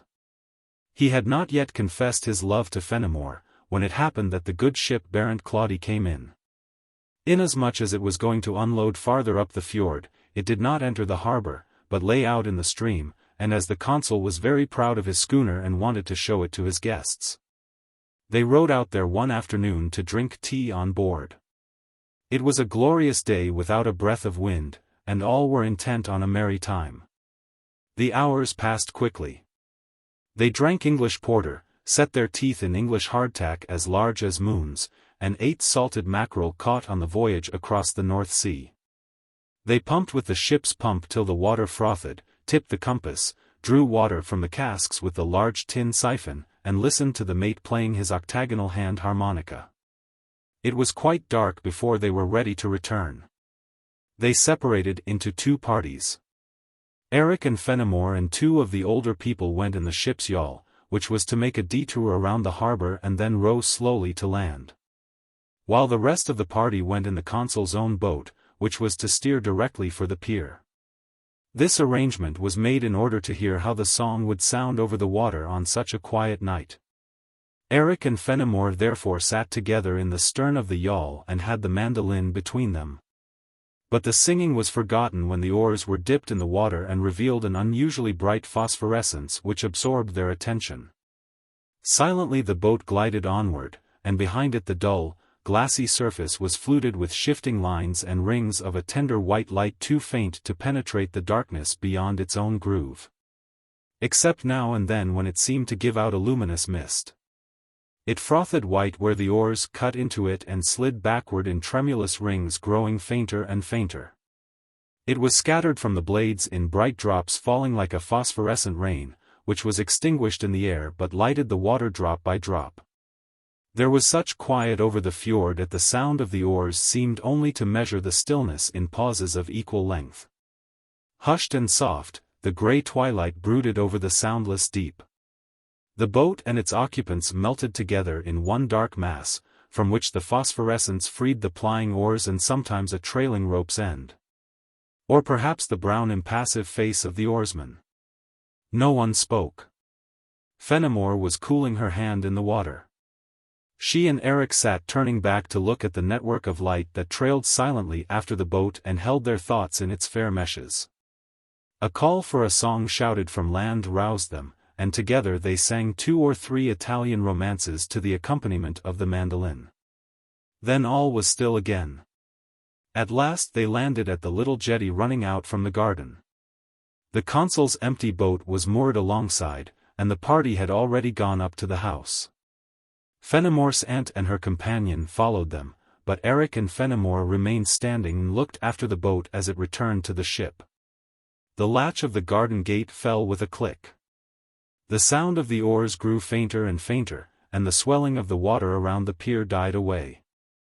Then a breath stirred in the dark trees around them like a sigh that had hidden itself and now softly lifted the leaves, flew away, and left them alone. In the same moment they turned to each other and away from the water. He caught her hand and slowly, questioningly, drew her close and kissed her. "Fenimore," he whispered, and they walked through the dark garden. "You have known it long," he said, and she replied, "Yes." Then they walked on, and the latch fell once more.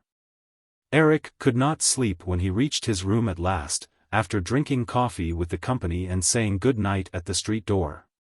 There was no air in there. He flung the windows wide open, then threw himself on the couch and listened. He wanted to get out again. How everything resounded through the house. He could hear the consul's slippers, and now Mrs. Claudie opened the kitchen door to see if the fire was out.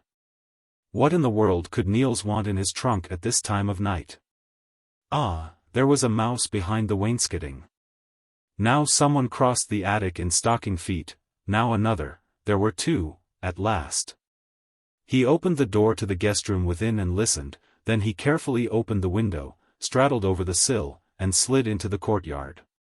He knew that he could get down to the shore through the mangling room.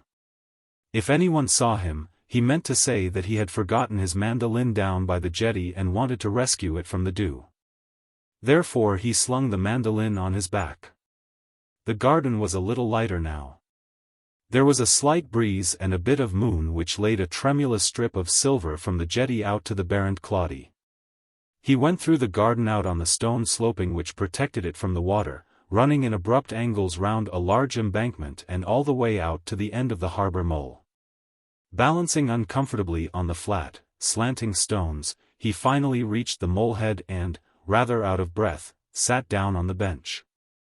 Above his head the red lantern of the harbor light swung slowly back and forth with a sound like the sighing of iron, while the flag line flapped gently against its staff. The moon had come out a little more and cast a cautious grayish-white light over the quiet ships in the harbor and over the maze of rectangular roofs and white dark-eyed gables in the town. Above and beyond it all the church steeple rose, calm and light. He leaned back dreaming, while a wave of unutterable joy and exultation surged through his heart. He felt rich and full of strength and the warmth of life. It seemed as though Fenimore must hear every love thought that grew from his rapture, vine in vine, and blossom on blossom. And he rose, and quickly striking the strings of the mandolin sang triumphantly to the town asleep in there. Wakeful aloft lies my lassie. She listens to my song. Again and again, when his heart grew too full, he repeated the words of the old ballad. Gradually he became calmer. Memories of the hours in the past when he had felt weakest, poorest, and most forlorn pressed in on him with a slight, tense pain like that of the first tears welling up in the eyes. He sat down on the bench again, and with his hand lying mute on the mandolin strings, he gazed out over the blue-gray expanse of the fjord. Where the moon bridge formed a glittering way past the dark ship to the lines of the Morso hills, drawn in faint, melancholy cloud-blue land through a haze of white. And the memories thronged, but they grew gentler, were lifted to fairer lands, and seemed lighted by a roseate dawn. My lassie. He sang it to himself. Wakeful aloft lies my lassie. She listens to my song. Chapter 11. 3 years had passed. Eric and Fenimore had been married for 2 years, and made their home in a little villa at Mariagerfjord. Niels had not seen Fenimore since that summer at Fjordby. He lived in Copenhagen and went out a great deal, but had no intimate friends except Dr. Gerald, who called himself old because touches of grey had begun to appear in his dark hair. That unexpected engagement had been a hard blow to Niels. It had a benumbing effect on him. He grew more bitter and less confiding, and had no longer so much enthusiasm to pit against Gerald's pessimism. Though he still pursued his studies, their plan was less and less definite, while his purpose of some time completing them and beginning his real life work flickered uncertainly. He lived much among people, but very little with them. They interested him, but he did not in the least care to have them be interested in him. For he felt the force that should have driven him to do his part with the others or against them slowly ebbing out of him. He could wait, he told himself, even if he had to wait till it was too late. Whoever has faith is in no hurry, that was his excuse to himself. For he believed that, when he came down to the bedrock of his own nature, he did have faith strong enough to move mountains. The trouble was that he never managed to set his shoulder to them. Once in a while, the impulse to create welled up in him, and he longed to see a part of himself freed in work that should be his very own. For days he would be excited with the happy, titanic effort of carting the clay for his atom, but he never formed it in his own image. The willpower necessary to persistent self-concentration was not in him. Weeks would pass before he could make up his mind to abandon the work, but he did abandon it, asking himself, in a fit of irritation, why he should continue. What more had he to gain? He had tasted the rapture of conception, there remained the toil of rearing, cherishing, nourishing, carrying to perfection. Why? For whom? He was no pelican, he told himself. But argue as he might, he was dissatisfied with himself and felt that he had not fulfilled his own expectations. Nor did it avail him to carp at these expectations and ask whether they were well-founded. He had reached the point where he had to choose, for when first youth is past, early or late in accordance with each person's individuality, then, early or late, dawns the day when resignation comes to us as a temptress, luring us to forego the impossible and be content. And resignation has much in her favor, for how often have not the idealistic aspirations of youth been beaten back, its enthusiasms been shamed, its hopes laid waste. The ideals, the fair and beautiful, have lost nothing of their radiance, but they no longer walk here among us as in the early days of our youth. The broad, firmly planted stairway of worldly wisdom has conveyed them back, step by step, to that heaven whence our simpler faith once brought them down. And there they sit, radiant but distant, smiling but weary, in divine quiescence, while the incense of a slothful adoration rises, puff on puff, in festive convolutions. Niels Lyhne was tired. These repeated runnings to a leap that was never leaped had wearied him. Everything seemed to him hollow and worthless, distorted and confused, and, oh, so petty. He preferred to stop his ears and stop his mouth and to immerse himself in studies that had nothing to do with the busy everyday world, but were like an ocean apart, where he could wander peacefully in silent forests of seaweed among curious animals. He was tired, and the root of his weariness sprang from his baffled hope of love, thence it had spread, quickly and surely, through his whole being, to all his faculties and all his thoughts. Now he was cold and passionless enough, but in the beginning, after the blow had fallen, his love had grown, day by day, with the irresistible power of a malignant fever. There had been moments when his soul was almost bursting with insane passion, it swelled like a wave in its infinite longing and frothing desire. It rose and went on rising, till every fiber in his brain and every chord in his heart was strung tense to the breaking point. Then weariness had come, soothing and healing, making his nerves dull against pain, his blood too cold for enthusiasm, and his pulse too weak for action. And more than that, it had protected him against a relapse by giving him all the prudence and egoism of the convalescent. When his thoughts went back to those days in Fjordby, he had a sense of immunity akin to the feeling of a man who has just passed through a severe illness and knows that now, when he has endured his allotted agony, and the fever has burned itself to ashes within him, he will be free for a long, long time. Then it happened, one summer day, after Erik and Fenimore had been married for 2 years, that he received a half-whining, half-boasting letter from Erik, in which he blamed himself for having wasted his time of late. He did not know what the matter was, but he had no ideas. The people he met in the neighborhood were fine, jolly fellows, no conventionality or nonsense about them, but they were perfect dromedaries with regard to art. There was not a human being he could talk with, and he had gotten himself into a slough of laziness and stagnation which he could not pull out of. He never had a glimmering of an idea or a mood, and never felt inspired. Sometimes he was afraid that his power had run out, and that he never would do anything any more. But this could not possibly go on forever. It must come back. He had been too rich to end like this, and when it came he would show them what art was, those fellows who painted away all the time as if they had learned it by rote. For the present, however, he was as if bewitched, and it would be an act of friendship if Niels would visit Maria Jurfjord. They would make him as comfortable as circumstances allowed, and he could just as well spend his vacation there as any other place. Fenimore sent her love and would be glad to see him. This letter was so unlike Erik that Niels saw at once there must be something serious amiss or he would not complain in this fashion. He was aware, too, of how little volume there was in the wellspring of Erik's production, a slender stream only, which unfavorable circumstances could easily dry out. He would go at once. For all that had happened, Erik should find him a faithful friend. Whatever the years had loosened of old ties and uprooted of old illusions, he would at least know how to guard this old friendship of their childhood. He had helped Erik before, and he would help him now. A fanaticism of friendship possessed him. He would renounce his future, fame, ambitious dreams, everything, for Erik's sake. All that he owned of smoldering enthusiasm and creative ferment should be Erik's. He would merge himself in Erik with his whole self and all his ideas, holding nothing back, keeping nothing for himself.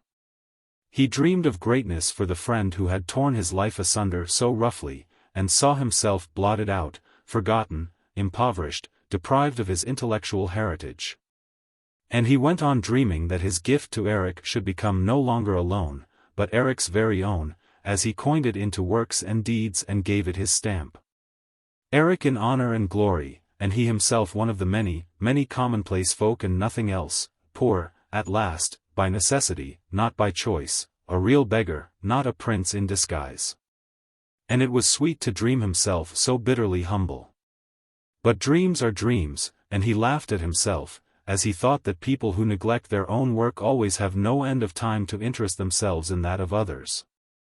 It also occurred to him that, when he came face to face with Eric, the latter would, of course, disclaim his letter and pass it off as a joke. He certainly would think it extremely absurd if Niels were actually to present himself with the announcement that he was ready to help him recover his creative power. Nevertheless he went.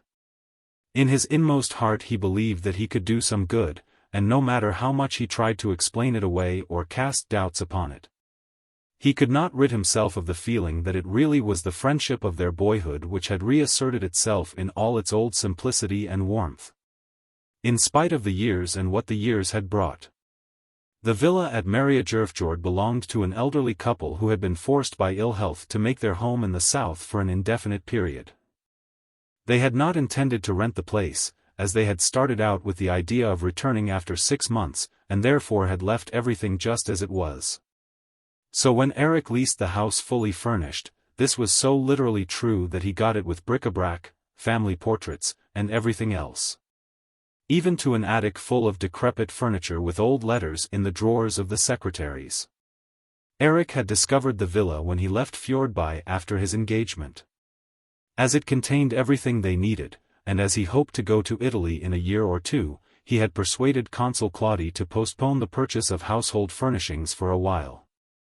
They had moved into Marianland very much as into a hotel, except that they brought a few more trunks than travelers usually carry. The house fronted the fjord, less than 20 feet from the water, and was rather ordinary in appearance. It had a balcony above, a veranda below, and at the back a young garden with trees no thicker than walking sticks.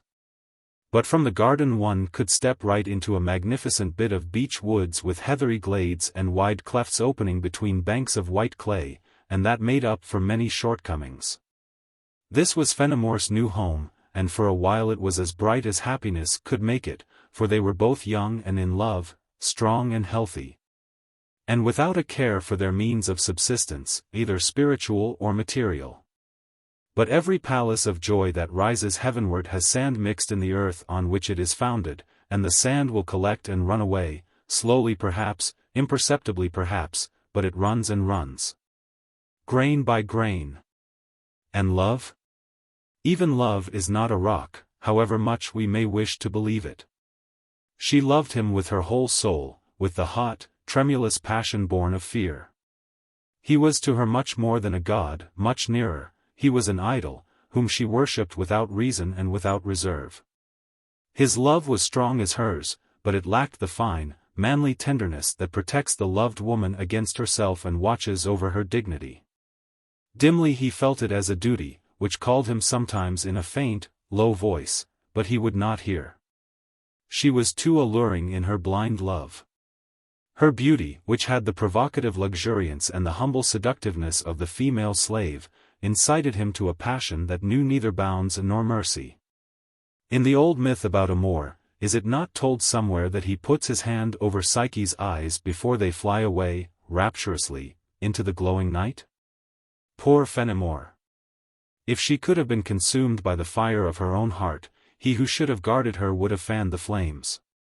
For he was like that drunken monarch who swung the incendiary torch, shouting with joy to see his imperial city burn, intoxicating himself with the sight of the leaping flames. Until the ashes made him sober. Poor Fenimore! She did not know that the hymn of joy can be sung so often that both melody and words are lost, and nothing remains but a twaddle of triviality. She did not know that the intoxication which uplifts today takes its strength from the wings of tomorrow, and when at length sobriety dawned, grey and heavy, she realized tremblingly that they had loved themselves down to a sweet contempt for themselves and each other, a sweet contempt which day by day lessened in sweetness and became, at last, utterly bitter. They turned away from each other as far as they could, he, to dream about his betrayed ideal of lofty coldness and scornful grace. She, to gaze with longing despair at the dim, quiet shores of her girlhood days, now so immeasurably far away. With each day that passed, it seemed harder to bear. Shame burned madly in her veins, and a suffocating disgust with herself made everything seem wretched and hopeless. There was a small deserted room containing nothing but the trunks she had brought from home, and there she would often sit, hour after hour, until the sun sank over the world out there and filled the room with reddish light. There she tortured herself with thoughts sharper than thorns and scourged herself with words more stinging than whips, until she was stupefied by misery and tried to deaden her pain by throwing herself down on the floor as something too full of corruption and dregs, a carrion of herself, too foul to be the seat of a soul. Her husband's mistress. That thought was never out of her mind. With that she threw herself in the dust and trampled on herself. With that she barred every hope of regeneration and turned every happy memory to stone. Gradually a hard, brutal indifference came over her, and she ceased to despair, as she had long ceased to hope. Her heaven had fallen, but she did not try to raise the vault again in her dreams. The earth was good enough for her, since she was but of earth, earthy. She did not hate Eric, nor did she draw away from him. No, she accepted his kisses.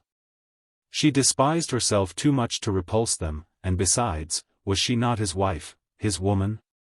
For Eric, too, the awakening was bitter, although his man's prosaic common sense had warned him that sometime it must come. When it really came, however, when love no longer gave boot for every bane, and the veil of gleaming gold in which it had descended to earth for him had been wafted away, he felt such a sinking of his spirits and such a sluggishness creeping over all his powers that he was angered and alarmed. Feverishly he turned to his work to assure himself that he had lost nothing else besides happiness, but art did not give him the answer he hoped for. He got hold of some unlucky ideas which he could not do anything with and yet could not make up his mind to abandon. Though they refused to take shape, they continued to tease his mind, and prevented other ideas from breaking through or absorbing his energy. He grew despondent and dissatisfied and sank into a moody idleness, since work was so confoundedly perverse, and since, of course, he had only to wait for the spirit to move him again. But time passed, his talent was still barren, and here by the quiet fjord there was nothing that could fructify it. Nor were there any fellow artists whose triumphs could spur him on either to emulation or to creative opposition. This inactivity grew unbearable. He was seized with a violent craving to feel himself, no matter how or in what, and since nothing else offered. He turned to a crowd of older and younger men about the neighborhood who enlivened the dullness of country life by such dissipations as their limited fancy could invent and their rather one-sided taste could savor. The kernel of their pleasures was always drinking and cards, no matter whether the shell enclosing them was called a market day or a hunt. Nor did it make any particular difference that the scene was occasionally laid in a small neighboring town, and certain real or imagined business was transacted with the tradesmen during the afternoon. For the bargain was always closed at night in the tavern, where the discriminating landlord always showed persons of the right stripe into number caveat. If there happened to be strolling players in town, the tradesmen were let go, for the players were more sociable, did not shy at the bottle, and were usually ready to undergo the miraculous, though never quite successful, cure of drinking themselves sober in gin after getting drunk on champagne. The leader of the crowd was a hunting squire of 60, and its main stock was made up of small landowners and country gentlemen in the neighborhood, though it also included a massive young dandy of a brandy distiller and a white-necked tutor, who had not been a tutor for 20 years or more, but had gone as a vagrant from house to house with a sealskin bag and an old grey mare, which he used to say he had bought from a horse butcher. He was a silent drinker, a virtuoso on the flute, and was supposed to know Arabic. Among those whom the squire called his staff were also a solicitor, who always had new stories to tell, and a doctor, who knew only a single one from the siege of Lubeck in the year VI. The members of this band were widely scattered, and it scarcely ever happened that they were all together at one time. But whenever anyone stayed away from the company too long, the squire would issue a summons to the faithful to inspect the renegade's oxen, which all understood to mean that they should quarter themselves upon the unfortunate man for 2 or 3 days and turn his house upside down with drinking, gambling, and whatever rustic amusements the season afforded. During such a punitive visit, it once happened that the whole party was snowbound, and the host's supply of coffee, rum, and sugar ran out. So that they were reduced to drinking a coffee punch boiled of chicory, sweetened with syrup, and strengthened with brandy. It was a coarse-grained crowd of boon companions that Eric had fallen in with, but perhaps people of such tremendous animal vitality could hardly find sufficient outlet in more civilized amusements. And their unfailing good humor and broad, Bruin-like joviality really took away much of the grossness. If Eric's talent had been akin to that of Brouwer or Ostade, this choice band of revelers would have been a perfect gold mine to him. As it was, he got nothing out of it except that he enjoyed it very much, too much in fact, for soon this wild racketing became indispensable to him and took up nearly all his time. Now and then, he would blame himself for his idling and vow to end it, but whenever he made an attempt at working, the sense of blankness and spiritual impotence would come over him again and drive him back to the old life. The letter to Niels had been framed one day when his everlasting barrenness had made him wonder if his talent had been attacked by a wasting disease. As soon as it was sent, he regretted it, and hoped that Niels would let his plaint go in at one ear and out at the other. But Niels he came, the knight-errant of friendship personified, and was met with that mixture of rebuff and pity which knights-errant in all times have encountered from those in whose behalf they have dragged Rosinante out of her snug stable. As Niels was tactful, however, and bided his time, Eric thawed before long, and the old intimacy was soon established between them. For Eric's need of pouring himself out in complaint and confession had grown into an almost physical craving. One evening after bedtime, when Fenimore had retired, they sat over their cognac and water in the dark sitting-room. Only the glow of their cigars showed where they were, and once in a while, when Niels leaned far back in his chair, his upturned profile would stand out black against the dark windowpane. They had been drinking a good deal, Eric especially, while they sat talking of the time when they were boys at Lonborgard. Now Fenimore's departure had made a pause which neither of them seemed inclined to break, for their thoughts came stealing upon them in a pleasant languor. As they listened drowsily to the singing of their blood, warm from the cognac. "What fools we were when we were 20, came Eric's voice at last. God knows what we expected and how we had got it into our heads that such things were on earth. We called them by the same names that they bear in reality, but we meant something entirely above and beyond comparison with this tame sufficiency that we've got. There isn't much to life, really. Do you think so? Oh, I don't know, I take it for what it is worth. We don't generally live very much. Most of the time we only exist. If you could get life handed to you in one whole large, appetizing cake that you could set your teeth in, but doled out in bits, no, it's not amusing. Tell me, Niels, it's only to you I can talk of such absurd things. I don't know how it is, but you're so queer. Tell me, is there anything in your glass? All right. Have you ever thought of death? Have I? Why, yes. Have you?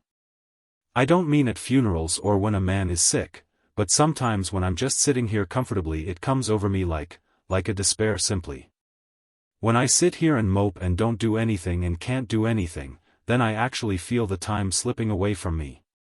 Hours and weeks and months rush past with nothing in them, and I can't nail them to the spot with a piece of work. I don't know if you understand what I mean, but I want to get hold of it with something achieved. When I paint a picture, the time I use for it remains mine forever. It isn't lost, even though it's past. I am sick when I think of the days as they go, incessantly. And I have nothing, or I can't get at it. It's torture. I sometimes get into such a rage that I have to get up and walk the floor and sing some idiotic thing to keep myself from crying. And then when I stop I am almost mad to think that the time has gone meanwhile, and is going while I think, and going and going. There is nothing more wretched than to be an artist. Here I am, strong and healthy, I have eyes to see, my blood is warm and red. My heart beats, and there is nothing the matter with my head, and I want to work, but I can't. I am struggling and groping for something that eludes me, something that I can't grasp even if I toil and moil till I sweat blood. What can a man do for inspiration or to get an idea? It is all one whether I concentrate or whether I go out and pretend I am not looking for anything, never. Never anything except the sense that now time is standing up to the waist in eternity and hauling in the hours, and they rush past, 12 white and 12 black, never stopping, never stopping. What shall I do? What do people do when they feel like that? Surely, I can't be the first. Have you nothing to suggest? Travel. No, anything but that. What made you think of that? You don't believe I'm done for, do you? Done for? No, but I thought the new impressions. The new impressions. Exactly. Have you never heard about people who had plenty of talent in their first youth while they were fresh and full of hope and plans? But when youth had passed their talent was gone too, and never came back? They were silent for a long time. They traveled, Niels, to get new impressions, that was their fixed idea. The South, the Orient, it was all in vain. It slid off from them as from a looking-glass. I have seen their graves in Rome, 2 of them, but there are many, many others. One of them went mad. I have never heard that about painters before. It's true. What can it be, do you think? A hidden nerve that's given way? Or something we have failed in or sinned against in ourselves, perhaps, who knows? A soul is such a fragile thing, and no one knows how far the soul extends in a human being. We ought to be good to ourselves, Niels. His voice had grown low and soft. I have often longed to travel, because I felt so empty. You have no idea how I have longed for it, but I simply don't dare to, for suppose it didn't help, and that I was one of those people I was telling you of. What then? Think of standing face to face with the certainty that I was done for, didn't possess anything, couldn't do anything, think of it, couldn't do anything. A paltry wretch, a cursed dog of a cripple, a miserable eunuch. What do you think would become of me? And after all it is not impossible. My first youth is past, and as for illusions and that sort of thing, I can assure you I haven't many left. It's terrible how we go through them, and yet I was never one of those who are anxious to get rid of them. I was not like you and the rest of the people who used to foregather at Mrs. Boy's. You were always so busy plucking the fine feathers from one another, and the balder you got, the more you crowed. Still, what's the difference? Sooner or later we all start molting. They were silent again. The air was bitter with cigar smoke and heavy with cognac, and they sighed drearily, oppressed by the stuffiness of the room and by their own very sad hearts. Niels had traveled 200 miles to bring aid, and here he sat feeling his impulse put to shame, while the colder side of his nature looked on. For what could he do, when it came to the point? What if he tried to talk picturesquely to Eric, in many words of purple and ultramarine, dripping with light and waiting in shadow? There had been a dream of something like that in his brain when he started out. How utterly absurd. To bring aid. You might perhaps drive away the goddess with the closed hands from an artist's door, but that was certainly the utmost. You could no more help him to create than you could help him, if he were paralyzed, to lift his little finger by his own strength. No, not though your heart overflowed with affection and sympathy and devotion and everything else that was generous. What you ought to do was to mind your own affairs. That was useful and healthy, but of course it was easier to let your heart run amok in a large and generous way. The only trouble was that it was so lamentably impracticable and so utterly ineffective. Minding your own affairs and doing it well did not ensure you paradise, but at least you did not have to cast down your eyes before either God or man. Opportunity was abundant for Niels to make melancholy reflections on the impotence of a kind heart, for all that he accomplished was to keep Eric at home a little more than usual for a month or so. Nevertheless, he did not care to return to Copenhagen during the hot season, and as he did not wish to remain a guest indefinitely, he engaged a room with a family a little above the peasant class. On the opposite shore of the fjord, so near that he could row over to Marianland in 15 minutes. Now that he was accustomed to the neighborhood, he would just as lief stay there as any other place, for he was one of the susceptible people over whom outward surroundings easily acquire a hold. Besides, his friend and his cousin Fenimore were there, and that was reason enough, especially as there was not a human being anywhere else expecting him. During the trip from Copenhagen, he had carefully thought out his behavior to Fenimore and how he would show her that he had forgotten so completely that he did not remember there was anything to forget. Above all, no coldness, but a friendly indifference, a superficial cordiality, a polite sympathy, that was the proper attitude. But it was all thrown away. The Fenimore he met was a different person from the one he had left. She was still lovely. Her form was luxuriant and beautiful as before, and she had the same slow, languid movements that charmed him in former days. But there was a dreary thoughtlessness in the expression of her mouth as of one who had thought too much, and a pitiful, tortured cruelty in her gentle eyes. He did not understand it at all, but one fact was at least clear, and that was that she had had other things to think of than remembering him. And that she was quite callous to any memories he could awaken. She looked like one who had made her choice and done the worst she could do with it. Little by little, he began to spell and put things together, and one day, when they were walking along the shore, he began to understand. Eric was cleaning up his studio, and as they were strolling by the water, the maid came out with an apronful of refuse which she threw on the beach. There was a litter of old brushes, fragments of casts, broken palette knives, bits of oil bottles, and empty paint tubes. Niels poked the heap with his foot, and Fenimore looked on with the vague curiosity people often feel in turning over old rubbish.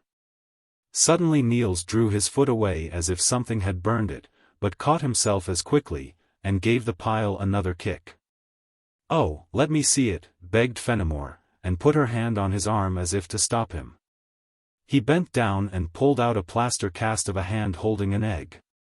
"It must be a mistake," he said. "Why no, it is broken," she replied quietly, as she took it from him.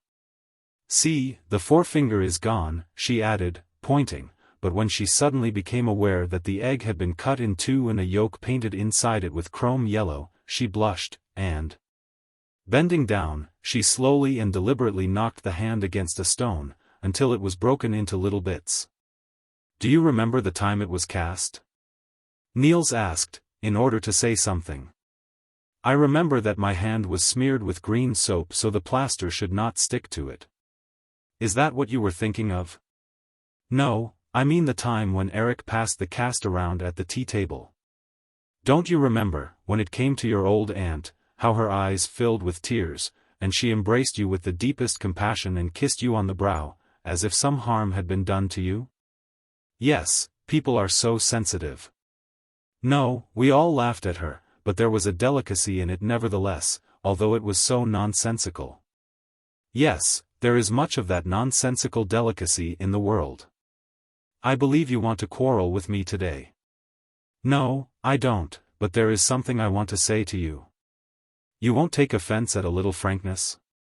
"Well, then, suppose a man tells a story that is not very nice in his wife's presence and perhaps otherwise shows what appears to you a lack of consideration for her.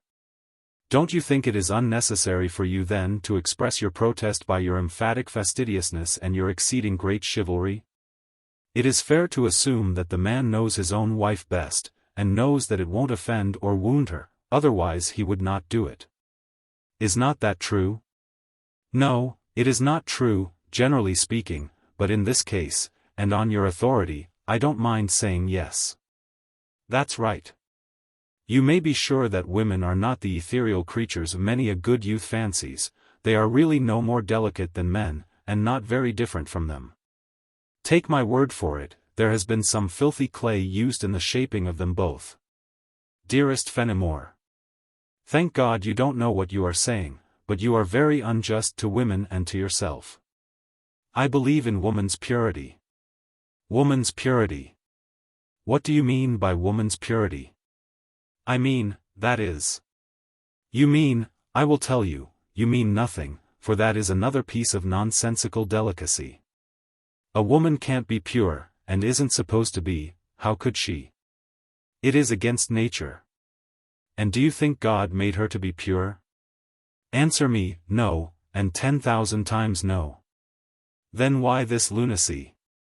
Why fling us up to the stars with one hand, when you have to pull us down with the other? Can't you let us walk the earth by your side, one human being with another, and nothing more at all? It is impossible for us to step firmly on the prose of life when you blind us with your poetic will-o'-the-wisps. Let us alone. For God's sake, let us alone. She sat down and wept. Niels understood much. Fenimore would have been miserable had she known how much. Was it not partly the old story of love's holiday fare which refuses to turn into daily bread, but goes on being holiday fare, only more tasteless, more insipid, and less nourishing, day by day? One can't perform a miracle, and the other can't perform it, and there they sit in their banqueting clothes, careful to smile and to use festive words. But underneath they feel the agony of hunger and thirst, while their eyes shrink from each other, and hatred begins to grow in their hearts. Was not that the first chapter, and was not the other the equally dreary tale of a woman's despair at not being able to recover herself after finding out that the demigod, whose bride she became so joyously, was only an ordinary mortal? First the despair, the bootless despair, and then the merciful stupor, that must be the explanation. It seemed to Niels that he understood everything, the hardness in her, the dreary humility, and her coarseness, which was the bitterest drop in the whole goblet. By degrees he came to see also that his delicacy and deferential homage must oppress and irritate her. Because a woman who has been hurled from the purple couch of her dreams to the pavement below will quickly resent any attempt to spread carpets over the stones which she longs to feel in all their hardness. In her first despair she is not satisfied to tread the path with her feet, she is determined to crawl it on her knees, choosing the way that is steepest and roughest. She desires no helping hand and will not lift her head, let it sink down with its own heaviness, so that she may put her face to the ground and taste the dust with her tongue. Niels pitied her with all his heart, but he left her alone as she desired. It was hard to look on and not help, to sit apart and dream her happy, in stupid dreams, or to wait and calculate, with the cold knowledge of the physician, how long she had to suffer. He told himself, in this dreary wisdom, that there could be no relief until her old hope in the fair, gleaming treasures of life had bled to death and a more sluggish stream had entered her veins, making her dull enough to forget, blunt enough to accept, and, at last, coarse enough to rejoice in the thick atmosphere of a bliss many heavens lower than that which she had meekly hoped and humbly prayed for wings to reach. He was full of disgust with all the world when he thought that she, to whom he had once knelt in adoration, had come to such a pass that she had been forced to a slave's estate, and stood at the gate shivering with cold, while he rode past on his high horse with the large coins of life jingling in his pocket.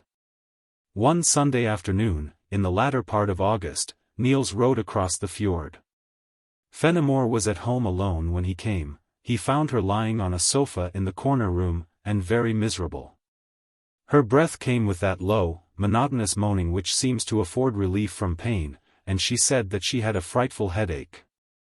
There was no one to help her, for she had given the maid leave to go home to Hadsund, and soon afterwards someone had come and carried off Eric.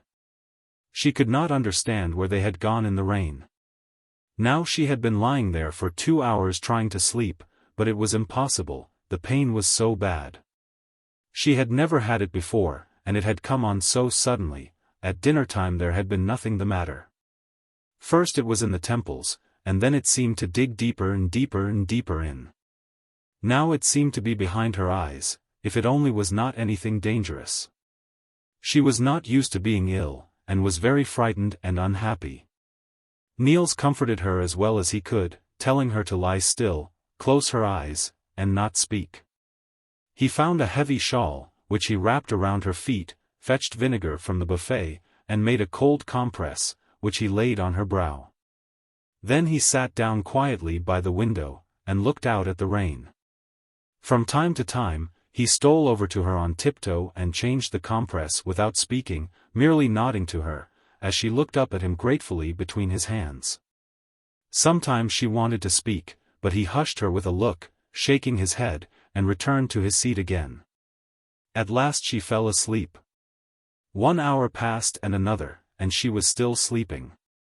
Slowly one quarter slipped into the other, while the melancholy daylight faded, and the shadows in the room waxed larger, as if they were growing out of the furniture and the walls. Outside the rain fell, evenly and steadily, blotting out every other sound in its low, incessant patter. She was still sleeping. The fumes of the vinegar and the vanilla scent of the heliotrope, mingling in a pungent odor like wine, filled the room. Warmed by their breath, the air covered the grey window panes with a dewy film, which grew denser with the increasing coolness of the evening. By this time, he was far away in memories and dreams, though a part of his consciousness still watched over the sleeper and followed her sleep. Gradually, as the darkness pressed in, his fancy wearied of feeding these dreams that flickered up and died down, just as the soil gets tired of bringing forth the same crop again and again. And the dreams grew feebler, more sterile, and stiffer, losing the luxuriant details that had entwined them like long shoots of clinging vines. His thoughts left the distance and came homing back. How quiet everything was. Was it not as if they were together, he and she, on an island of silence rising above the monotonous sea of sound made by the soft patter of the rain? And their souls were still, calm and safe, while the future seemed to slumber in a cradle of peace. Would that it might never awaken, and that all might remain as now, no more happiness than that of peace, but neither any misery nor irking unrest. Would that the present might close as a bud closes around itself, and that no spring would follow. Fenimore called. She had been lying awake for some time, too happy in being free from pain to think of speaking. Now she wanted to get up and light the lamp, but Niels continued to act as physician, and compelled her to lie still. It was not good for her to get up yet. He had matches and could easily find the lamp. When he had lit it, he put it on the flower stand in the corner, where its milky white globe shone softly veiled by the delicate, slumbering leaves of an acacia. The room was just light enough so that they could see each other's face. He sat down in front of her, and they spoke about the rain and said how lucky it was that Eric had taken his raincoat, and how wet poor Trine would be. Then their conversation came to a standstill. Fenimore's thoughts were not quite awake yet, and in her weakness it seemed pleasant to lie thus musing without speaking. Nor was Niels inclined to talk, for he was still under the spell of the afternoon's long silence. "Do you like this house?" Fenimore asked at last. "Why yes, fairly well." "Really? Do you remember the furniture at home? At Fjordby?" "Yes indeed, perfectly. You don't know how I love it, and how I long for it sometimes. The things we have here don't belong to us, they are only rented, and have no association with anything, and we are not going to live with them any longer than we stay in this place.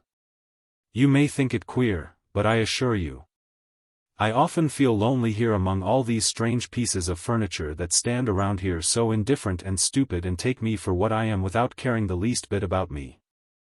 And as I know they are not going with me, that they will just stay here and be rented by other people, I can't get fond of them or interested in them as I should if I knew that my home would always be theirs. And that whatever came to me of good or ill would come in the midst of them. Do you think it childish? Perhaps it is, but I can't help it. I don't know what it is, but I have felt it too. When I was left alone abroad, my watch stopped, and when it came back from the watchmaker and was going as before, it was just what you mean. I liked the feeling. There was something peculiar about it, something genuinely good. Yes indeed. Oh, I should have kissed it, if I had been you. Would you?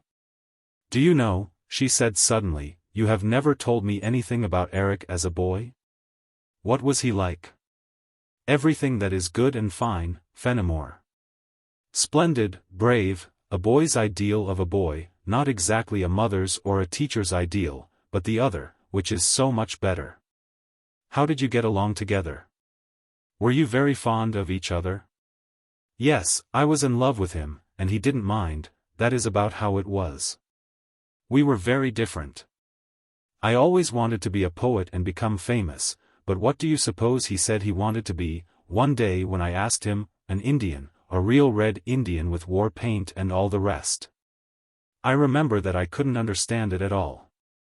It was incomprehensible to me how anyone could want to be a savage, civilized creature that I was.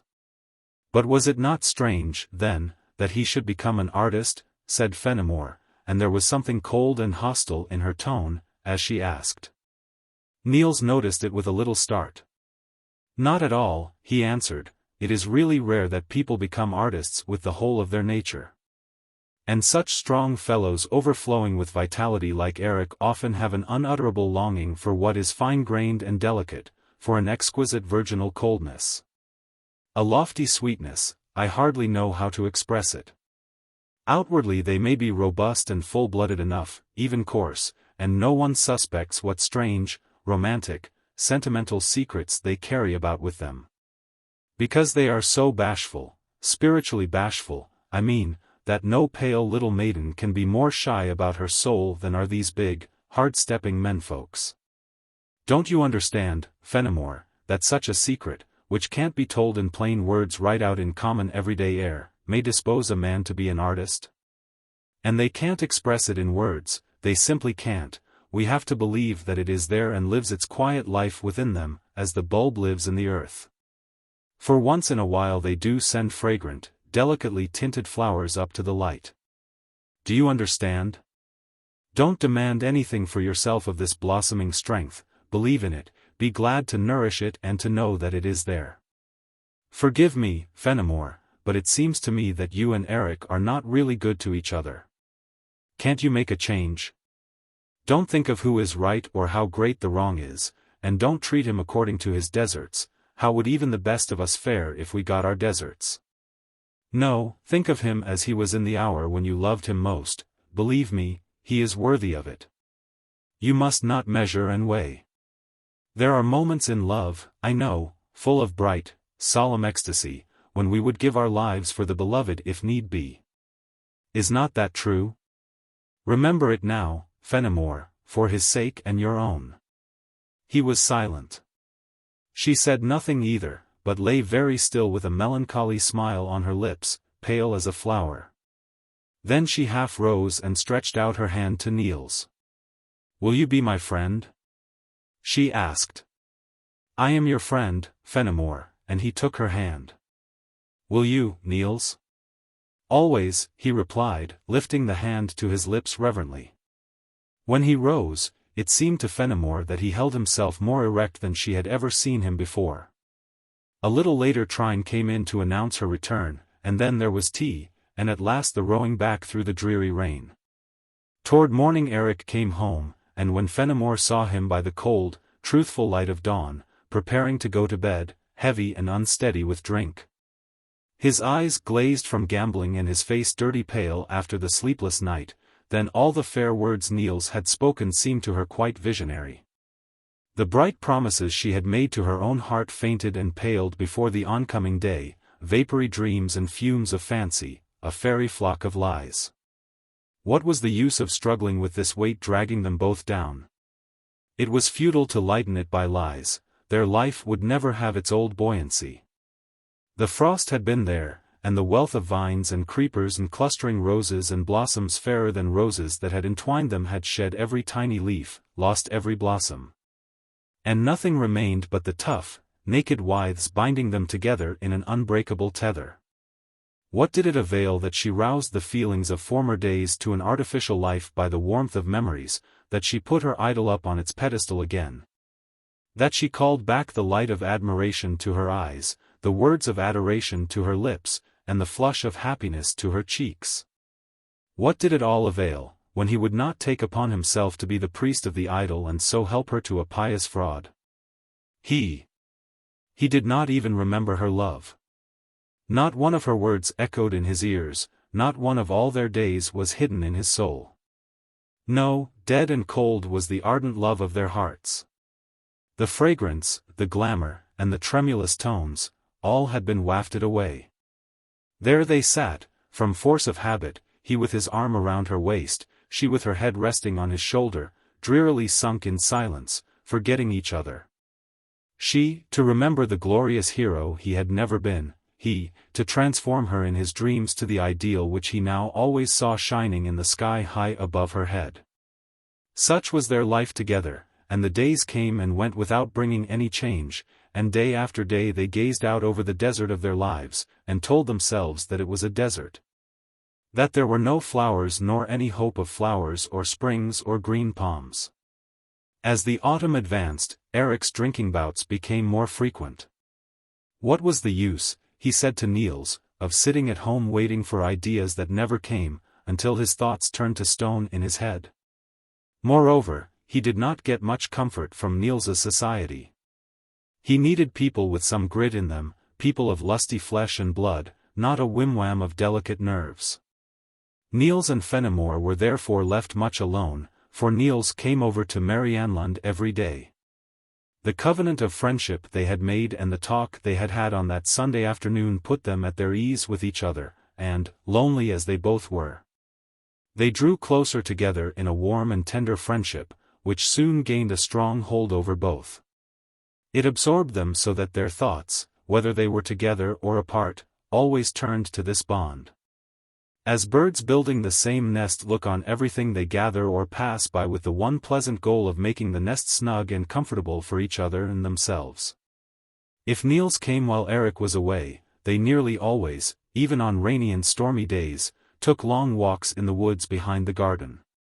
They had fallen in love with that forest, and grew fonder of it as they watched the summer life die out. There were 1,000 things to see.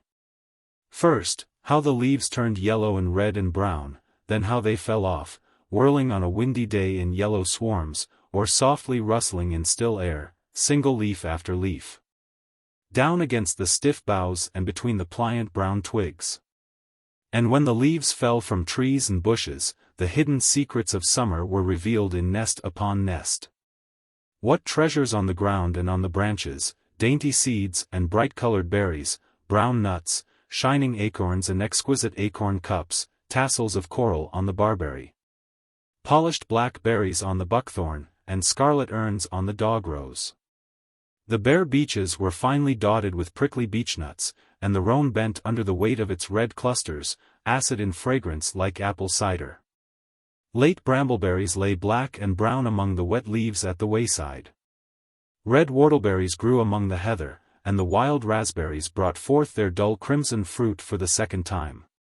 The ferns turned all colors as they faded, and the moss was a revelation, not only the deep, luscious moss in the hollows and on the slopes, but the faint, delicate growth on the tree trunks, resembling what one might imagine the cornfields of the elves to be as it sent forth the finest of stalks with dark brown buds like ears of corn at the tip. They scoured the forest from end to end, eager to find all its treasures and marvels. They had divided it between them as children do. The part on one side of the road was Fenimore's property, and that on the other side was Niels's, and they would compare their realms and quarrel about which was the more glorious. Everything there had names, clefts and hillocks, paths and stiles, ditches and pools, and when they found a particularly magnificent tree, they gave that too a name. In this way they took complete possession and created a little world of their own which no one else knew and no one else was at home in. And yet they had no secret which all the world might not have heard. As yet they had not. But love was in their hearts, and was not there, as the crystals are present in a saturated solution, and yet are not present. Not until a splinter or the merest particle of the right matter is thrown into the solution, releasing the slumbering atoms as if by magic, and they rush to meet one another, joining and riveting themselves together according to unsearchable laws, and in the same instant there is crystal. So it was a trifle that made them feel they loved. There is nothing to tell. It was a day like all other days, when they were alone together in the sitting room, as they had been 100 times before. Their conversation was about things of no moment, and that which happened was outwardly as common and as everyday-like as possible. It was nothing except that Niels stood looking out of the window, and Fenimore came over to him and looked out too. That was all, but it was enough, for in a flash like lightning, the past and present and future were transformed for Niels Lyhne by the consciousness that he loved the woman standing by his side. Not as anything bright and sweet and happy and beautiful that would lift him to ecstasy or rapture, such was not the nature of his love, but he loved her as something he could no more do without than the breath of life itself. And he reached out, as a drowning man clutches, and pressed her hand to his heart. She understood him. With almost a scream, in a voice full of terror and agony, she cried out to him an answer and a confession, "Oh, yes, Niels," and snatched away her hand in the same instant. A moment she stood, pale and shrinking, then sank down with one knee in an upholstered chair, hiding her face against the harsh velvet of the back, and sobbed aloud. Niels stood a few seconds as though blinded, groping around among the bulb glasses for support. It was only for a very few seconds. Then he stepped over to the chair where she was lying, and bent over without touching her, resting one hand on the back of the chair. "Don't be so unhappy, Fenimore. Look up and let us talk about it. Will you, or will you not? Don't be afraid. Let us bear it together, my own love. Come, try if you can't." She raised her head slightly and looked up at him. "Oh, God, what shall we do? Isn't it terrible, Niels? Why should such a thing happen to me? And how lovely it all could have been, so happy," and she sobbed again. "Should I not have spoken?" He moaned. "Poor Fenimore, would you rather never have known it?" She raised her head again and caught his hand. "I wish I knew it and were dead. I wish I were in my grave and knew it, that would be good, oh, so peaceful and good. It is bitter for us both, Fenimore, that the first thing our love brings us should be only misery and tears. Don't you think so? You must not be hard on me, Niels. I can't help it. You can't see it as I do. I am the one that should be strong, because I am the one that is bound. I wish I could take my love and force it back into the most secret depth of my soul and lock it in and be deaf to all its wailing and its prayers, and then tell you to go far, far away. But I can't. I have suffered so much, I can't suffer that too, I can't, Niels. I can't live without you, see, can I? Do you think I can?" She rose and flung herself on his breast. "Here I am, and I won't let you go, I won't send you away, while I sit here alone in the old darkness. It is like a bottomless pit of loathing and misery. I won't throw myself into it. I would rather jump into the fjord, Niels. Even if the new life brings other agonies, at least they are new agonies, and haven't the dull sting of the old, and can't stab home like the old, which know my heart so cruelly well. Am I talking wildly? Yes, of course I am, but it is so good to talk to you without any reserve and without having to be careful not to say what I have no right to. For now you have the first right of all. I wish you could take me wholly, so that I could belong to you utterly and not to anyone else at all. I wish you could lift me out of all relations that hedge me in. We must break through them, Fenimore. I will arrange everything as well as possible. Don't be afraid. Some day, before anyone suspects anything, we shall be far away. No, no, we mustn't run away, anything but that, anything else rather than have my parents hear their daughter had run away. It is impossible. I will never do it. By God in heaven, Niels, I will never do it. Oh, but you must, girlie, you must. Can't you see all the baseness and ugliness that will rise and close in around us everywhere, if we stay, all the lies and deceptions that will entangle us and drag us down? I won't have you smooched by all that. I refuse to let it eat into our love like corroding rust.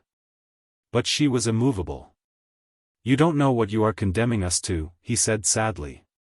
It would be far better to crush under iron heels now instead of sparing. Believe me, Fenimore, we must let our love be everything to us, the first and only thing in the world, that which must be saved. Even at the cost of stabbing where we would rather heal and bringing sorrow where we would rather keep every shadow of sorrow far away. If we don't do that, you will see that the yoke we bend our necks under now will weigh on us and at last force us to our knees, unmercifully, inexorably. A fight on our knees, you don't know how hard that is. Shall we fight the fight anyway, girlie, side by side, against everything? For the first few days Niels persisted in his attempts to persuade her to flight. Then he began to picture to himself what a blow it would be to Erik if he were to come home one day and find friend and wife gone away together. And by degrees the whole thing took on an unnaturally tragic air of the impossible. He accustomed himself not to think of it, as he did with many other things that he might have wished different, and threw himself with his whole soul into the situation as it was. Without any conscious attempts to make it over by dreams or cover its defects with imaginary festoons and garlands. But, oh, how sweet it was to love for once with the love of real life. For now he knew that nothing of what he had imagined to be love was real love, neither the turgid longing of the lonely youth, nor the passionate yearning of the dreamer. Nor yet the nervous foreboding of the child. These were currents in the ocean of love, single reflections of its full light. Fragments of love as the meteors rushing through space are splinters of a world, for that was love, a world complete in itself, fully rounded, vast, and orderly.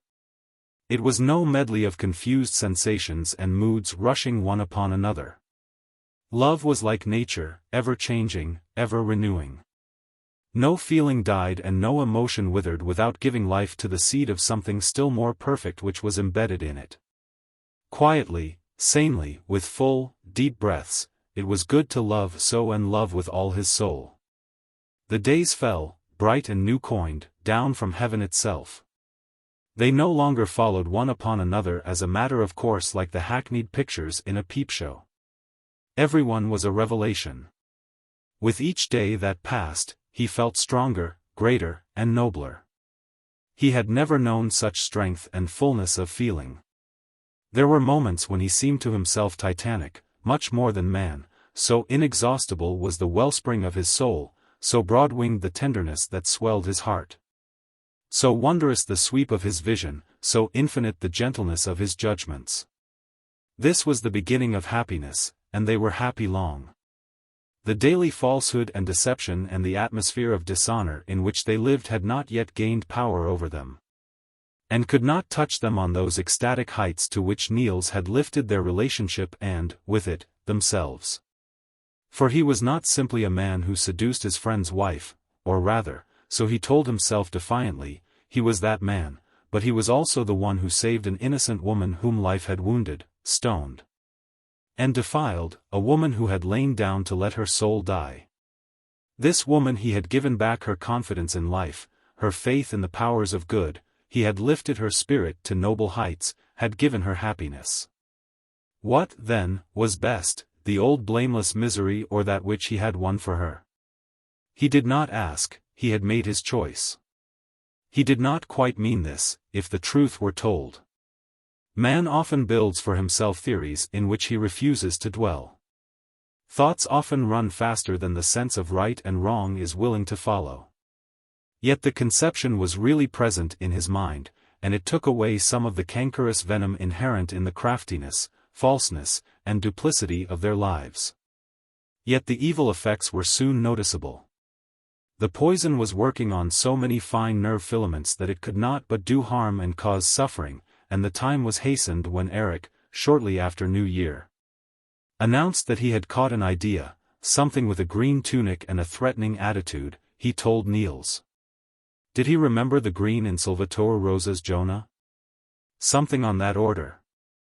Although Erik's work consisted chiefly in lying on the couch in his studio, smoking shag and reading Marriott, it had at least the effect of keeping him at home for the time being, thereby forcing them to use more caution and necessitating new lies and artifices.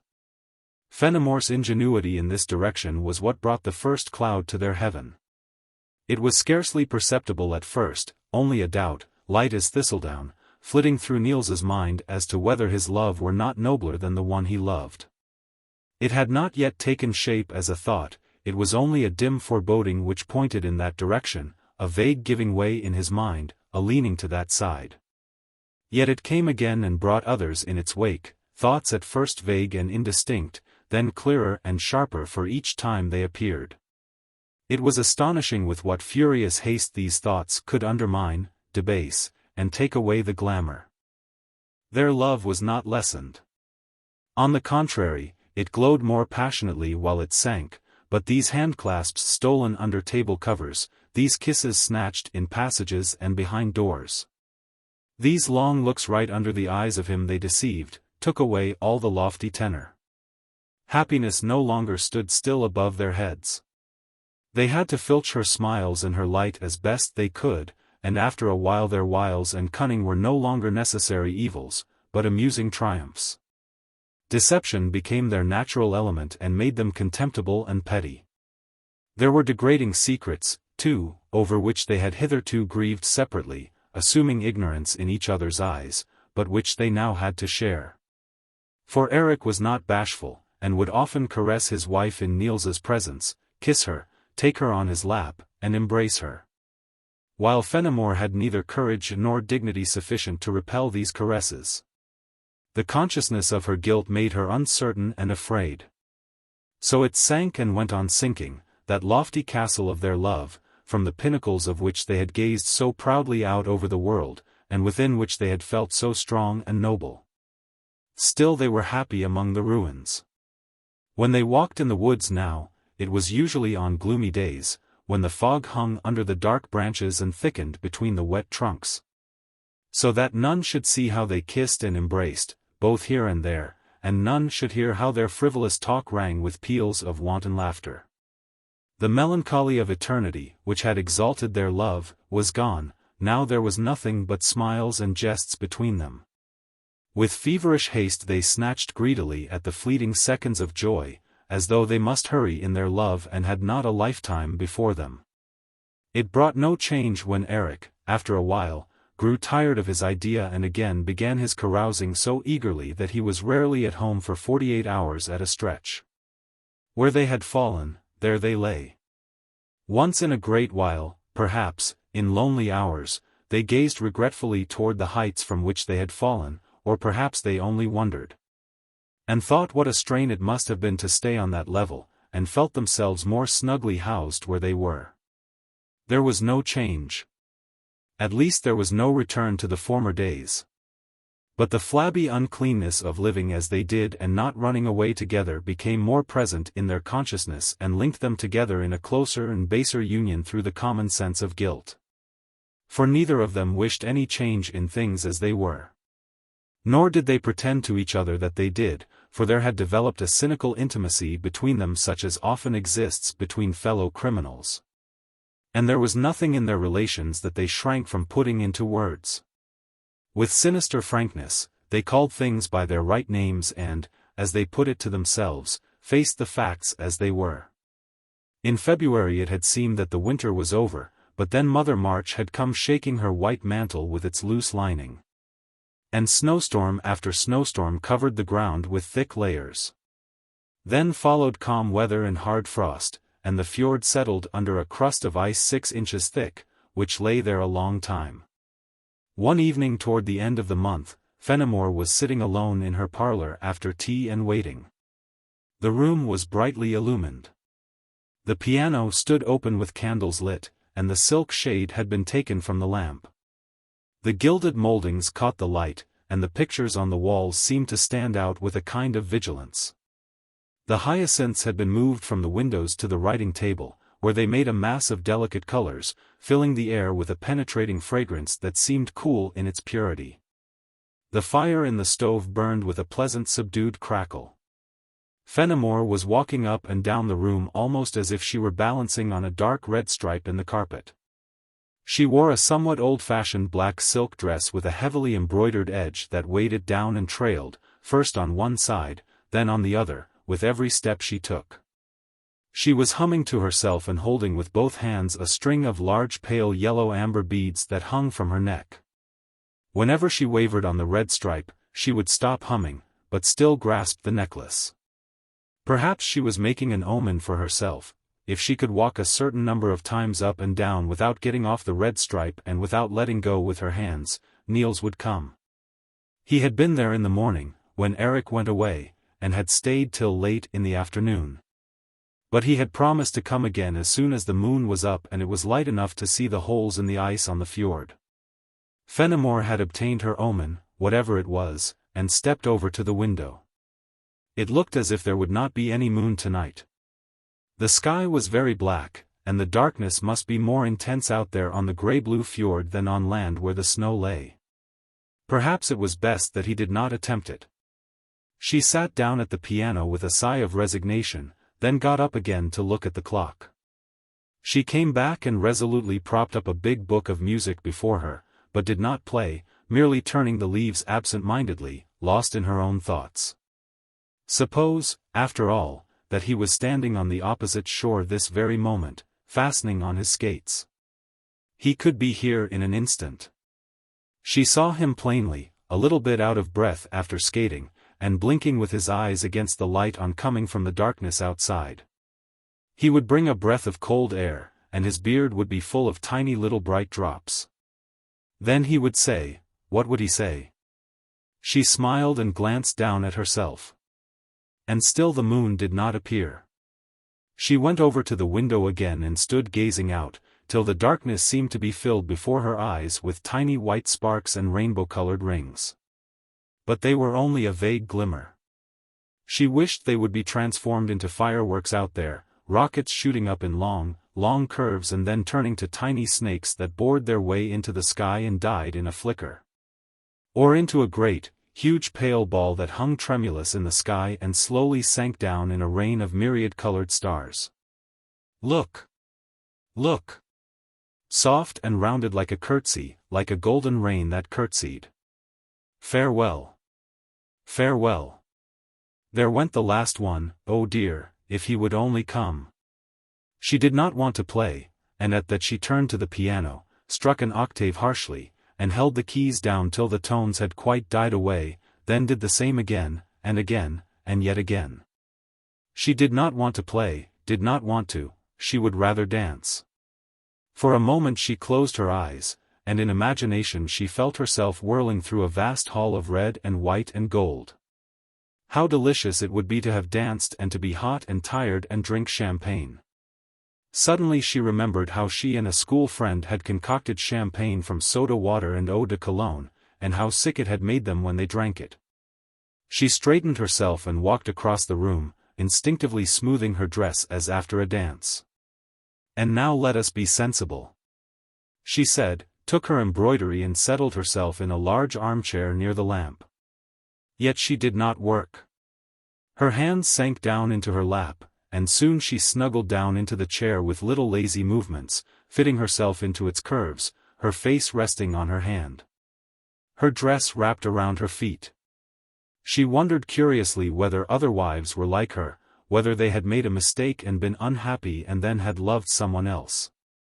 She passed in review the ladies at home in Fjordby, one by one. Then she thought of Mrs. Boy. Niels had told her about Mrs. Boy, and she had always been a tantalizing riddle to her, this woman whom she hated and felt humiliated by. Erik, too, had once told her that he had been madly in love with Mrs. Boy. Ah, if one could know everything about her. She laughed at the thought of Mrs. Boy's new husband. All the time, while her thoughts were thus engaged, she was longing and listening for Niels, and imagined him coming, always coming out there on the ice. She little guessed that for the last 2 hours a tiny black dot had been working its way over the snowy meadows with a message for her very different from the one she was expecting from across the fjord. It was only a man in homespun and greased boots, and now he tapped on the kitchen window, frightening the maid.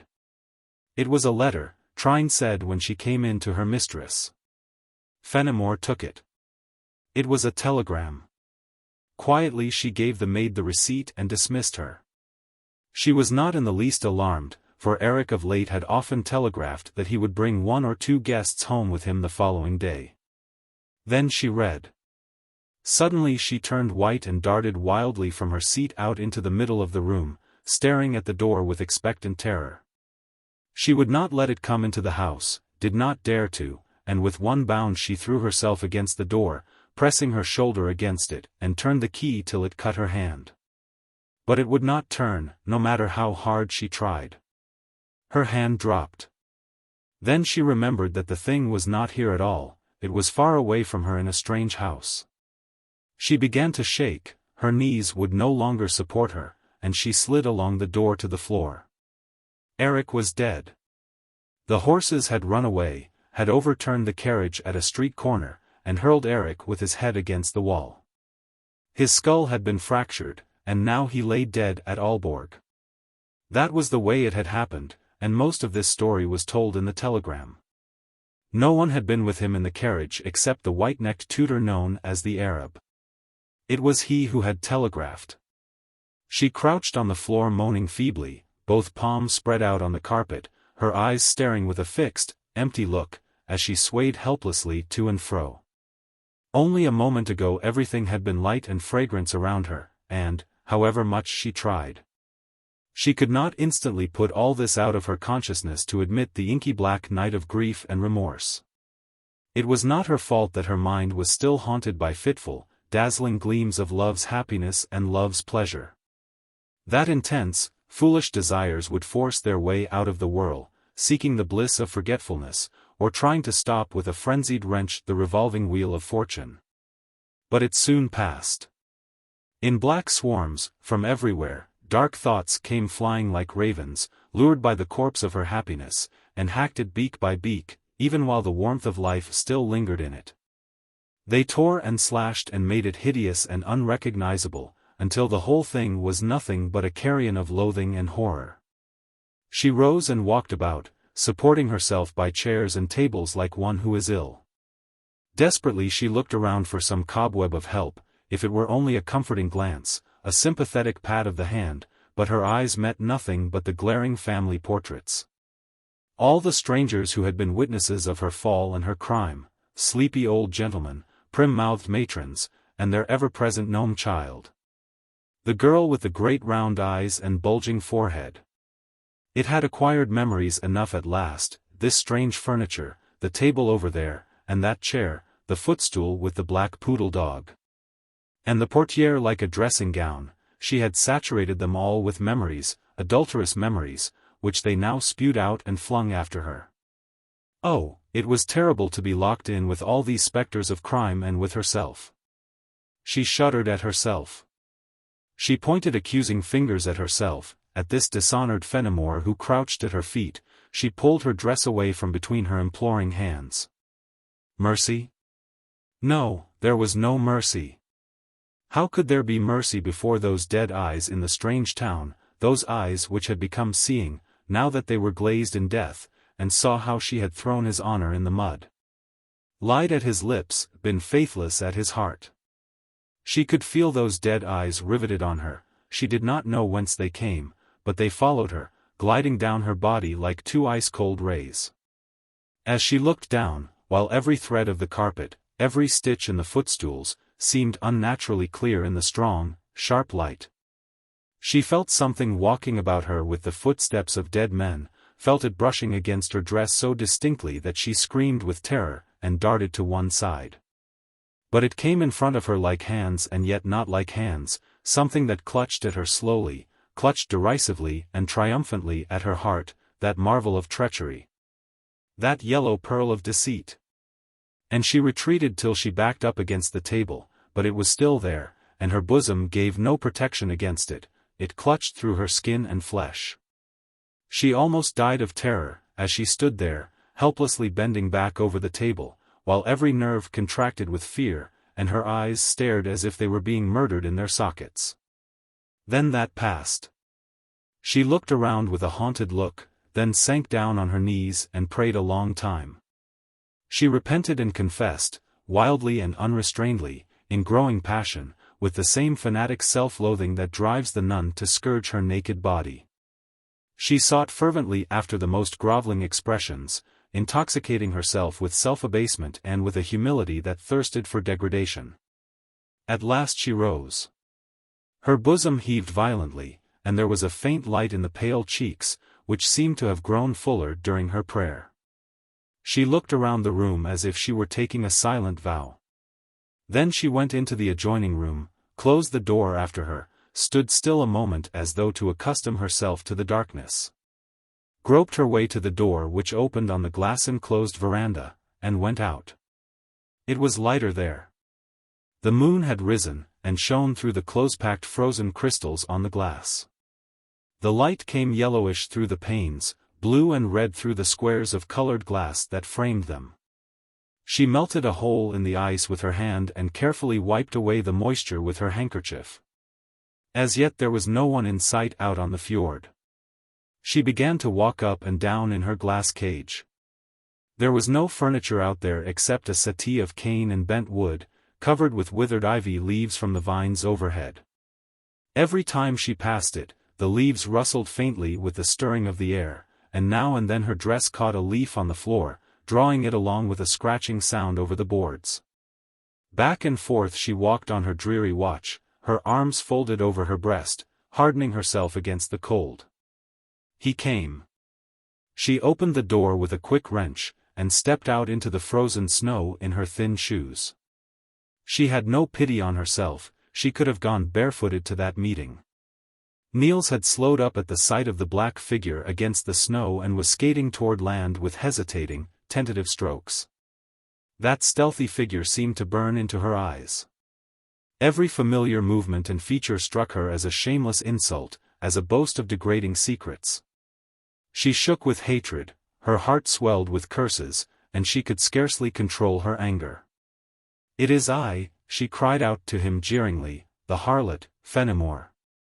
"But for God's sake, sweetheart," he asked, astonished, as he came within a few feet of her.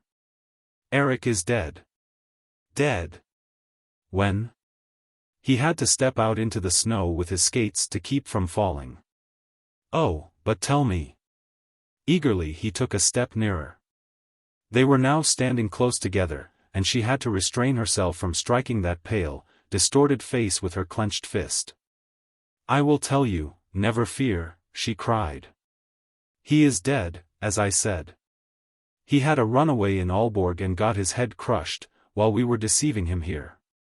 It is terrible." Niels moaned, pressing his hands to his temples. "Who could have dreamed? Oh, I wish we had been faithful to him, Fenimore.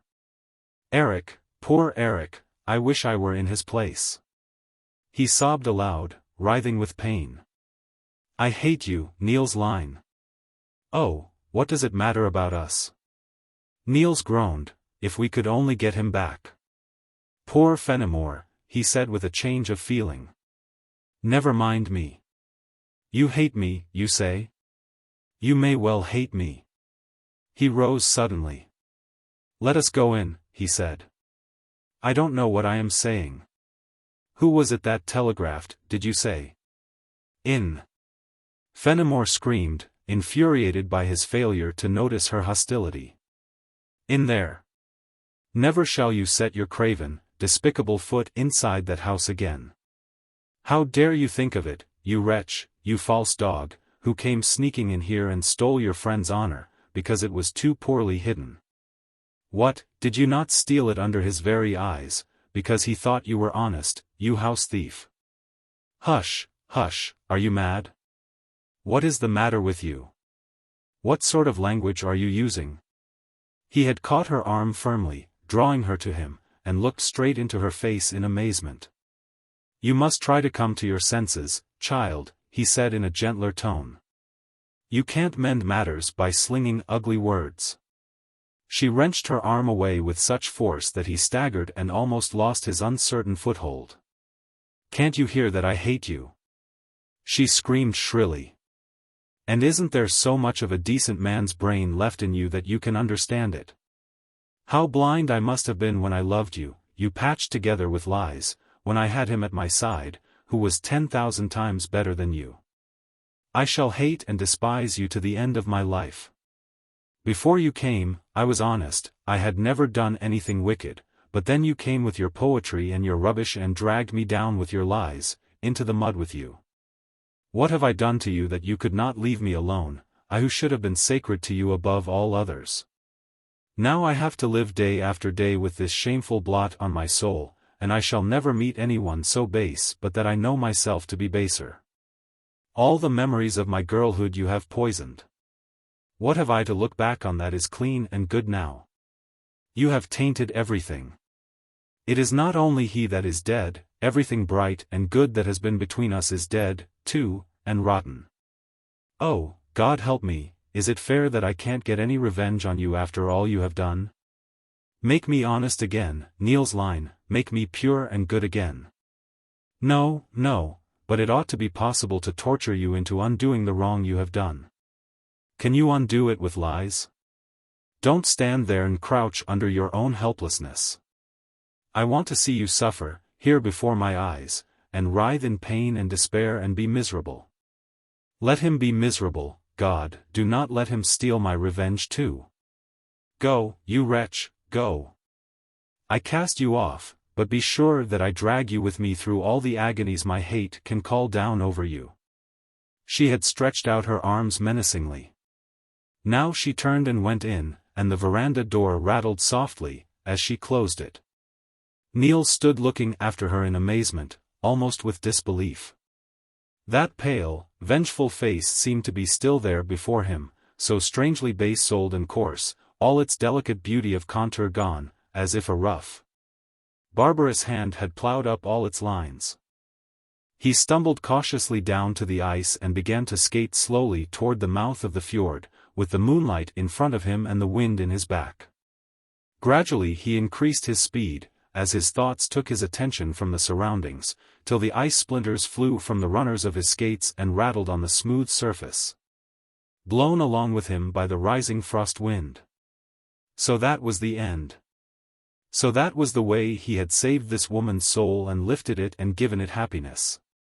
It was certainly beautiful, his relation to the dead friend, his childhood friend, for whom he would have sacrificed his future, his life, his all.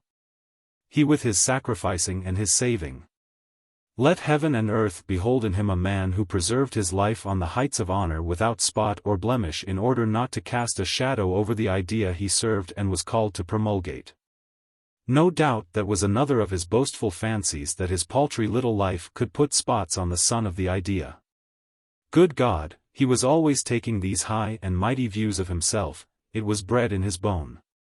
If he could not be anything better, he must at least be a Judas and call himself Iscariot in grandiose gloom. That sounded like something. Was he forever going to put on airs as if he were a responsible minister to the idea, a member of its privy council, getting everything concerning humanity at first hand? Would he never learn to do his duty in baroque service for the idea with all simplicity as a private of a very subordinate class? There were red fires out on the ice, and he skated so near them that a gigantic shadow shot out for a moment from his feet, turned forward, and disappeared again. He thought of Eric and of what kind of a friend he had been to Eric. His childhood memories wrung their hands over him, his youthful dreams covered their heads and wept over him. His whole past stared after him with a long look full of reproach. He had betrayed it all for a love as small and mean as himself. There had been exaltation in this love, but he had betrayed that too. Whither could he flee to escape these attempts that always ended in the ditch? All his life had been nothing else, and it would never be anything else in the future. He knew that and felt it with such certainty that he sickened at the thought of all this futile endeavor, and he wished with all his soul that he could run away and escape this meaningless fate. If only the ice would break under him now as he skated, and all would be over with a gasp and a spasm in the cold water. He stopped, exhausted, and looked back. The moon had gone down, and the fjord stretched long and dark between the white hills on either side. Then he turned and worked his way back against the wind. It was very strong now, and he was tired. He skated closer to the shore to get the shelter of the hills, but, as he struggled thus, he came on a hole in the ice made by the wind sweeping down from the hills, and he felt the thin, elastic crust give way under him with a crackling sound. Ah, he breathed more easily, in spite of all, when he set foot on the firm ice again. Under the stimulus of fear, his exhaustion had almost left him, and he skated on vigorously. While he was struggling out there, Fenimore sat in the lighted room, baffled and miserable. She felt herself cheated out of her revenge. She hardly knew what she had expected, but it was something entirely different. She had had a vision of something mighty and majestic, something of swords and red flames, or, not that, but something that would sweep her along and lift her to a throne. But instead it had all turned out so small and paltry, and she had felt more like a common scold than like one who utters curses. After all, she had learned something from Niels. Early in the morning of the following day, while Niels, overcome with exhaustion, was still asleep, she left the house. Chapter 12. For the better part of 2 years Niels Lyhne had roamed about on the continent. He was very lonely, without kith or kin or any close friend of his heart. Yet there was another and greater loneliness that encompassed him. For however desolate and forsaken a man may feel when he has no single spot on all this vast earth to which his affections can cling, which he can bless when the heart will overflow and yearn for when longing will spread its wings, there is no existence so lonely that he is utterly alone if he can only see the fixed bright star of a life goal shining overhead. But Niels Lyhne had no star. He did not know what to do with himself and his gifts. It was all very well to have talent if he could only have used it, but he went about like a painter without hands. How he envied the people, great and small, who always, whenever they reached out into life, found a handle to lay hold of, for he could never find any handle. It seemed as though he could do nothing but sing over again the old romantic songs, and in truth he had so far done nothing else. His talent was like something apart in him, a quiet Pompeii, or a harp that had to be taken out of its corner. It was not all-pervading, did not run down the street with him or tingle in his fingertips, not in the least. His talent had no grip on him. Sometimes it seemed to him that he had been born half a century too late, sometimes that he had come altogether too early. His talent was rooted in something of the past. It could not draw nourishment from his opinions, his convictions, and his sympathies, could not absorb them and give them form. The two elements seemed always to be gliding apart like water and oil, which can be shaken together, but can never mix, never become one. Gradually, as he began to realize this, he sank into a boundless dejection and grew inclined to take an ironic, suspicious view of himself and his whole past. There must be something wrong with him, he told himself, something incurably wrong in the very marrow of his being. For surely a man could fuse the varying elements in his own nature, that he firmly believed. This was the state of his mind when he settled down, in the month of September, toward the end of the 2nd year of his exile, on the shores of Lake Garda, in the little town of Riva. Not long afterward, the region was hedged about by difficulties that put a stop to traveling and kept all strangers away. Cholera had broken out round about Venice and down south in Desenzano and in the north by the Trentino. Under these circumstances, Riva was not lively, for the hotels had been emptied at the first rumor, and tourists bound for Italy took another route. Naturally, the few people who remained drew all the more closely together. The most remarkable person among them was a famous opera singer, whose real name was Madame Adoro. Her stage name was far more celebrated. She and her companion, Niels, and a deaf doctor from Vienna were the only guests at the Golden Sun, the leading hotel in town. Niels felt very much attracted to her.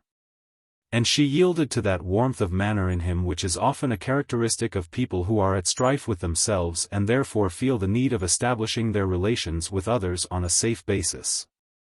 Madame Adoro had lived there for nearly 7 months, trying to recover, by complete rest, from the after-effects of a throat trouble that had threatened her voice. Her physician had told her to abstain for a year from singing and, in order to avoid temptation, from all music. Not until the year was over would he allow her to attempt to sing, and then, if no weariness followed, she might consider herself cured. Niels acquired a kind of civilizing influence over Madame Adoro, who was a fiery, passionate nature with no fine shades. It had been a terrible sentence to her when she was condemned to live a whole year without applause and adoration, and at first she had been in despair. Gazing horror-stricken at the 12 months stretching before her as upon a deep, black grave into which she was being thrust. But everybody seemed to think it was unavoidable, and one fine morning she suddenly fled to Riva. It would have been quite possible for her to have lived in a livelier and more frequented place, but that was the very thing she sought to avoid. She felt ashamed, as though she had been marked with an outward visible blemish, imagining that people pitied her because of this infirmity, and that they discussed her among themselves. Therefore she had shunned all society in her new abode and had lived almost entirely in her rooms, where she sometimes took revenge on the doors when her voluntary confinement became unbearable. Now that everybody had left, she appeared again and learned to know Niels Lyhne, for she was not at all afraid of people individually. No one needed to be long in Madame Audereau's presence before finding out whether she liked him or not, for she showed it with sufficient plainness. What she gave Niels Lyhne to see was very encouraging, and they had not been alone for many days in the magnificent hotel garden with its pomegranates and myrtles, with its arbors of blossoming nereas and its marvelous view, before they were on very friendly terms. They were not at all in love with each other, or if they were, it was not very serious. It was one of the vague, pleasant intimacies that will sometimes grow up between men and women who are past the time of early youth when nature flames up and yearns toward an unknown bliss. It is a kind of waning summer, in which people promenade decorously side by side, gather themselves into graceful nosegays, each caressing himself with the other's hand and admiring himself with the other's eyes. They take out all their store of pretty secrets, all the exquisite useless trifles people accumulate like bric-a-brac of the soul, pass them from hand to hand, turn them round and hold them up, seeking the most artistic light effect, comparing and analyzing. It is, of course, only when life passes in a leisurely way that such Sunday friendships are possible, and here by the quiet lake these two had plenty of time. Niels had made a beginning by draping Madame Audereau in a becoming robe of melancholy.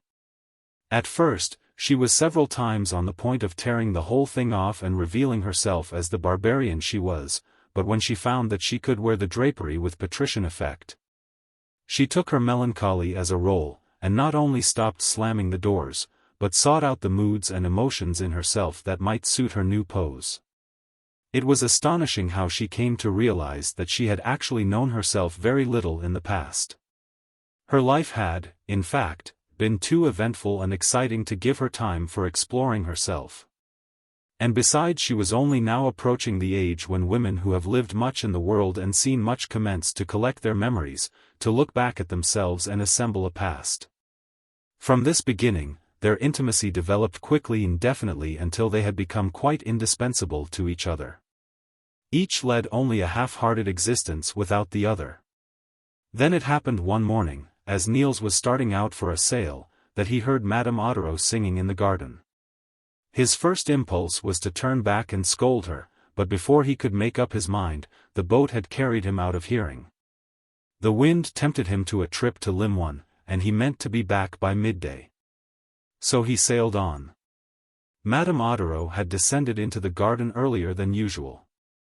The fresh fragrance that filled the air, the round waves rising and sinking clear and bright as glass beneath the garden wall.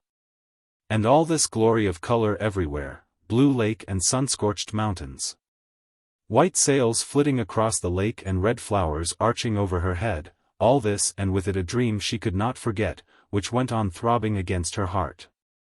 She could not be silent, she had to be a part of all this life. Therefore she sang. Fuller and fuller rose the exultant notes of her voice. She was intoxicated with its beauty, she trembled in a voluptuous sense of its power, and she went on, she could not stop, for she was borne blissfully along on wonderful dreams of coming triumphs. No weariness followed. She could leave at once, shake off the nothingness of the past months, come out of her hiding and live. By midday everything was ready for her departure. Then, just as the carriages drove up to the door, she remembered Niels Lyhne. She dived down into her pocket for a paltry little notebook, and scribbled it full of farewells to Niels, for the pages were so small that each could hold only 3 or 4 words. This she enclosed in an envelope for him and departed. When Niels came back in the late afternoon, after being detained by the sanitary police in Limousin, she had long since reached Maury and taken the train. He was not surprised, only sorry, and not at all angry. He could even smile resignedly at this new hostile thrust of fate. But in the evening, when he sat in the empty moonlit garden telling the innkeeper's little boy the story about the princess who found her wings again and flew away from her lover back to the land of fairies, he was seized with an intolerable longing for Lönneborgard. He yearned to feel something closing around him like a home and holding him fast, no matter how. He could not bear the indifference of life any longer, could not endure being cast off and thrown back on himself again and again. No home on earth, no God in heaven, no goal out there in the future. He would at least have a home. He would make it his own by loving everything there, big and little, every rock, every tree, the animate and the inanimate. He would portion out his heart to it all so that it could never cast him off any more. Chapter 13. For about a year, Niels Lyhne had lived at Lönneborgard, managing the farm as well as he knew how and as much as his old steward would let him. He had taken down his shield, blotted out his scutcheon, and resigned. Humanity would have to get along without him. He had learned to know the joy found in purely physical labor, in seeing the pile growing under his hand, in being able to get through with what he was doing so that he really was through. In knowing that when he went away tired the strength that he had used up lay behind him in his work. And the work would stand and not be eaten up by doubt in the night or dispersed by the breath of criticism on the morning after. There were no Sisyphus stones in agriculture. What a joy it was, too, when he had worked till he was tired, to go to bed and gather strength in sleep and to spend it again, as regularly as day and night follow one upon the other. Never hindered by the caprices of his brain, never having to handle himself gingerly like a tuned guitar with loose pegs. He was really happy in a quiet way, and often he would sit, as his father had sat, on a stile or a boundary stone, staring out over the golden wheat or the top-heavy oats, in a strange, vegetative trance. As yet he had not begun to seek the society of the neighboring families, except Councillor Skinnerup's in Vard, whom he visited quite frequently. The Skinnerups had come to town while his father was still living, and as the councillor was an old university friend of Lyhne's, the two families had seen much of each other. Skinnerup, a mild, bald-headed man with sharp features and kind eyes, was now a widower, but his house was more than filled by his 4 daughters, the eldest 17, the youngest 12 years old. The councillor had read much, and Niels enjoyed a chat with him on various aesthetic subjects, for though he had learned to use his hands, that, of course, did not turn him into a country bumpkin all at once. He was rather amused sometimes at the almost absurd care he had to exercise whenever the conversation turned to a comparison between Danish and foreign literature and, in fact, whenever Denmark was measured against something not Danish. Caution was absolutely necessary, however, for the mild-mannered councillor was one of the fierce patriots, occasionally met with in those days, who might grudgingly admit that Denmark was not the greatest of the world powers, but when so much was said would not subscribe to a jot or a tittle more that might place his country or anything pertaining to it anywhere but in the lead. These conversations had another charm, which Niels felt at first vaguely and without consciously thinking of it. In the look of delighted admiration with which 17-year-old Gerda's eyes followed him as he spoke.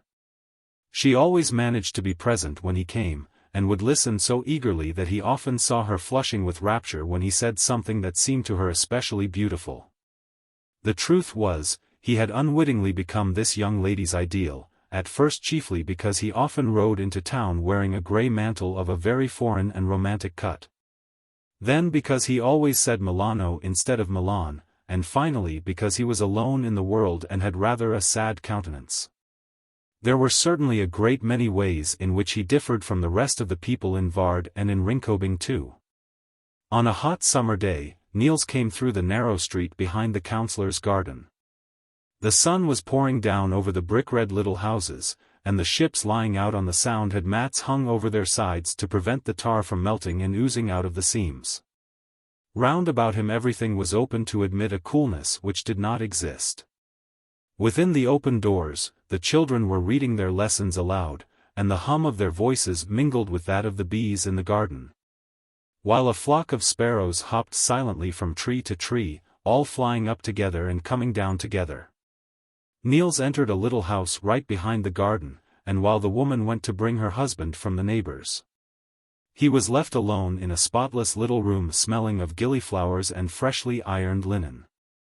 When he had examined the pictures on the walls, the 2 dogs on the dresser, and the seashells on the lid of the workbox, he stepped over to the open window, whence he heard the sound of Gerda's voice, and there were the 4 Skinner-up girls on the counselor's bleaching green only a few steps away. The balsaminess and other flowers in the window hid him, and he prepared himself both to listen and to look. It was clear that a quarrel was going on, and the 3 younger sisters were making common cause against Gerda.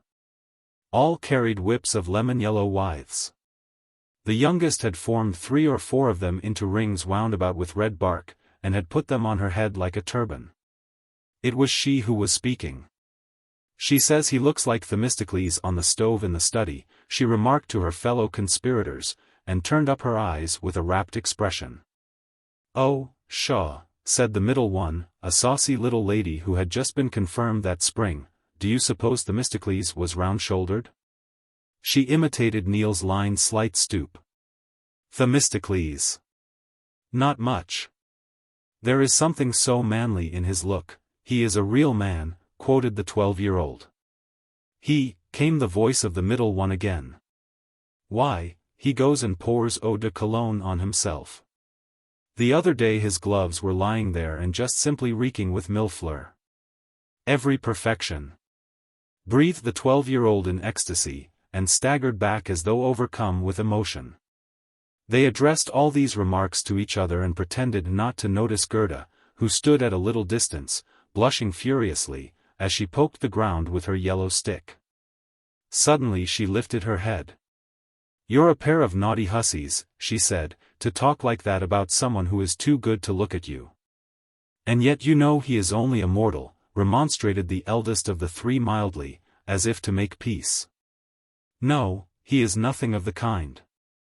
And surely he has his faults," continued the sister, pretending not to hear what Gerda said.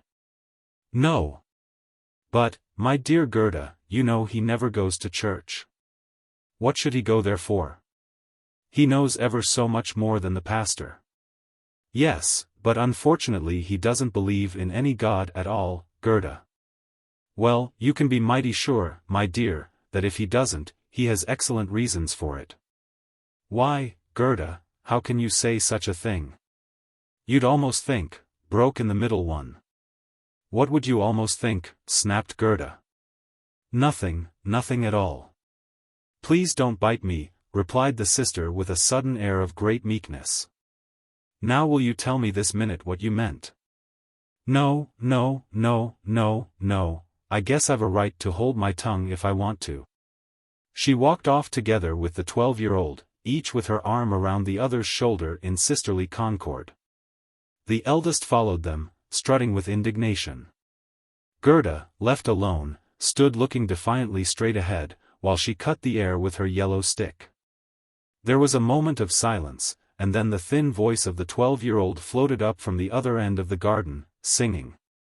"You ask me, my lad, what I want with the withered flower."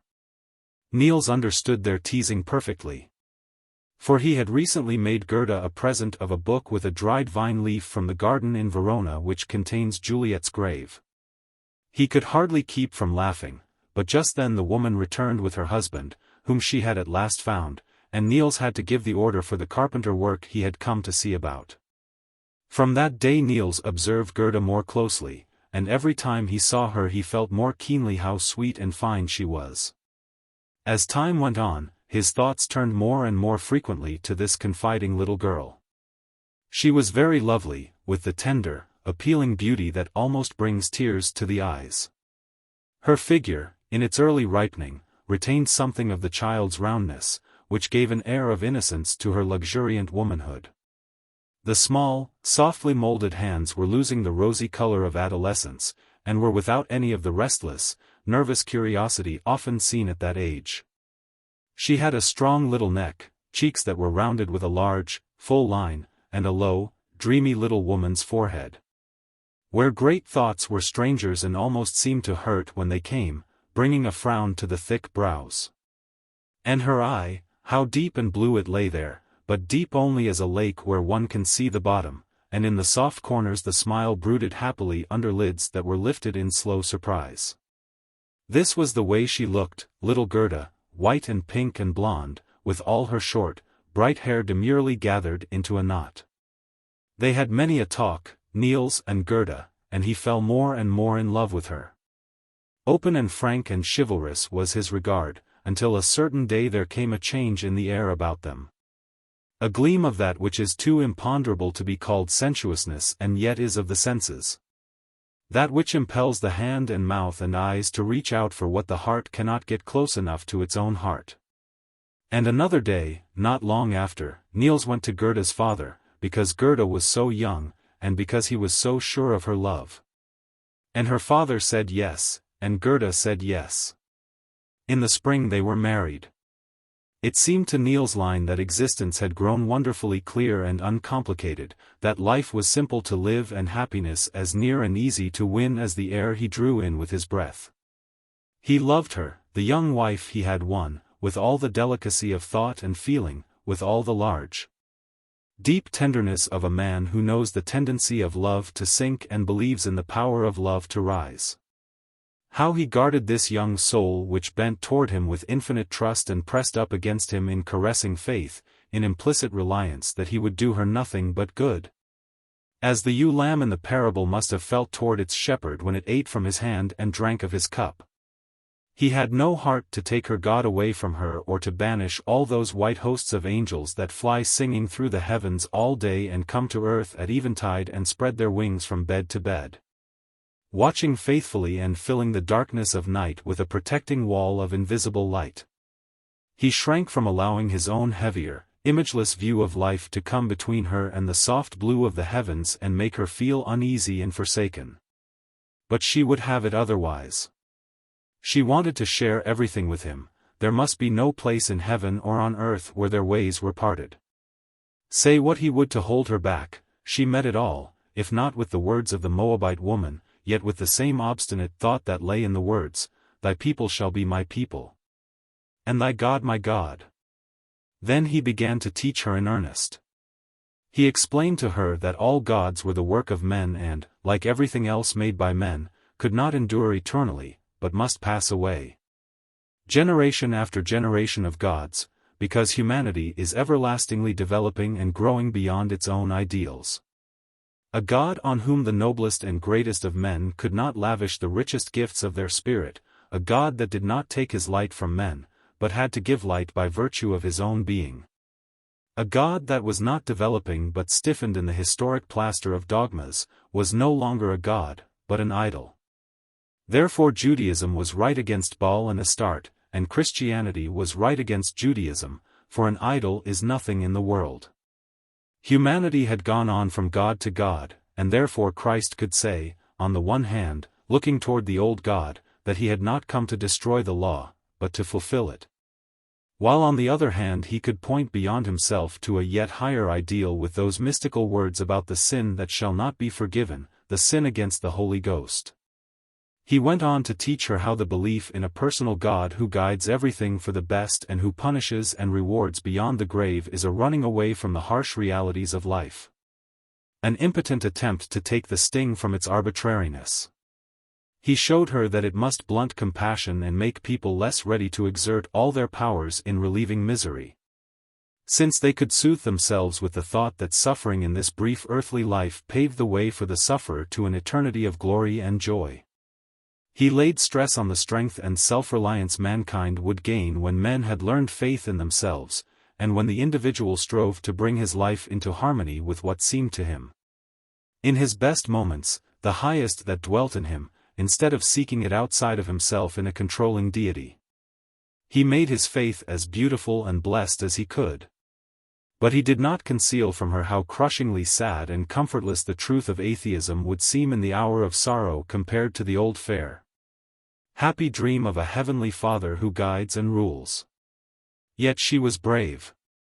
It is true, many of his doctrines, and often those he had least expected to affect her, would shake her to the innermost depths of her soul, but her faith knew no bounds.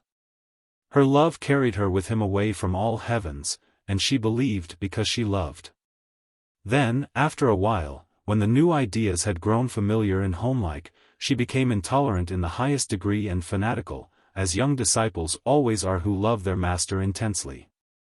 Niels often reproached her for it, but that was the one thing she could never understand, that when their belief was true, that of others should not be horrible and reprehensible. For 3 years they lived happily together, and much of this happiness shone from a baby face, the face of a little boy who had been born to them in the 2nd year of their marriage. Happiness usually makes people good, and Niels strove earnestly to make their lives so beautiful, noble, and useful that there should never be any pause in the growth of their souls toward the human ideal in which they both believed. But he no longer thought of carrying the standard of his ideal out into the world, he was content to follow it. Once in a while, he would take out some of his old attempts, and then he would always wonder if it was really he who had written these pretty, artistic things. His own verses invariably brought tears to his eyes, but he would not for anything in the world have changed places with the poor fellow who wrote them. Suddenly, in the spring, Gerda fell ill and could not recover.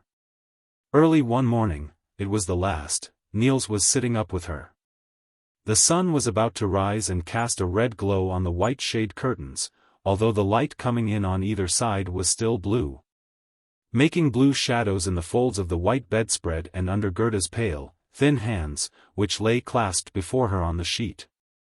Her cap had slipped off, and, as her head lay far back on the pillow, her features, sharpened and refined by suffering, had an unfamiliar and strangely distinguished air. She moved her lips as if to moisten them, and Niels reached for a glass holding a dark red liquid, but she shook her head faintly. Then suddenly she turned her face to him and gazed anxiously into his mournful countenance. As she looked at the deep sorrow his face revealed and the despair it could not hide, her uneasy foreboding gradually changed to a terrible certainty. She struggled to rise, but could not. Niels bent over her quickly, and she caught his hand. "Is it death?" she asked, lowering her weak voice as if she could not bear to speak the words. He could only look at her, while his breath came in a deep, moaning sigh. Gerda clutched his hand and threw herself over to him in her fear. "I don't dare to," she said. He slid down on his knees by the bed and put his arm under the pillow so that he almost held her to his breast. He could hardly see her for the tears that blinded him as they coursed down his cheeks one after another, and he lifted her hand with a corner of the sheet to his eyes. Then he mastered his voice. "Tell me everything, Gerda dear, never mind me. Is it the pastor?" He could hardly believe it was that, and there was a note of doubt in his voice. She did not answer, but closed her eyes and drew her head back a little as if to be alone with her thoughts. A few minutes passed. The soft, long-drawn whistle of a blackbird sounded underneath the windows, then another whistled and another, a whole series of flute-like notes shot through the silence of the room. Then she looked up again. "If you were with me," she said, and she leaned more heavily on the pillow that he supported. There was a caress in her movement, and he felt it. "If you were with me. But alone." She drew his hand toward her feebly and dropped it again. "I don't dare to." Her eyes were full of fear. "You must fetch him, Niels, I don't dare to come up there alone like this. We had never thought that I should die first, it was always you who went before." "Yes, I know, but suppose, after all, we have been mistaken, we might have been mistaken, Niels, mightn't we? You don't think so, but it would be strange if everybody should be wrong. And if there wasn't anything at all, those big churches and the bells when they bury people, I have always been so fond of the bells." She lay quite still as if she were listening for them and could hear them. "It is impossible, Niels, that it should all be over when we die. You don't feel it, you who are well, you think it must kill us quite, because we are so weak, and everything seems to pass away, but it is only the world outside. Within us there is as much soul as before. It is there, Niels, I have it all within me, everything that has been given me, the same infinite world, but more quiet, more alone with myself, as when you close your eyes. It is just like a candle, Niels, that is being carried away from you into the darkness, and it seems to you fainter and fainter and fainter, and you can't see it. But still it is shining over there where it is, far away.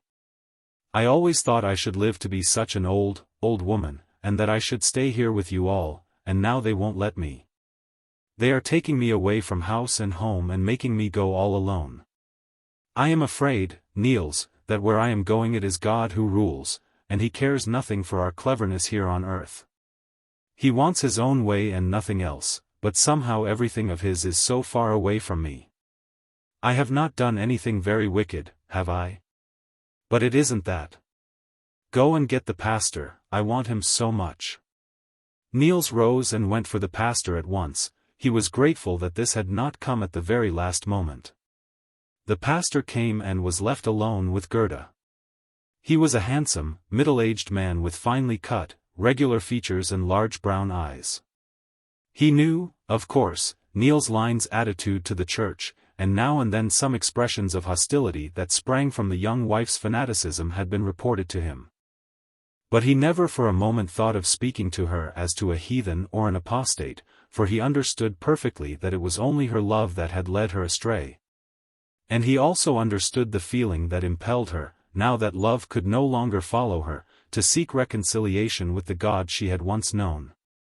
Therefore he tried in his talk with her to wake her dormant memories by reading to her the passages from the Gospels and the hymns that he thought would be most familiar to her. He was not mistaken. The words woke intimate and solemn echoes in her soul like the pealing of bells on Christmas morning. Instantly there was spread before her eyes the land where our fancy is first of all at home, where Joseph dreamed and David sang, and where the ladder stands that reaches from earth to heaven. It lay there with figs and mulberries, and the Jordan gleamed like clearest silver in the morning mist. Jerusalem stood red and somber under the setting sun. But over Bethlehem there was always glorious night with great stars in the deep blue vault. How her childhood faith welled up once more.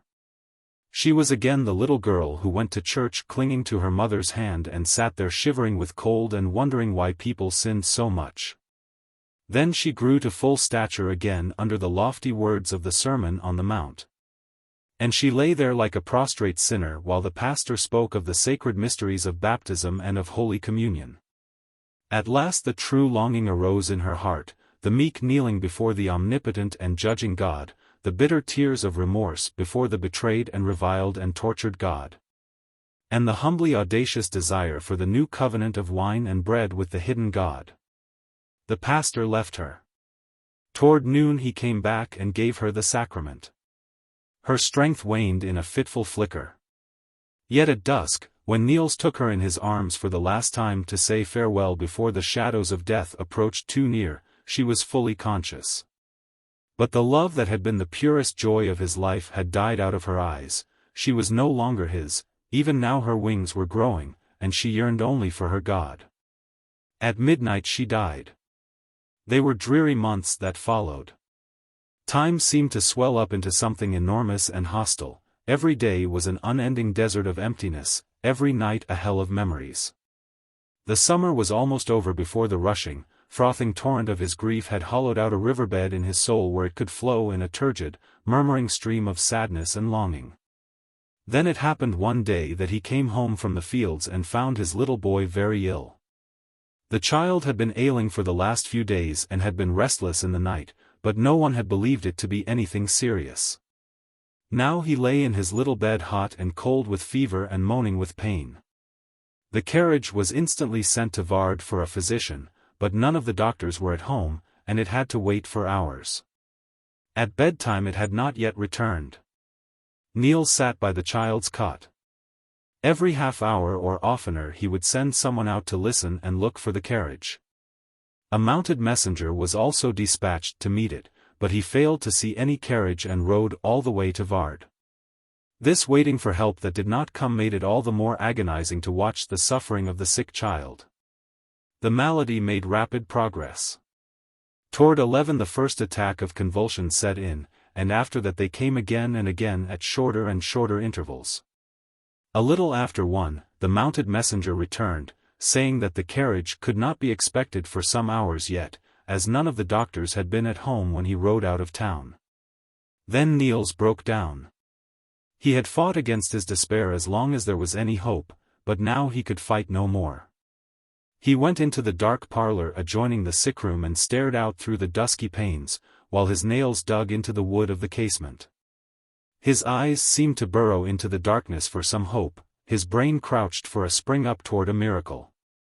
Then suddenly all was still and clear for an instant, and in the clearness he turned away from the window to a table standing there, threw himself over it, and sobbed without tears. When he came into the sickroom again, the child was in convulsions. He looked at it as if he would stab himself to death with the sight, the tiny hands, clenched and white, with bluish nails, the staring eyes turning in their sockets, the distorted mouth, and the teeth grinding with a sound like iron on stone. It was terrible, and yet that was not the worst. No, but when the convulsions ceased and the body grew soft again, relaxing with the happy relief of lessened pain. Then to see the terror that came into the child's eyes when it felt the first faint approach of the convulsions returning. The growing prayer for help when the pain came nearer and yet nearer, to see this and not be able to help, not with his heart's blood, not with all he possessed.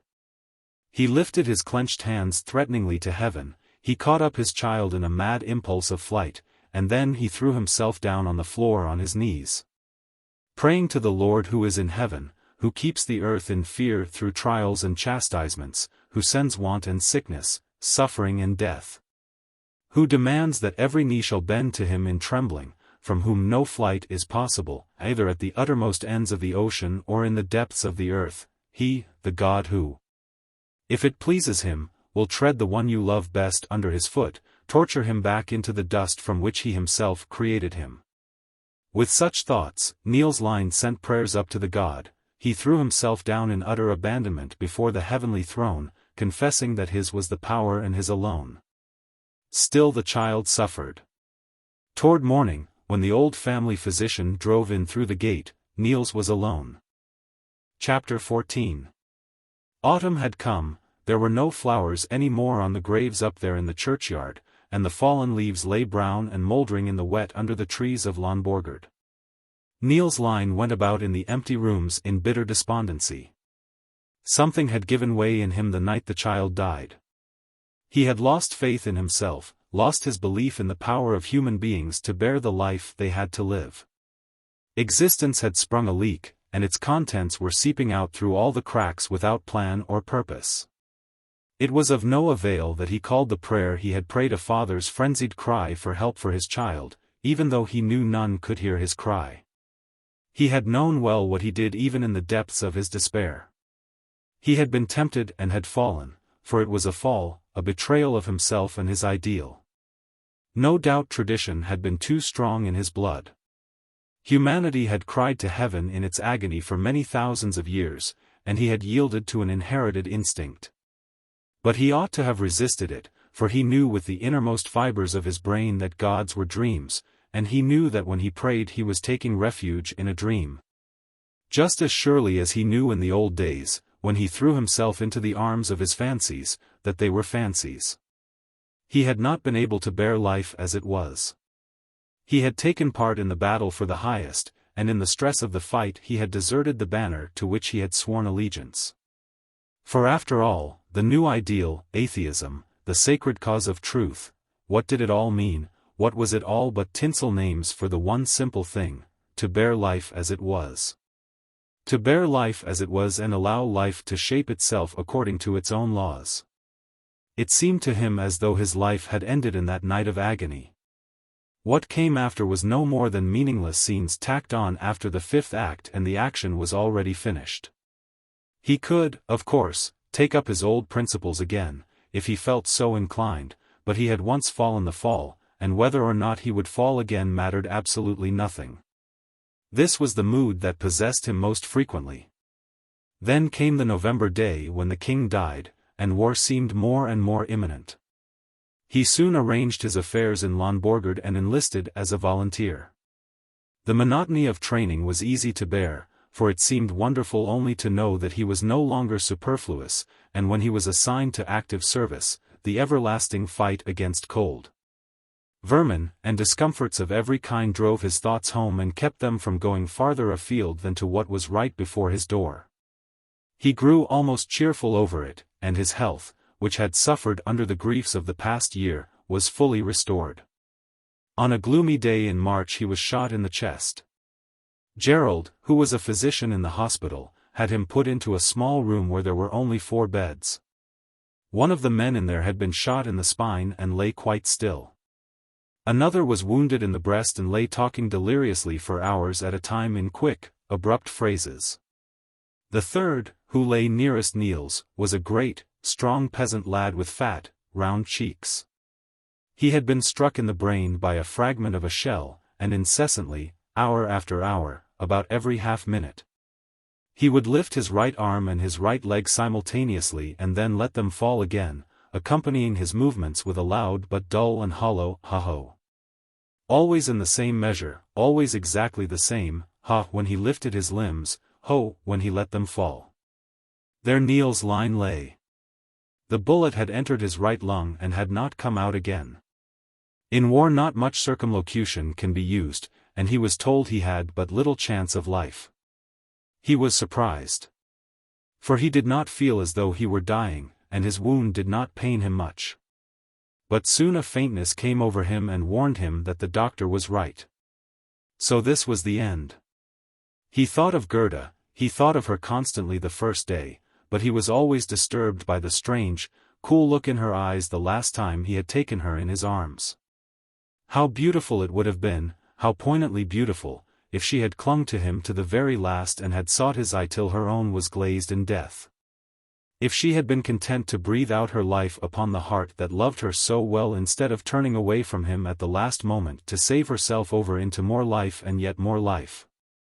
On the second day in the hospital, Niels felt more and more oppressed by the heavy atmosphere in the room. And his longing for fresh air was strangely intertwined in his mind with the desire to live. After all, there had been so much in life that was beautiful, he thought, as he remembered the fresh breeze along the shore at home, the cool soughing of the wind in the beech forests of Zealand, the pure mountain air of Clarence, and the evening zephyrs of Lake Garda. But when he began to think of human beings, his soul sickened again. He summoned them in review before him, one by one, and they all passed and left him alone, and not one stayed with him. But how far had he held fast to them? Had he been true? He had only been slower in letting go, that was all. No, it was not that. It was the dreary truth that a soul is always alone. Every belief in the fusing of soul with soul was a lie. Not your mother who took you on her lap, nor your friend, nor yet the wife who slept on your heart. Toward evening, inflammation set in, and the pain of his wound increased. Gerald came and sat by him for a few minutes in the evening, and at midnight he returned and stayed a long time. Niels was suffering intensely and moaned with pain. "A word in all seriousness, Lyhne," said Gerald. "Do you want to see a clergyman?" "I have no more to do with clergymen than you have," Niels whispered angrily. "Never mind me. I am alive and well. Don't lie there and torture yourself with your opinions. People who are about to die have no opinions, and those they have don't matter. Opinions are only to live by, in life they can do some good, but what does it matter whether you die with one opinion or another? See here, we all have bright, tender memories from our childhood. I have seen scores of people die, and it always comforts them to bring back those memories. Let us be honest. No matter what we call ourselves, we can never quite get that God out of heaven. Our brain has fancied him up there too often, the picture has been rung into it and sung into it from the time we were little children." Niels nodded. Gerald bent down to catch his words if he wished to say anything. "You are very good," Niels whispered, "but," and he shook his head decisively. The room was still a long time except for the peasant lad's everlasting ha-ho, hammering the hours to pieces. Gerald rose. "Goodbye, Lyhne," he said. "After all, it is a noble death to die for our poor country. Yes, said Niels, and yet this is not the way we dreamed of doing our part that time long, long ago. Gerald left him. When he came into his own room, he stood a long while by the window looking up at the stars. If I were God, he said under his breath, and in his thoughts he continued, I would much rather save the man who was not converted at the last moment. The pain in Niels's wound grew more and more intense, it tore and clutched at his breast, it persisted without mercy.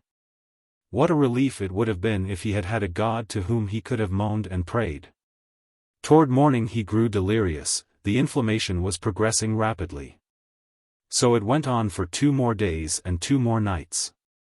The last time Gerald saw Niels Lyhne he was babbling of his armor and of how he must die standing. And at last he died the death, the difficult death.